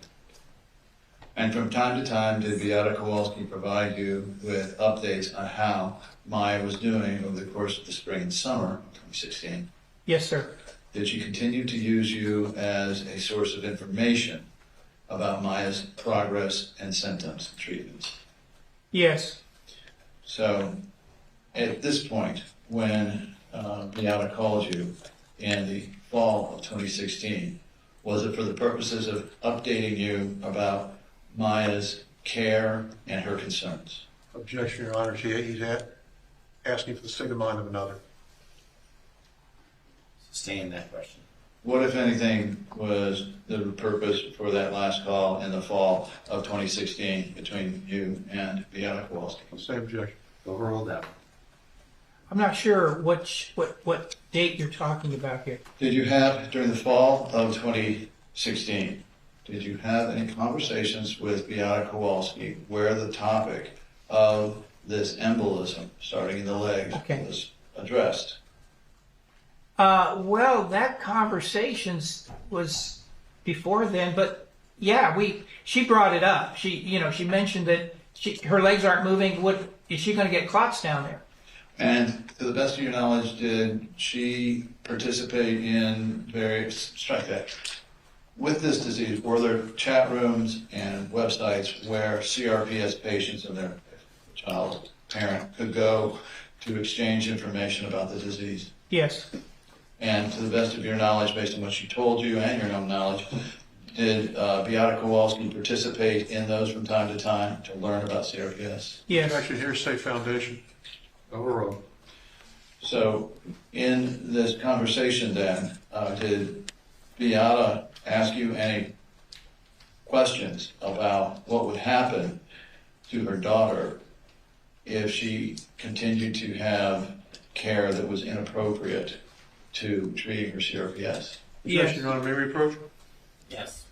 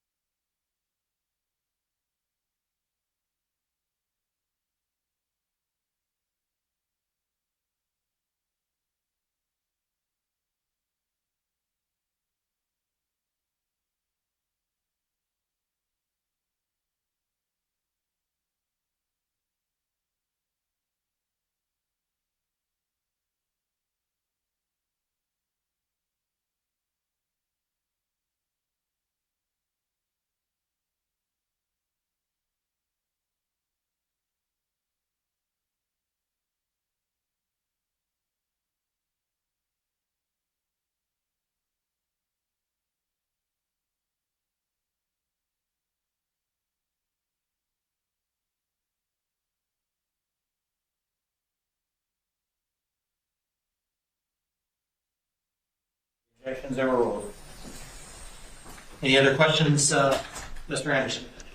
What was Beata Kowalski's concern expressed to you in this conversation? About blood clots forming in her feet, in her legs. What happens if those go untreated? I think I mentioned that it's a silent pulmonary embolism, goes to the lungs, and could be fatal. Did you tell Beata Kowalski this in that conversation? Numerous times when she asked. And the other part of it, Counselor, is that I emphasized that if she doesn't get the ketamine, it's gonna be a slow, painful death. No further questions. Members of the jury, we're going to take a hopefully no more than 10-minute break. Let's try to keep it to 10 minutes. Do not discuss this case amongst yourselves. Do not do any investigation and receive no information. All right. Thanks, Dave.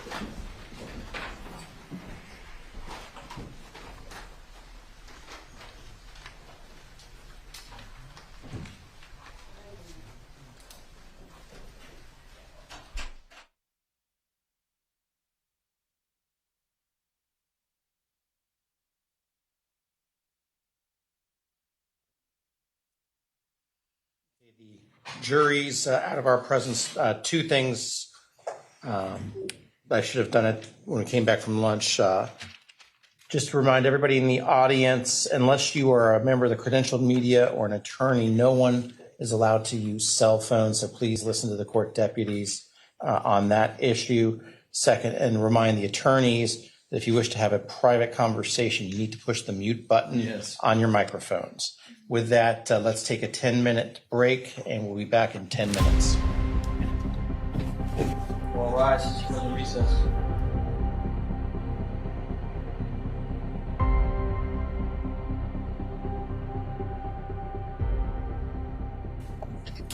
Any issues before we bring the jury in? None for plaintiffs. Don't believe so, Your Honor. That'd be cool. Why don't you grab them? I'll be okay.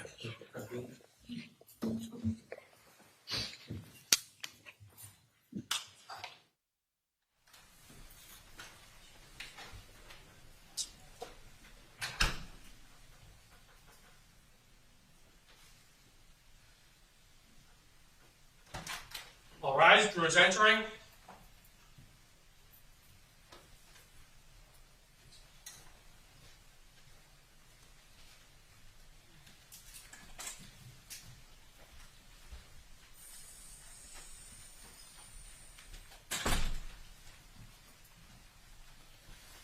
Hey, please be seated, everybody. Members of the jury, I just want to confirm while you're on break, you did not discuss this case amongst yourselves, you did not do any investigation, and received no information. Is that all correct? Did not talk to anybody about this case or receive any information or anyone approach you. Is that correct? Correct. And did not see any media snippets or anything like that. Okay. Mr. Hunter. Please do it. Good afternoon, sir. Good afternoon. Let's see, you described for the jury earlier your background and training. You're not board certified? No, You're not board certified in either anesthesiology or pediatrics? correct. You've never been board certified in anything? Correct. You weren't telling the jury that there wasn't a board certification when you went through residency, right? No, I didn't say that. Okay, there was, correct? There was. But you're not board certified, never had that? Correct. Okay. You don't have any hospital privileges at this time? Correct. Haven't had any in a number of years, correct? Correct. And your clinic, institution, is on East Bush Boulevard in Tampa? Correct. It's out near Busch Gardens? Yes. You have not done any specific research with respect to the pediatric population, have you? Specific, just only pediatrics? Yes, That's sir. your question? Yes, sir. No, I have not. And you're aware that ketamine is not is not known to be safe or effective in pediatric patients below the age of 16. I don't think that's correct. Doesn't the manufacturer admonish you that the safety and effectiveness in pediatric patients below the age of 16 has not been established? Oh, sir, if you ask the question that way, yes, I agree. I agree with you. Okay. Let's talk about the first time that you saw the Kowalskis. By the way, where are your medical records? I think they're on my computer. They are on my computer. Where would that be? On my laptop. It's right now. It's back at the hotel. So you came here today to testify about this case before this jury without your medical records? I was told that they had that what's in evidence is my records, okay. My medical records. Okay, so we'll work off that. The records we have suggest the first time you saw these people was September 23rd, 2015. Is that right? Yes. And before that date, you'd had no communication with them, right? Correct. And you knew that they had seen a number of other physicians, correct? Yes. Okay. And you described for counsel the examination you conducted. You knew from the mother that there was thought to be a psychogenic component to the patient's pain. Is that right? By history, correct. Okay. And you knew that the patient had been seen at Tampa General Hospital? Yes. You indicated you were familiar with the program there. Yes. Know the doctors involved with it? That I'm not so sure of. I'm not so sure. Well, in fact, I'd have to say probably not. I remember looking at those records, and I don't think I recognize any of those names. Well, you didn't see the Tampa General records before you did your examination and diagnosis on September 23rd, did you? Probably not, no. As a matter of fact, you told the mother you didn't want to see it. Is that right? No, that's not correct. It's not correct? No, it's not correct. Okay, we'll get back to that in a second. But in any event, you didn't speak with any of the doctors at Tampa General, did you? No. And you knew that the patient had been seen at Lurie Children's Hospital, correct? Correct. You knew Lurie's was a pediatric hospital? Correct. You never spoke with any of the physicians there, did you? Correct. And did you ever speak with a Dr. Wyndham regarding the patient's immunodeficiency status? I don't recall that. Well, you were told that the patient had a selective immunodeficiency, weren't you? Yes. But did you talk to the allergist or the immunologist who diagnosed it? I don't recall that. Did you talk to Dr. Kreisman at any point? No. Did you talk to Dr. Wasnauer, the patient's general practitioner? I don't think so.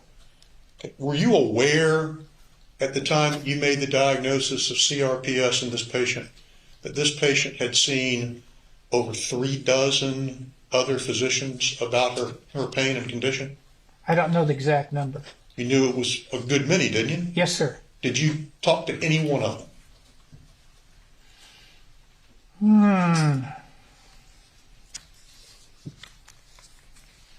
Well, I don't remember the list. I mean, so I don't recall that. I don't recall talking. You had a patient in front of you who literally dozens of other doctors had seen and treated at length. And you were the first one making a diagnosis of CRPS, correct? Correct. You're the Lone Ranger. You're the first one that came up with that. Correct. Did you call any one of those doctors and attempt to reconcile your diagnosis with all the other diagnoses that had been made regarding this patient? No.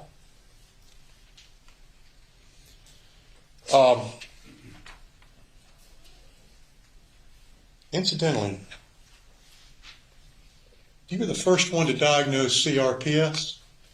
Yes, sir. On September 23rd, 2015? Yes, sir. how do you suppose it was that the mother thought that was the current diagnosis a week before, on September 16th, 2015? Before she saw me on the 23rd of September? Yes, sir. I'm not aware of that. Well, could we put up Joint Exhibit 2012, 25 and 26, please?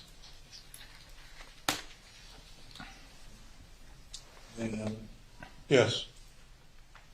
Joint Exhibit. My copy says Joint Exhibit at the bottom. The 2000 series is not joint. I beg your pardon. I said 2000, 1000.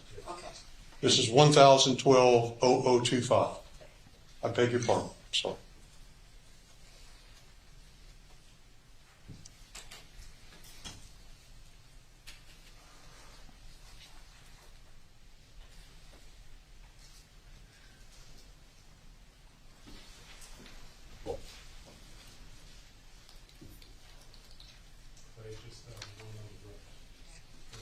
Sure whether that's 2008, 1012. Okay, well, if you look at the end of the second paragraph on that page, up one, reflex sympathetic dystrophy is the most current diagnosis. What's the date on that, counselor? The date on this is September 16th, 2015. It's part of the records of Dr. Kreisman. Have any idea where Dr. Kreisman would have gotten that history other than from the mother? Where's the date on this document, counselor? If you go to the first page of it, please. 1012-25, you can do it side by side. You look, date of visit, September 16th, 2015.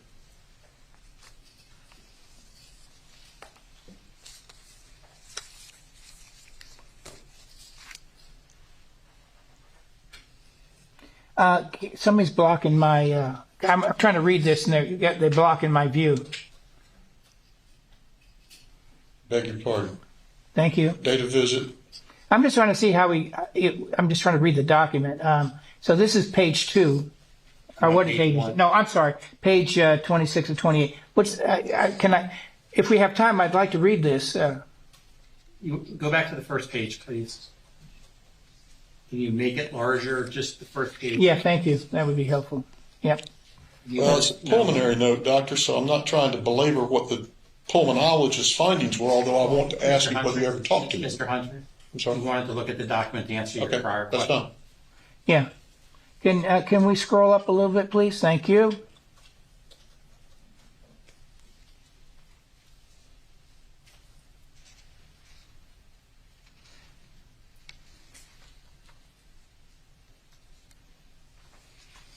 Okay, scroll up a little bit more, please.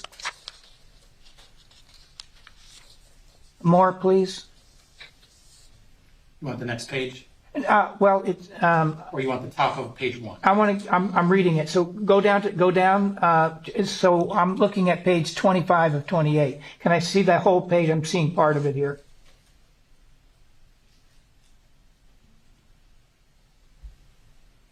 I'm still seeing part of it here. I don't see the whole. I think you need to go to the next page. The next page, please. So this will be the next page. Am I correct on that? You are correct. Thank you, sir.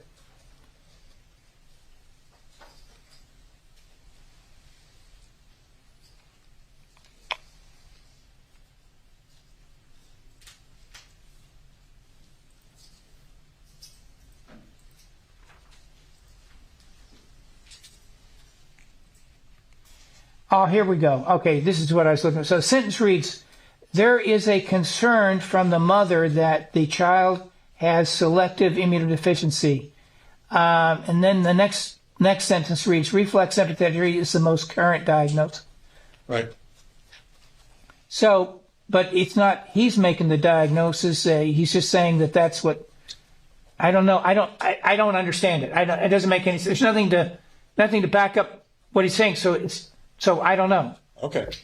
But point is, you wouldn't know where he would have gotten that history the week before you made the diagnosis. I don't know where it came from, sir. All right.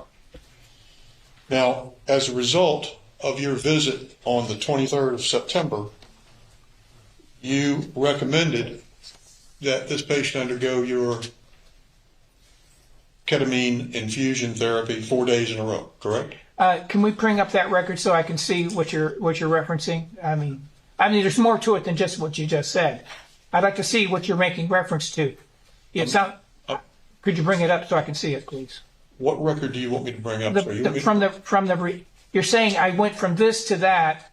No, what I'm saying is, what I'm asking you is, as a result of your visit with this patient on September 23rd, 2015, in which you diagnosed CRPS, did you make a recommendation that the patient undergo ketamine infusion therapy? There may have been some other things included. That's my point. I'd like to see what else it says. In that case, if you would bring up the doctor's September 23rd treatment note, which is Joint Exhibit 1056-001.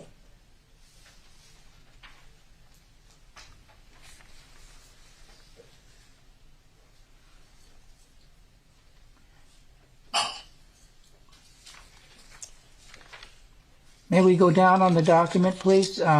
Scroll up. Thank you. Go over to page 2. We can talk about the recommendations you made. Okay. At the bottom. Okay. You've told us that you... Well, wait. I want to read it. Can you bring it up so I can read it? Sure. I want to see what I said. Okay. Okay.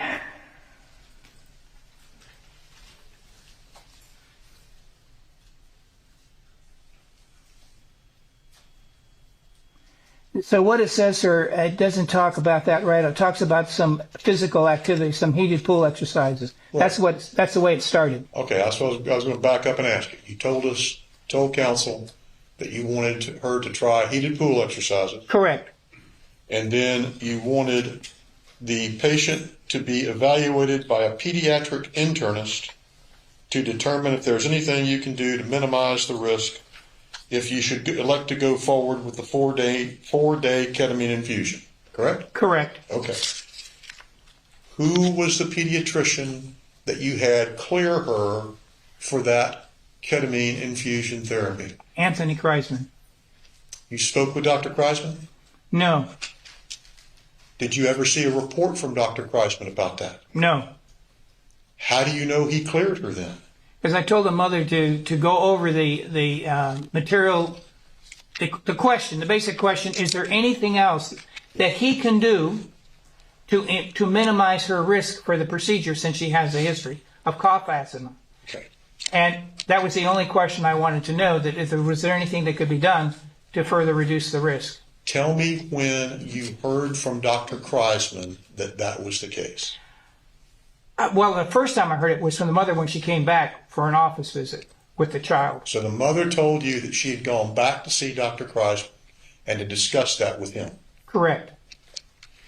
When did you have her seen by a psychologist? I did not do that as far as I can recall. Isn't that something you usually do with patients that you refer to Dr. Cantu? No. Isn't that on your website as something that you usually do with patients that you send to Dr. Cantu? No. Now, ultimately, you did go forward with the ketamine infusions, right? Yes. Now, sir, be clear. You're talking now about the conscious sedation, or now you moving over to the ketamine coma procedure? Where are you now? No, I'm talking about what you did. What I did. Okay, no, that's and fine. You never did a ketamine coma, did you? I've done it before, sure. But you didn't do it on her, did you? No, I did not. You did that in Mexico, correct? Correct, and I've done it at Tampa General Hospital. Okay, and you don't do it there anymore, do you? Correct. You're not a member of the medical staff there and haven't been for about 10 years, correct? I'm not sure it's 10 years, but I haven't been there in a while. Okay, and they haven't been doing that in a while, have they? No, I don't think so. Okay. When you talk to your patients about this ketamine infusion. I'm going to call it ketamine infusion therapy. Okay? Is that Okay. right? Can we say conscious versus general anesthetic? Okay. I'll call it conscious sedation therapy. Thank you. Okay. And incidentally, you want the patient conscious to avoid risk to the patient's airway, correct? Correct. Okay. And if you were giving high doses, anesthetic doses, you would want the patient to be intubated to protect her airway, correct? If the patient was being anesthetized in general anesthesia, yes. Otherwise, don't give me the dose thing, because the dose, some patients require the different doses. You have to tailor the dose to the patient's needs. We're going to come back to that. Let's talk about the warnings, the information that you give your patients before ketamine infusion conscious sedation. Okay? Okay. You tell them, and we can bring up his consent form if you wish. Joint Exhibit 1056, 0158, and 0159. I'm going to cut to 0159 and ask whether you tell your patients, told the Kowalskis you didn't know if the therapy with IV ketamine will help alleviate the symptoms of CRPS in every patient long term. Correct. And you basically tell them in the next paragraph that the more you treat patients with IV ketamine, the more you'll learn about it, correct? Correct. And then you warn them that they might have problems from it, correct? Correct. And those include infections, correct? Correct. Gastrointestinal imbalance. Where are you reading, sir? I'm looking at the document here. Are you? I'm reading the third bullet point up from the bottom of the page. Gastrointestinal imbalance and or discomfort and muscle weakness due to ketamine.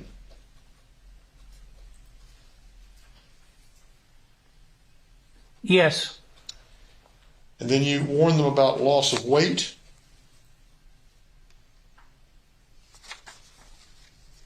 Yes. And over on the next page, you've talked to us about this, you've warned them about temporary loss of memory. Yes. And is this the next page now we're looking at? Yes. Thank you. Okay.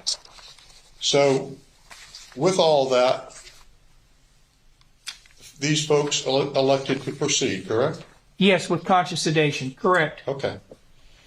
Now, I want to make sure I understand how much you gave them. And I'd ask that Joint Exhibit 1055, 008, and 009 be put up. If you can put those up side by side and highlight the total ketamine at the bottom of this page.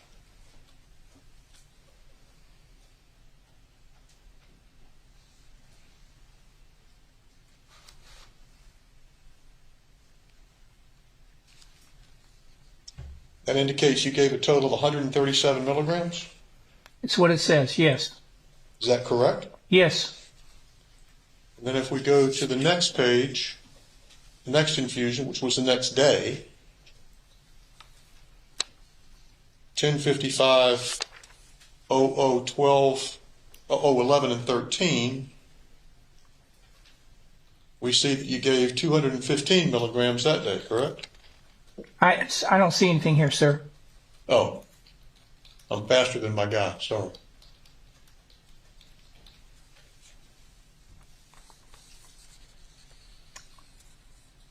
I'm looking for the total. Look at the bottom of 2013, if you'll scroll up some, Clay, on the right-hand side. I thought.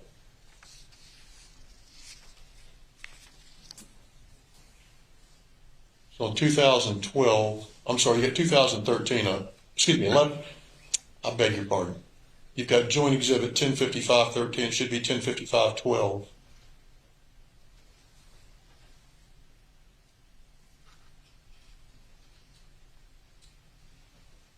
that correct? I see it now. Yes, sir. I don't see the date, but I see the number. Okay. Then if we switch to 10-8, and we go to Joint Exhibit 1055, 14, and 15,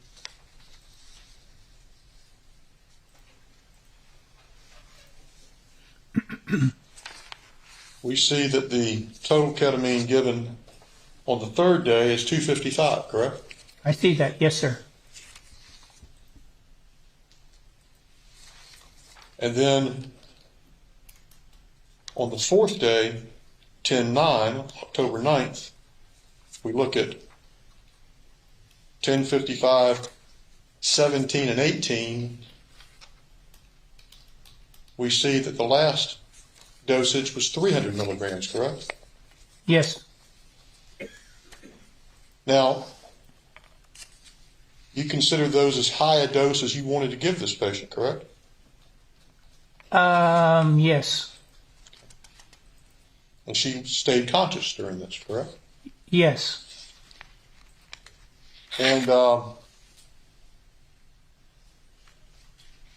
you charged the family a total of $10,000 for the 4 days of the treatment? Yes. Well, plus the follow-up. We don't charge them for coming back and being reevaluated and repeating all the measurements that we did on them, including the videos and so forth. Follow-up, strength and range of motion, pain thresholds, and so forth. That's all included. Everything's included. It's not just the 4 day. So you did an assessment of the patient after that on October 13th? Correct. That would be probably the following week. And you said at that point that she showed improved post-treatment pain threshold associated with slight improvement in strength and range of motion, especially in the upper extremities. I don't see that report here, but what you're saying sounds reasonable. But I mean, if you want, I can confirm that for you. I'll put it up. It's Joint Exhibit 1055-22.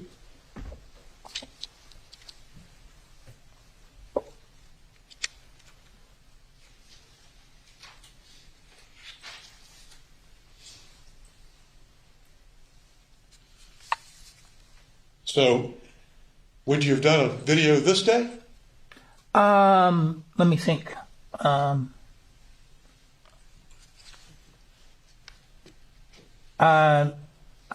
Okay, so the answer is probably yes. Okay. But in any event, the improvement was slight and the patient was still wheelchair bound? Yes. Still couldn't walk? Yes. Still had allodynia? Yes. Still had dystonia? Yes. Still had limitation of motion? Yes. Really didn't have any functional improvement, correct? The way I worded it was just slight. We have a video recording of this, and if I recall correctly, I believe I commented on the video that there was some slight improvement, I believe I'm best I can recollect, in the foot on the left side. Okay. So the records we have suggest that you next saw the patient on September 2nd. Excuse me, I'm sorry. I beg your pardon. November 2nd of 2015. That sound correct? And I'll ask that Joint Exhibit 1055-32 be put up for the doctor's benefit.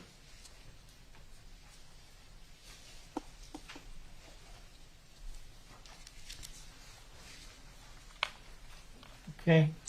Now, when she came in this day, it was billed as a return patient evaluation, correct? Yes.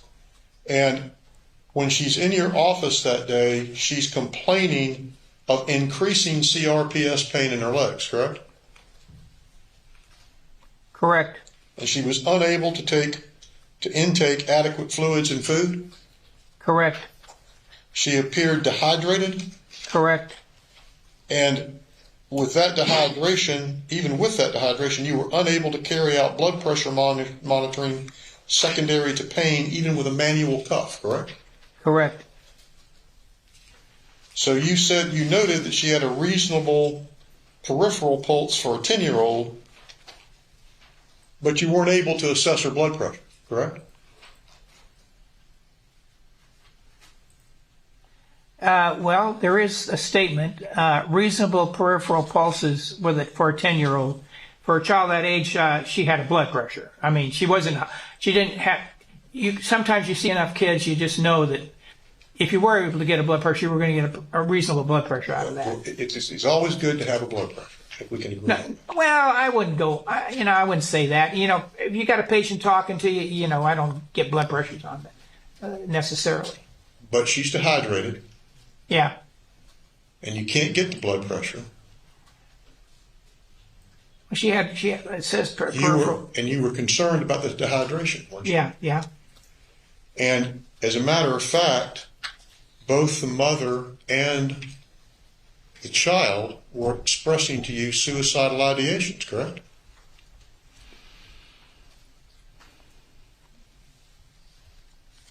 I don't see this in this report. Well, didn't you testify to that? I don't think so. On this date? No, I don't recall that. We'll work on that for a minute.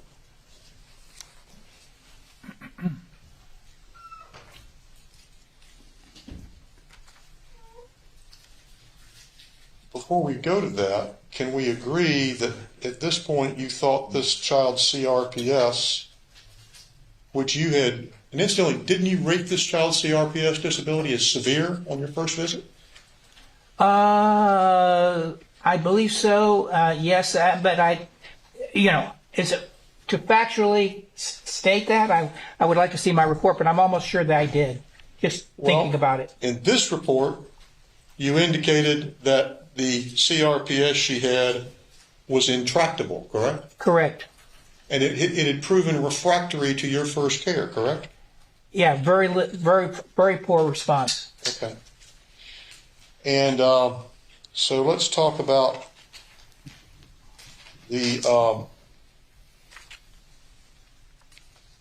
problems that the patients were encountering. I'll refer you to page 142 of your deposition.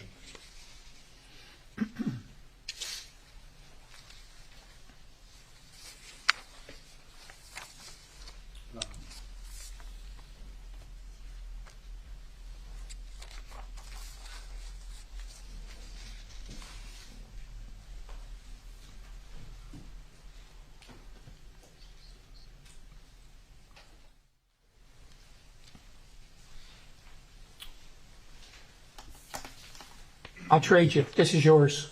Oh, okay. Thank you.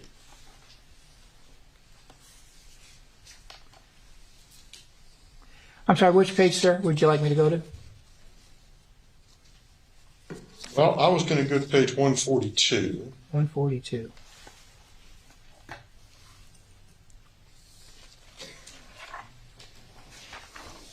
Where you testified as follows.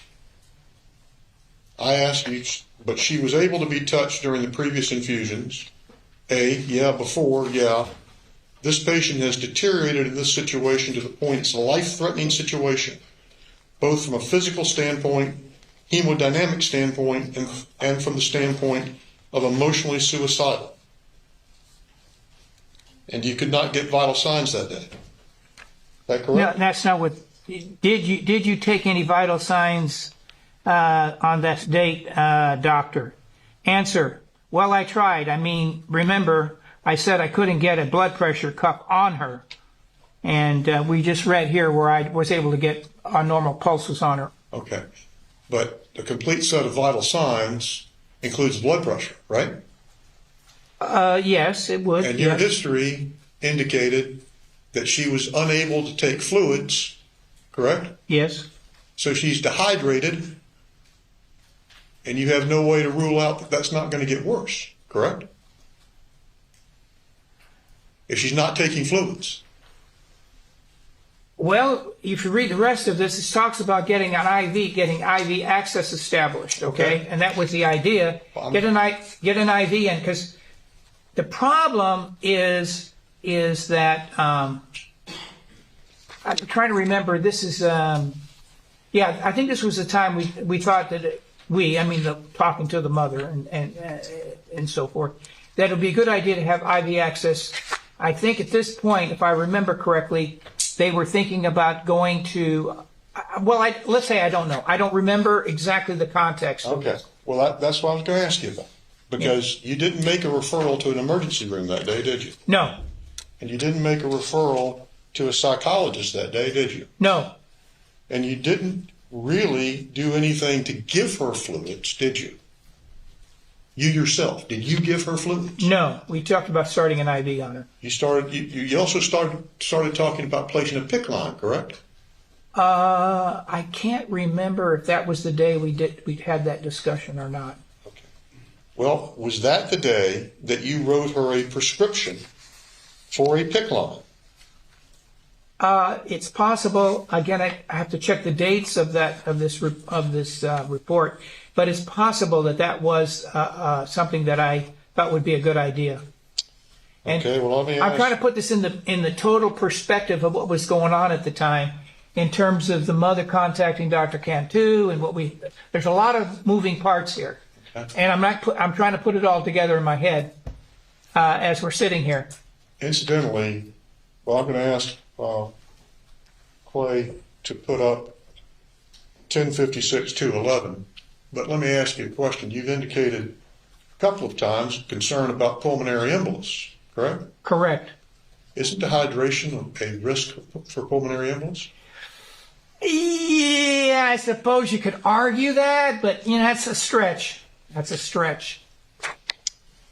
We put up 211. You've written a prescription here for a patient with poor IV access requiring chronic treatment of CRPS with IV ketamine requires a 2-lumen line placement for immediate fluid replacement. Is that right? Yes, sir. And then you wrote her a script for IV to be administered by the mother, correct? Sir, do you mind putting that up, please? I will find it in just a moment and do exactly that. Thank you. How about 1056-212?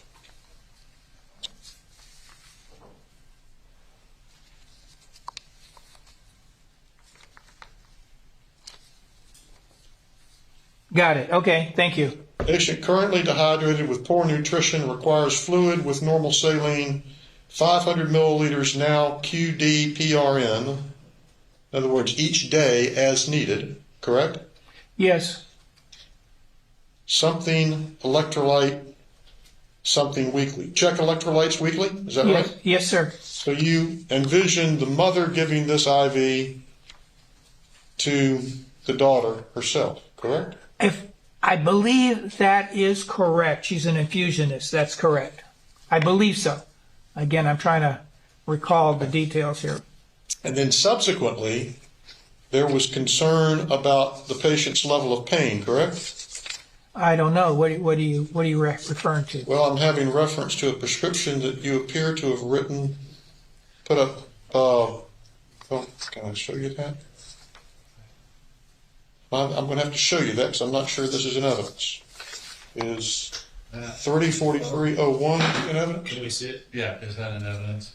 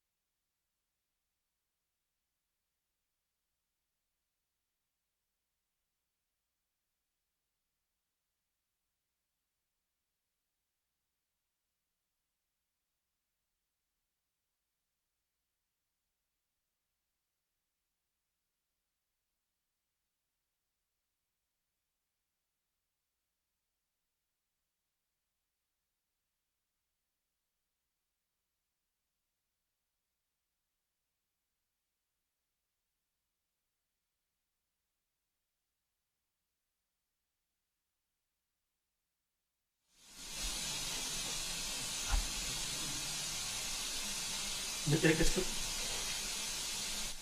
can come back for a second.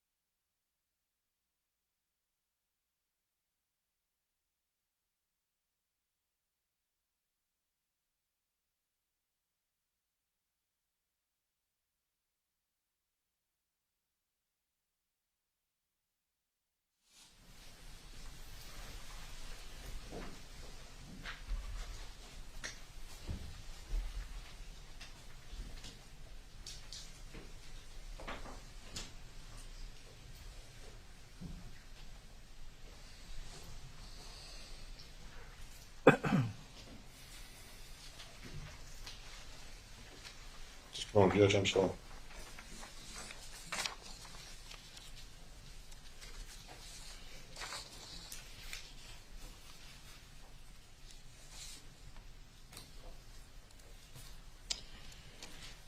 Dr. Kirkpatrick, you then, after this, wound up referring this patient down to Dr. Cantu, as you've described?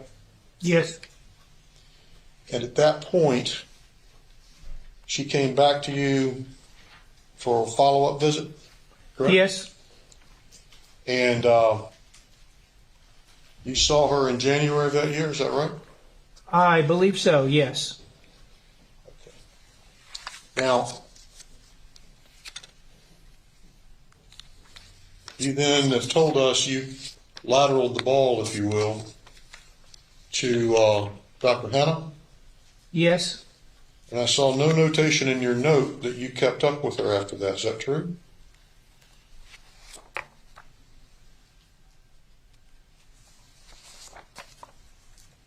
I'm just trying to reflect on that.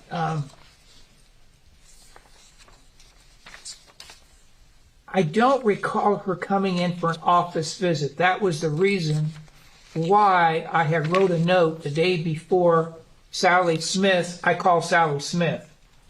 Okay. And so I hadn't seen her in a while, so I wanted her to come in and see how she's doing. Okay. And the reason you wanted her to come in and see how she was doing was that when you heard about Dr. Smith, you had not seen this patient since January, correct? No, that's not the sequence, Counselor. The sequence is not knowing anything about any problems with Johns Hopkins, without any knowledge of any of that. I just thought, well, listen, I haven't seen this child in a while. She's, 9 months or so, or maybe less than that. And I thought it would be a good idea to have her back. So I wrote an email to the mother saying, how is she? I understand. You did that in October of 2016, correct? Yeah, before I knew anything about Johns Hopkins, just because I was interested in seeing how she's doing. Yeah. I understand that. You did that before you knew anything about Johns Hopkins. You'd written an email to the mother to ask her to come in, correct? Yeah, I wanted to evaluate the child. And then you hadn't seen the child by the time you spoke with Dr. Smith, correct? Correct, other than when she came back from Monterey, yes. Okay. That's correct. So, excuse me, can I help you also? All right. So the point is that when you talked to Dr. Smith, you had not seen or evaluated this child since January of 2016 when you saw her after she came back from Monterey, correct? Correct. Okay. And you hadn't spoken to Dr. Barr about his treatment of her, correct?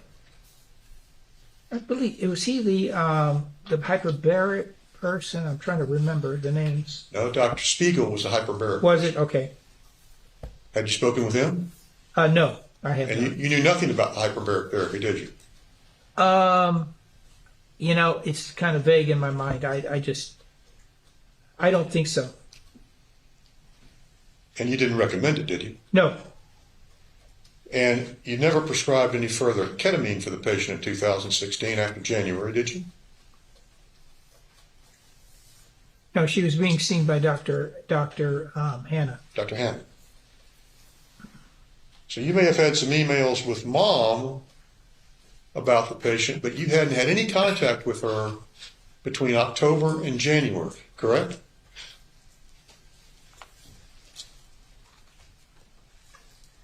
I don't recall. Did you ever speak with Dr. Hanna and learn from him that his treatment of the patient had failed? No, I never heard that.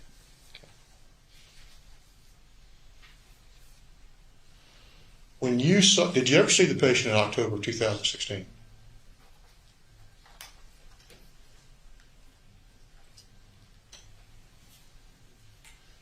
I couldn't. She was taken, well, I don't say taken. She was admitted to the hospital. Between October of 2016 What date? and October 7th, 2016. Okay. Between that date and January 1st of 2016, January 6th of 2016, you never saw this patient, correct? Correct. All right. Now, if I ask you to assume that as of October 7th, this child was in a wheelchair, could not walk, had pain, allodynia in her lower extremities, had dystonia, was not in school, and was basically in that level of functioning, would I be describing the child as you saw her on September the 23rd, 2015?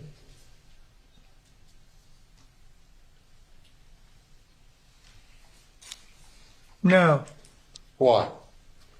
Because, as you noted, Dr. Anthony Kreisman had seen her before she went to Monterey, saw her afterward, and said, this child is totally different. No pain. No, sir. I'm not asking about when Dr. Kreisman saw her. No, I'm talking about what was being reported, her care under Dr. Hanna. I think that was the question. That, sir. What I ask you is this. If you assume for the sake of my question that her condition was as I described it on October 7th, 2016, my question was, would she be in essentially the same condition as she was when you saw her, not Dr. Kreisman, when you saw her on September 23rd, 2015? Based on the information that I have available, she was doing a heck of a lot better. In what respect? Well, you read the reports from people that saw her during that time frame. No, sir. I'm not asking about what happened during the time frame. We'll stipulate that there were ups and downs. What I'm asking you is that in net effect, from September 23rd, 2015 to October 7th, 2016, was there any net change in this child's condition? From the time I initially saw her, let me see here, get your question right. From the time I first saw her on September 23rd, you're asking me what now? I'm trying to understand your question. My question is, when you saw her on September 23rd, 2015. First visit, she had dystonia, correct? yes. She's wheelchair bound. Yes, She can't walk. She's non-weight bearing. yes, She doesn't have good function and movement in her upper extremities. yes, She's not in school. yes. She can't take care of her own activities of daily living, correct? Well, that I don't know if I agree with. Everything else we agree on, right? Well, I don't know. You're asking me to lunk a whole bunch of stuff together. Well, I'm asking you what your examination revealed, sir. Please be allowed to answer the question. You gotta let him answer. Isn't that what you found in your examination of that patient on September 23rd, 2015? I saw the patient. Again, I'm trying to get the time frame in my head. You're saying from the way her function was when I saw her initially, compared with what? Compared with October 7th, 2016. October 2nd. 7th. That's the day she had a relapse. Ended up in the morning at Johns Hopkins. It's the day, several days after her relapse, and she did wind up at the hospital that morning. I'm describing to you her presentation to the hospital versus her presentation to you on September 23rd, 2015. Okay, I think I got it. Okay, so she has a relapse and ends up at Johns Hopkins with a stomach ache and a recent injury to her foot, and looks like she's got an exacerbation of her CRPS. If that's your question, I would say she was in worse shape than when she entered the hospital. She was having a crisis. She was having acute injuries to her abdomen, acute injury to her foot. That's not what I saw when I saw her. Go ahead, I'm sorry. And that's not what I said. So that particular occasion, when she was being admitted, she was worse off when she was being admitted because of some events that took place suddenly. And that happens to be the stomach ache, the injured foot, acute injury to the foot, as well as having her CRPS probably exacerbated by the acute injury she was having, which includes the stomach ache and the injured foot. What acute injury to her stomach did she have? Well, she had she complained of stomach ache. From what I understand from the hospital records that I read, she came in a kind of a fetal position. And did you review the entire hospital record? Yes. Mr. Hunter, you gotta let him finish his answer. Yes, sir. Were you finished with the prior question? Well, I hope I answered the question. She, at that moment in time when she was admitted, she was in worse shape than was when I first saw her on September 23rd, 2015.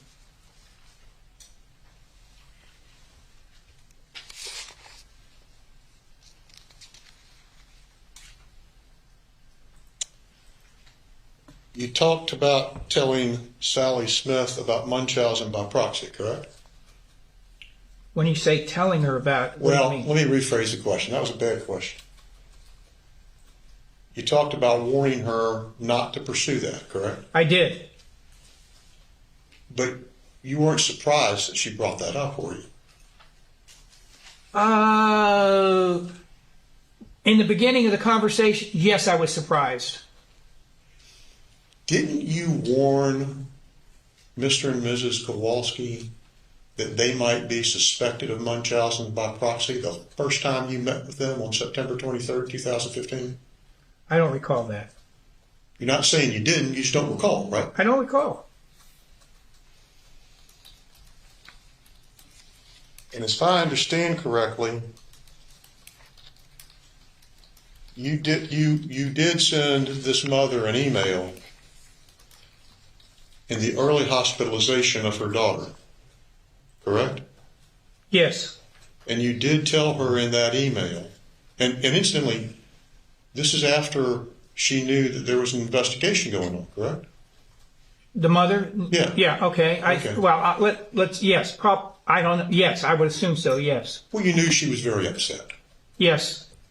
And you told her at that time that if your treatment wasn't adopted, her daughter could die a slow and painful death within reasonable medical certainty. Would you like me to look at the entire communication I had with her at that time? I would be happy to show you the email that you sent her at that time. Thank you.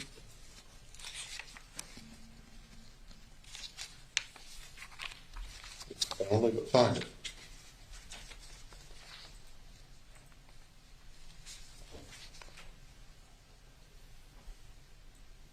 Can we see it?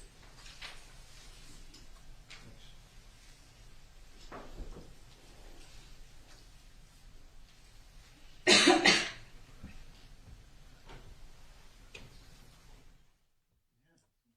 need to approach her.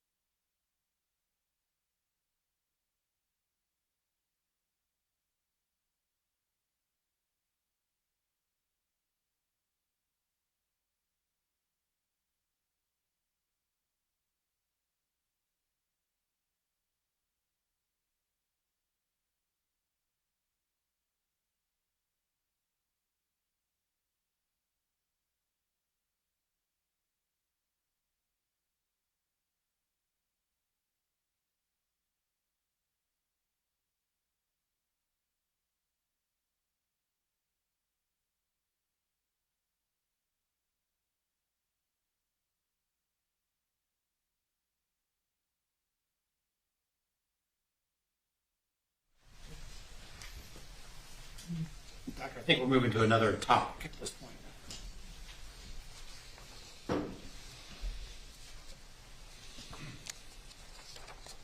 Hello, Your Honor.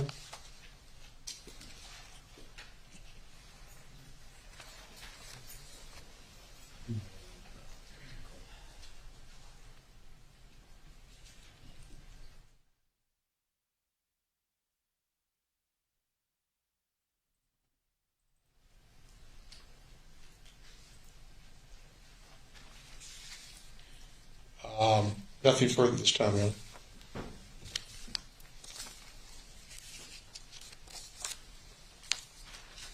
Mr. Anderson. Through the court, I'd like to publish 2698. And for the record, this is mine on August 11th, 2016. First off, is this in evidence? It is in evidence. Okay. 2698. And Doctor, I'd ask you to review this. I'll have questions in.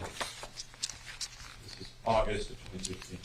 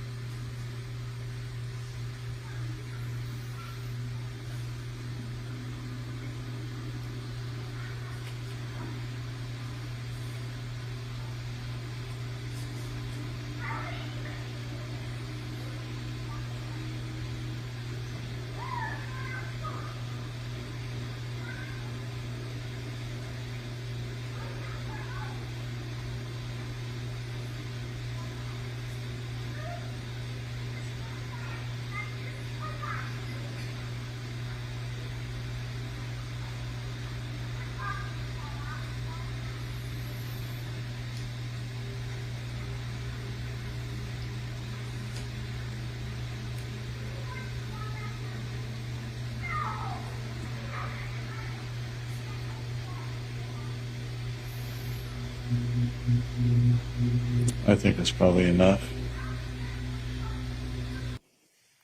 Doctor, the child you saw, September 23rd, 2015, could that child that you saw then do all that she could do in August of 2016? Move that freely, appear that devoid of pain, move with that joy when you saw her in September? Not that joy, especially. She was not very joyful the day I saw her back in September. And between that and October 7th, did Maya go into a fairly severe relapse where much of the progress over the intervening spring and summer was lost, at least for a while? I'm sorry, would you please repeat the question, please? Sure. Thank you. No, object to the question, Judge. It doesn't specify a time frame when. During the child, strike it. Are you aware that in September of 2016, Maya had a severe relapse of symptoms of CRPS? First. Well, this was just before. Before the October 7th admission. Right. Well, yeah, I was aware of it just before, correct. And was that the reason why she looked like she did when you first saw her? Well, at the time of admission on, Yes. on October 7th? Yes. Yeah, she looked worse. She was in crisis, yeah. But immediately before that relapse, the child looking like she did in the last exhibit, was that progress, significant progress? Oh, of course. She's a whole new human being, yeah. As to the who diagnosed first, was it your understanding that she saw or heard from her own patient, Dr. Daniels, that his daughter had RSD, and maybe Beata should check that out? Objection, relevance, hearsay. Overruled. You can answer. I heard something about that, and I don't know yes, I heard something along those lines. Yeah. When Beata Kowalski came to you, had she already been told there was a possibility of Yes. RSD? Yes. So this is not about diagnosing her. This is simply about whether she knew the phrase RSD. Correct. Overruled. That's all, Your Honor.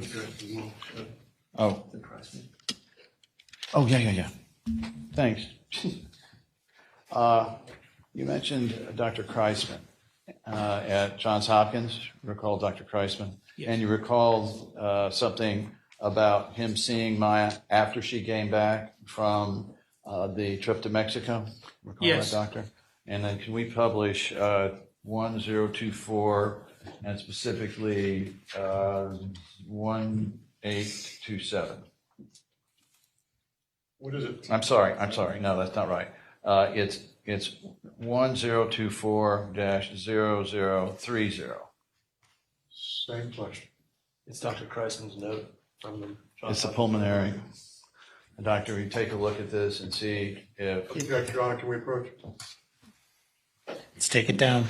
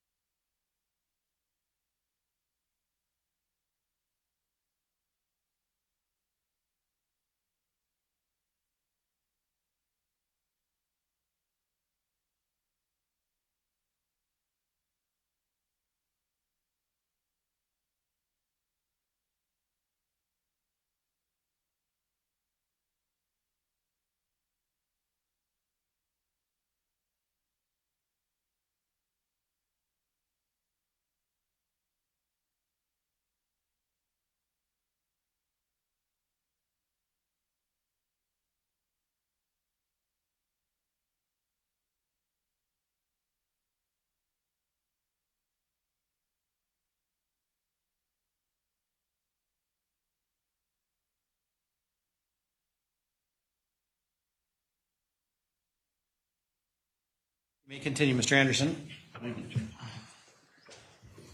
Doctor, please read the first full paragraph there.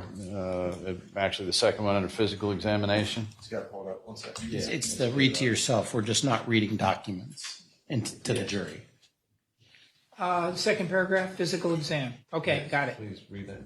Is that what you were referring to when you were talking about the impression of this Johns Hopkins All Children's Hospital doctor of Maya once she had come back from Mexico?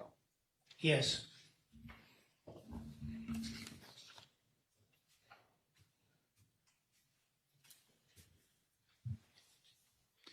Anything else? That's it, Your Honor. Okay, let's take the record down. Any follow-up, Mr. Hunter? No, sir. Members of the jury.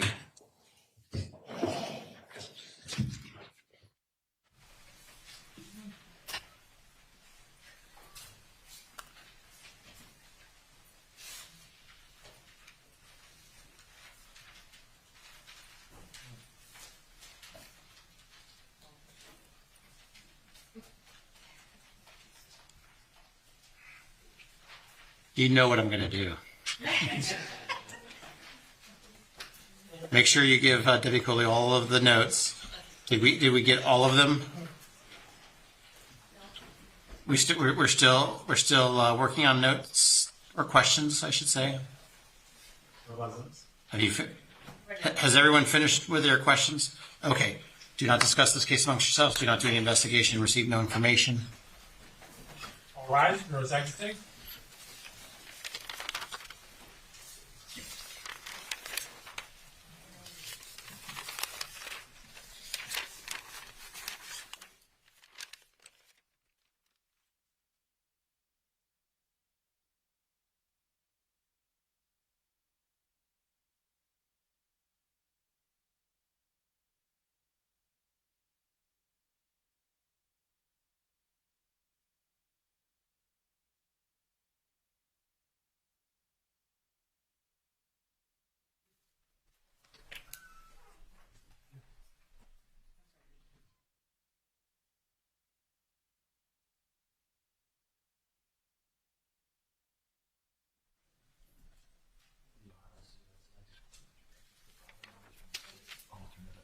We want to continue our agreement and not have to review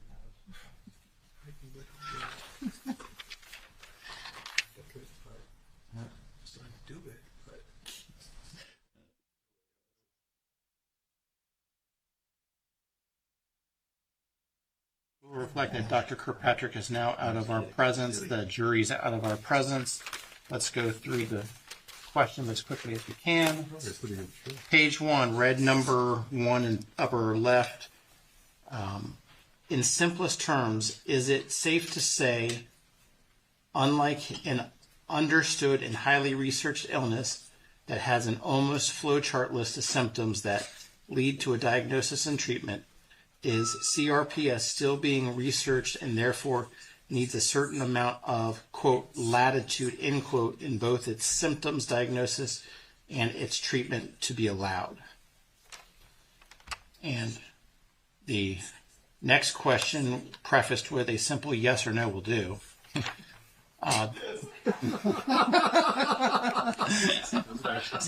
It really does, right there. Just looking for your job, Judge. The designation of, quote, board certified, end quote, was brought up. Is board certified a designation that a doctor knows more or is better than a non-board certified doctor? Next page on the same question. You received a formal request from Dr. Sally Smith of JHatch for your records about Maya. Is that correct? You stated you made a call to Sally Smith. Did you send the copies to Smith? So here is this juror's questions.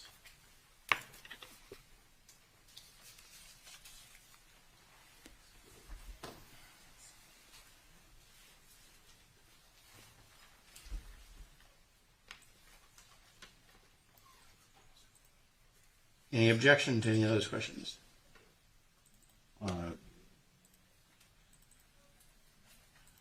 Board certified is kind of a complex issue, Judge.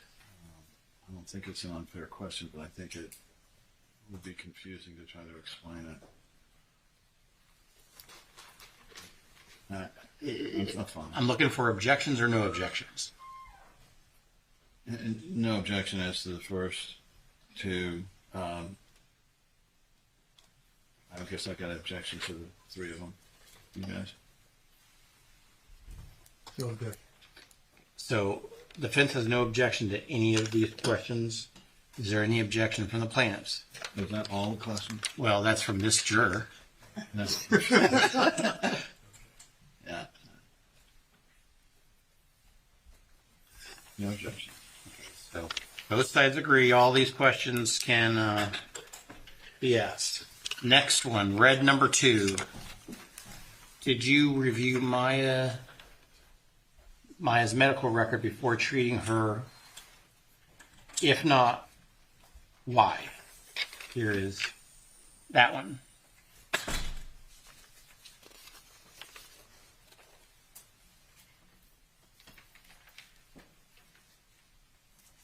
So no objection from the defense. No objection. No objection from...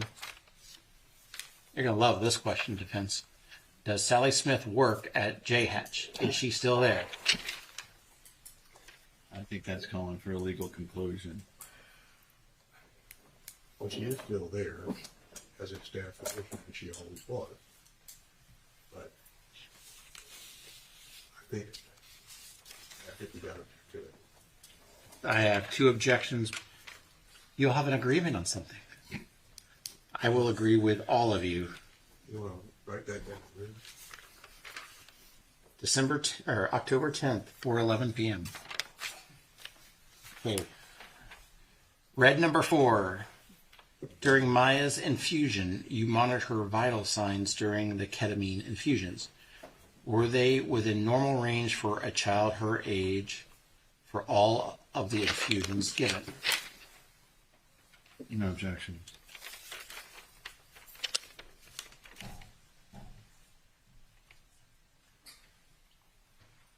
Okay. And the last sheet has multiple questions and subparts.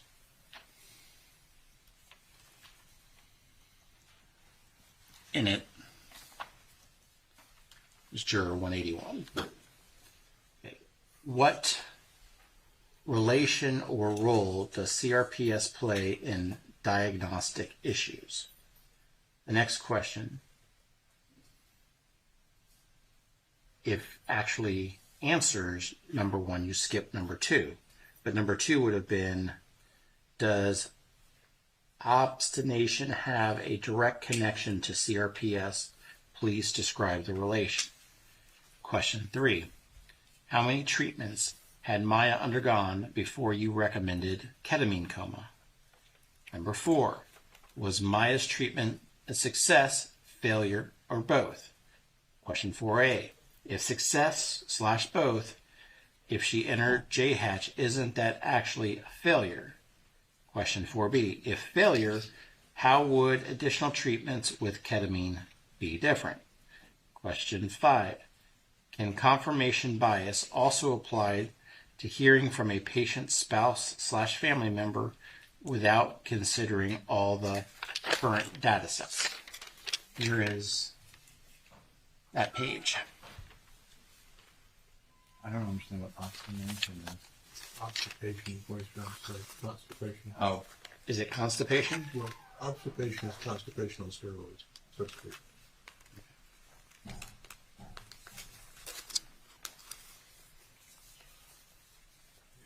I'm just trying to read the handwriting.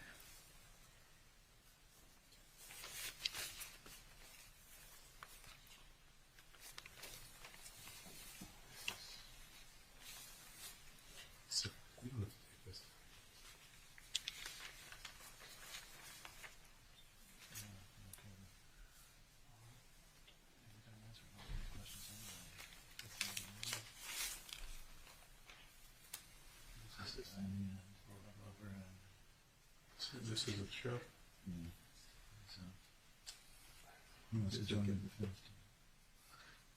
I guess I could be pleased.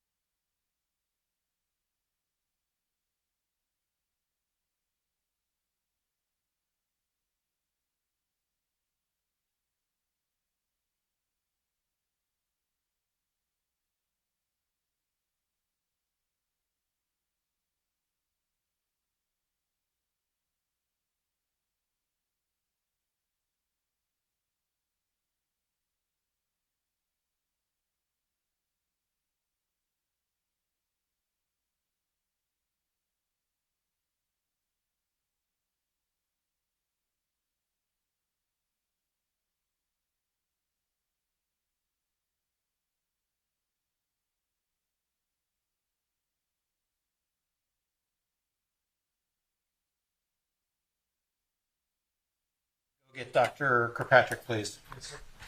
May I, Counsel, if I tell, To just answer the questions? yeah, I'll tell him, but I was going to let Dr. Hannon. Oh, yeah, you can let Dr. Hannon go. I think they would.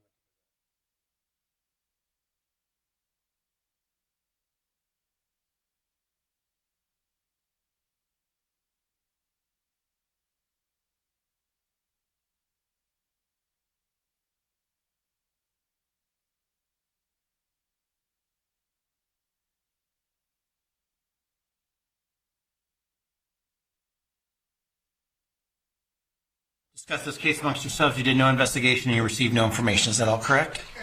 And you saw no media accounts of this case. Is that correct? And you were not approached by anyone about this case. And as you see, the doctor was outside our presence, just so you don't have to take my word for it. Okay, Dr. Kirkpatrick, there is a series of questions from the jury. And again, I want you to just answer the specific question and only that question. Okay. The first question. In simplest terms, is it safe to say, unlike an understood and highly researched illness that has almost a flow chart list of symptoms that lead to a diagnosis and treatment, is CRPS still being researched and therefore needs a certain amount of, quote, latitude, end quote, in both its symptoms, diagnoses, and its treatment to be allowed? I'm trying to get my arms around that question a little better. Can you help me, Your Honor? Well, I think perhaps the lawyers, understand and will ask that question a little bit different way. So let me go to the next question. Okay. And the jury said a simple no or yes will do. The designation of, quote, board certified, end quote, was brought up. Is board certified a designation that a doctor knows more, or is it better than a non-board certified doctor? Well, that's a very good question, and that's been looked at in terms of claims, malpractice claims and all that sort of thing. You really can't tell them apart, you know? So, you have to remember, though, my situation is one where I trained in anesthesiology over 40 years ago, and it's totally different now in terms of the residency requirements and so forth and so on.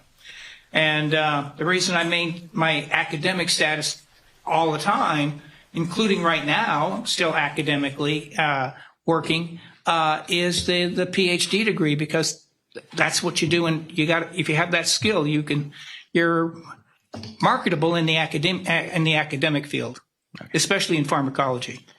Okay. I hope that answers the question. Okay, Dr. Kirkpatrick,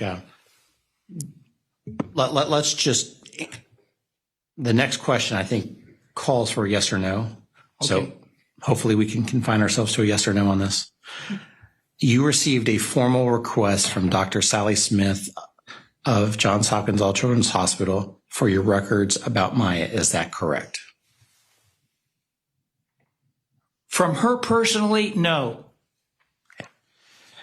You stated you made a call to Dr. Sally Smith. Did you send the copies of the records to Dr. Smith? No. Okay.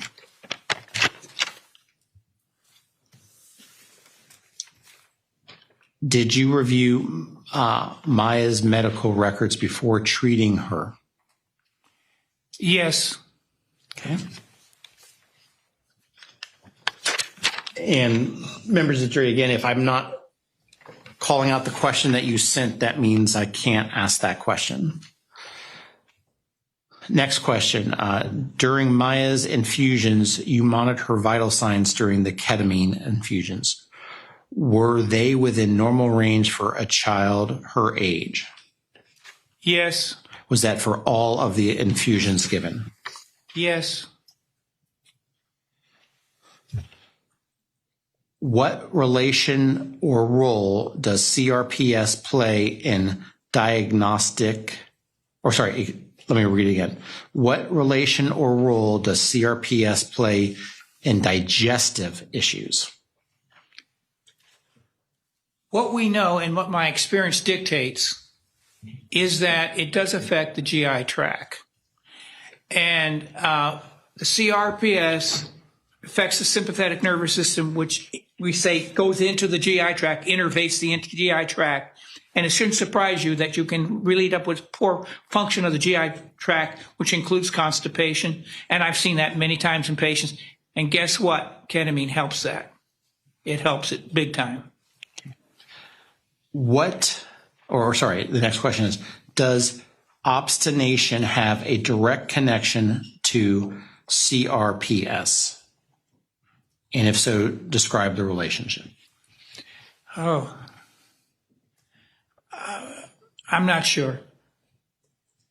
Other than what I just said about the sympathetic nervous system and its relationship to CRPS, I don't know what else I could add to that. Okay. How many treatments had Maya undergone before you recommended the ketamine coma? By me personally, is that the question? Yes. Okay. For me, it was the 4 ketamine infusions, not to mention my prescriptions, to aggressively involve her in heated pool exercises. I found over the decades that is the most important thing.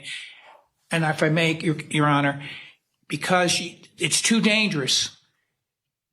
When you have the kind of legs she had, you can re-injure yourself and set off the CRPS again. So lack of having buoyancy when you're in the water is very protective of avoiding a relapse. Okay. Mr. Anderson, do you have any follow-up questions? May I speak to counsel about responding to one? Yes, please do.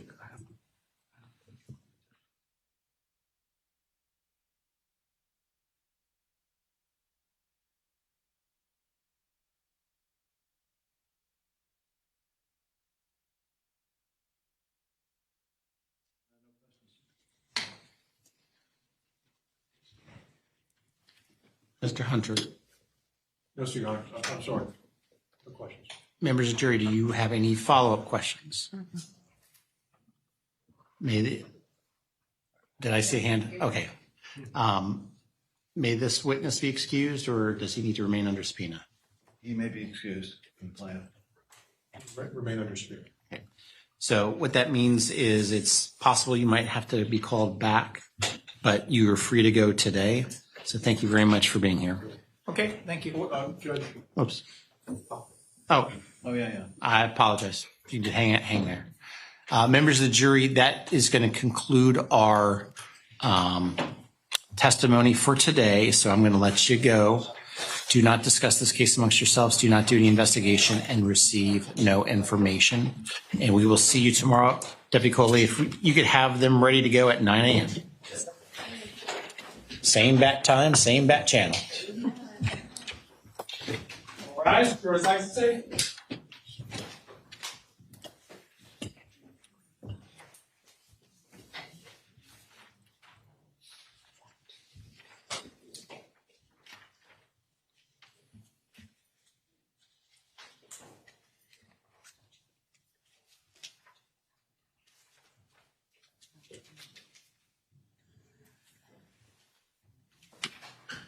Okay, please be seated. Doctor, there's going to be a few more questions, but we had to do these outside the presence of the jury. So before I let you go, I think Mr. Hunter has a few more questions for you.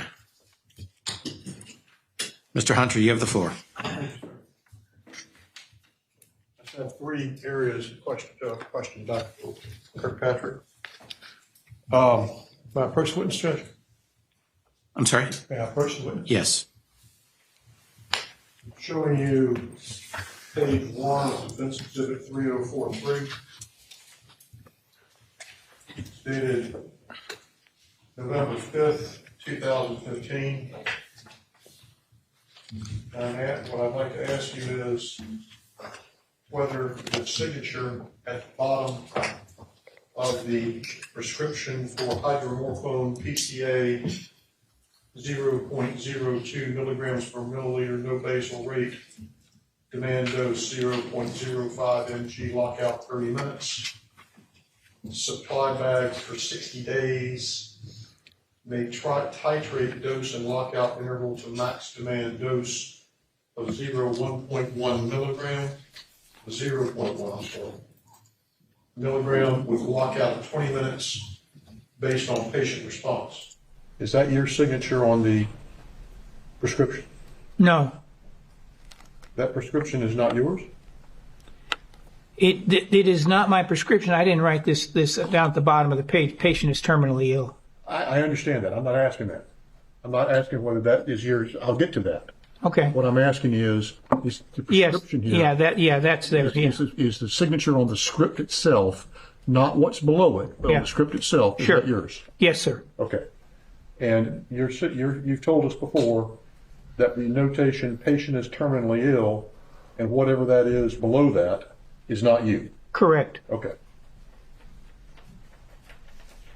Then,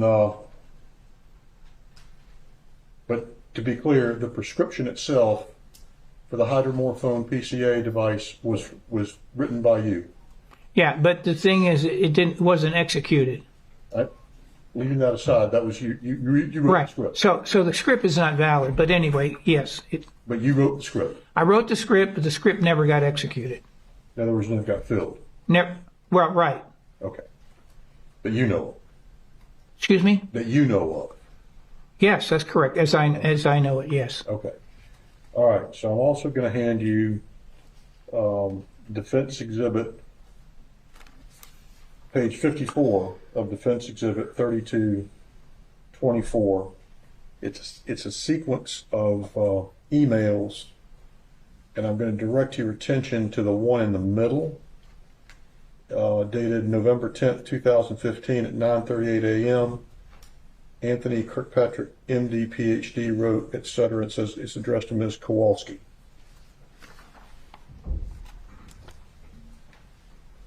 Now, directing your attention to that email to Ms. Kowalski, it reads, today I received a request from pharmacist Jocelyn Krager requesting that I write a script stating that Maya is terminal. You said copy of that request is below. I am not willing to do that. It is beyond my scope of practice. And then it reads, on November 7th, 2015, I gave you what I believe is in Maya's best interest.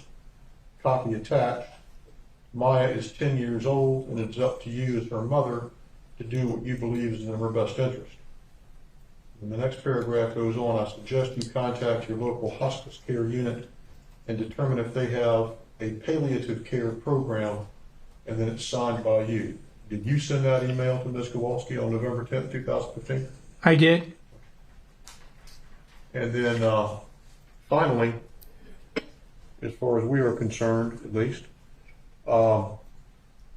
you indicated, I believe, in questioning that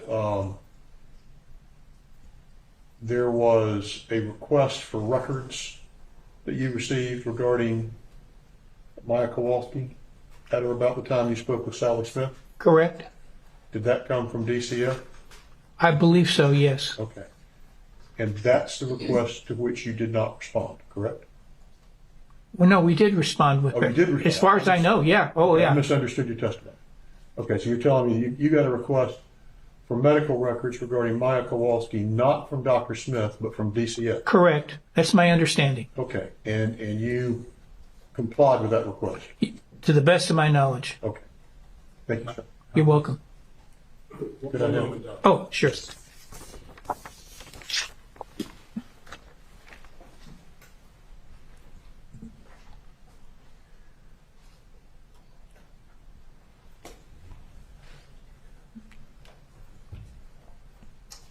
I believe I need to give these to Clerk Bill, but I think we're good.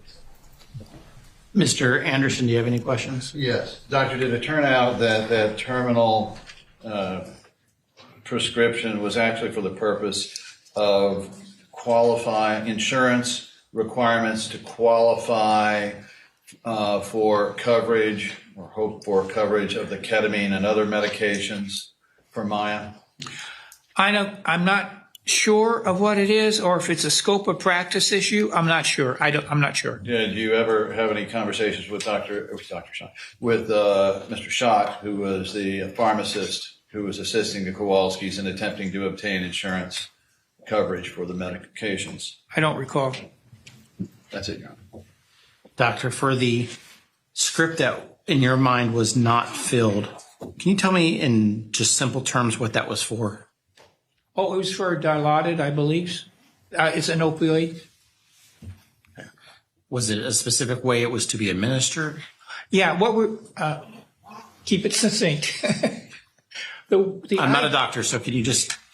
No, sure, I understand that. This is called IVPCA, and it basically the patient, even a child, it's the safest thing you can do when they get pain, you hit the button. The beauty of it, it's almost impossible to overdose, because if they hit it too much, they'll fall asleep and they won't hit the button anymore. So they can't, it's almost impossible to overdose. And what we're trying to do here is we're testing different things. How long should the tubing be? And what type of program should we program into the pump? And I wrote something out of what I did not want to have happen. And I stress this whenever I was talking to them. I do not want continuous infusion of opiate, because then you defeat the benefits of having the child hit it and getting what they need for that particular pain episode. Okay. Any further questions based on the court's question? No, sir, Your Honor. Mr. Anderson, any further questions based on the court's question? What was the timing on that, Doctor? When did this occur? I was looking at the script. It's not up right now. In terms of the time frame, this was happening, I think, just before she went to Monterey. Was this for the trip then to make her more comfortable? Right, and the purpose, and to answer your question, Your Honor, the idea here is that she's going to have acute pain episodes, perhaps in traveling and this and that, and this was a way to rescue an acute pain, not the CRPS pain, because opioids are relatively ineffective for that. Okay. Mr. Hunter, anything further before we end the proffer? It will be addressed by some other witness. So we can end the proffer at this point? Actually, I would like the witness to identify for the record what we covered in the initial questioning regarding the tapes, the videotapes. You can proceed. I'm just going to show them what's been marked. I have an extra copy. Let me just ask you. I'm handing you for identification what we'll have the clerk mark as exhibit. What's one. the defense's next exhibit number for ID? 3326. This is 1001 3326. No, it's just 3326. Oh, okay. So it's 3326, and I'd ask you if this email from you to Mr. Anderson is an email which you sent with the summary of follow-up evaluation to Maya Kowalski attached. Okay. So the first question is this an email that I sent?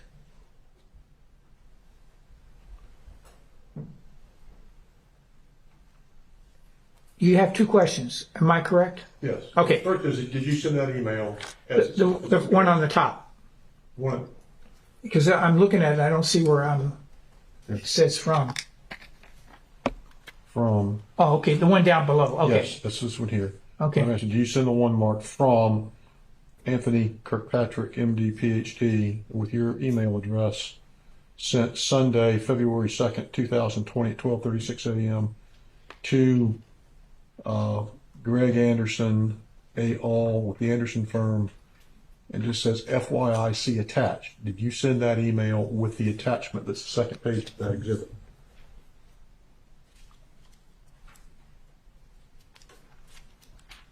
Okay, so it's February 2nd, 2020.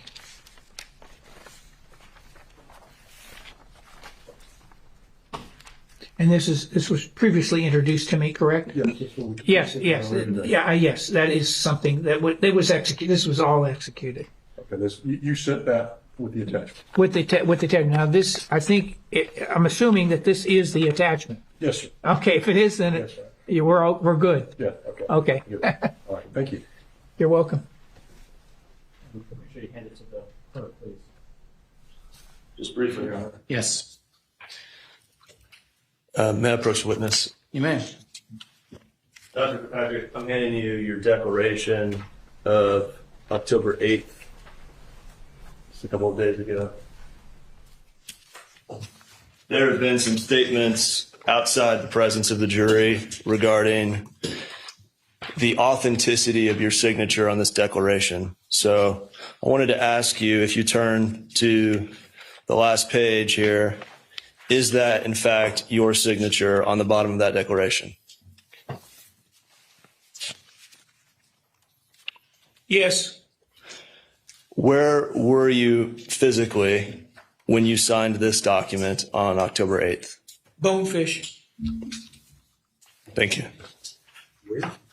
As in like the restaurant Bonefish? Yes, sir. What you have? I'm sorry. I'm just joking. It's Yeah, getting yeah. kind of late. Thank you.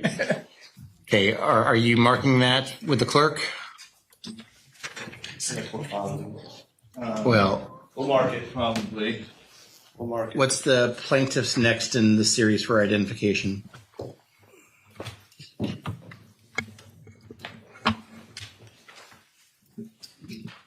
I think the last one we marked. I'm asking the clerk. I thought it was 2800 was the last one we marked, but So it'd be 2801. Okay, so that's for ID 2801. May the doctor leave at this point? Yes, sir. We end the proffer at this time? Yes, sir.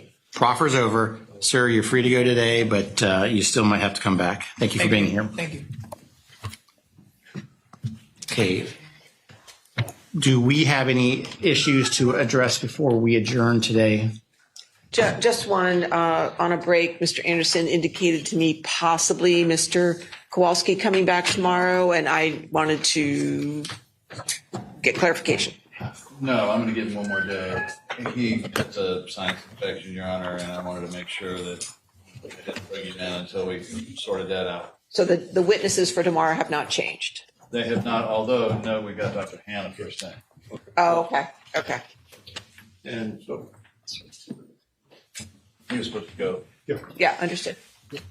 if we're talking about timing tomorrow morning next, I wanted to mention that we filed a motion for reconsideration regarding admission of trial exhibit 2123-610. We'd like to take that up in the morning. Can you identify what that is? It's the BD email that was previously excluded. Could be a long list. How much, I guess we need to go, how much time do we need before the jury? Given whatever exhibit issues that we're going to have, and hopefully we won't take as long as we did today. Hopefully. Well, Your Honor, our staff has been going through the risk management notes as we've been sitting here and the Sally Smith handwritten notes to identify the specific pages. I expect those to be in the hundreds of pages that we believe are relevant. So the question will be, how many are stipulated to, if any? So I think we need more time than usual tomorrow morning is the answer. Can I ask, do you need those in for tomorrow? Potentially. It sounds like with Dr. Hannah getting backed up, we might not get to Dr. Corcoran. But if we were to get to Dr. Corcoran, they may be relevant to his testimony. Okay, I was just asking to see whether or not they had to be dealt with first thing in the morning or not. I mean, we could have a working lunch if the court's so inclined. Well, I do have a meeting with the chief judge at 11:30 tomorrow, but after that, I'm happy to, have longer discussions, but we have a hard stop at 11:25. I'd prefer to just get here at 8:15 for once, or 8:45, and not have to Well, I will tell you, Thursday, the earliest we can start is 8:45. So you're going to get that wish on Thursday. So it's just about tomorrow. Let me Well, ask you. I was thinking more, what time you want council here? Yeah, would it be okay if we start at 8:30 tomorrow Yeah. as opposed to 8:15? And then use some lunch time to address exhibits to the extent not covered in the morning? Yes, we will do that. Shot So- clock, Your Honor. I'll get that in just a second. But so tomorrow, 8:30, Mr. Altenburn, you, I only have a timing question on directed verdicts. I was worried they might actually take place on Friday, but it's beginning to look to me like they're not going to rest until after the weekend. And getting ready for motions for directed verdict is something I got to figure out what I'm doing, so. that's all. Well, you're right. I mean, we are slower than we expected. I'm having to cut witnesses. I tried to combine them. That hasn't worked too well so far. Answer your question is likely we will wait until Monday to rest. and what we can always do is just kind of agree that if, let's say you did finish on Friday, we could just agree to do it at some future time. That's possible too. Yeah. Okay, so the shot clock is for today, plan is 2 hours, 55 minutes for a cumulative running total of 32 hours, 55 minutes.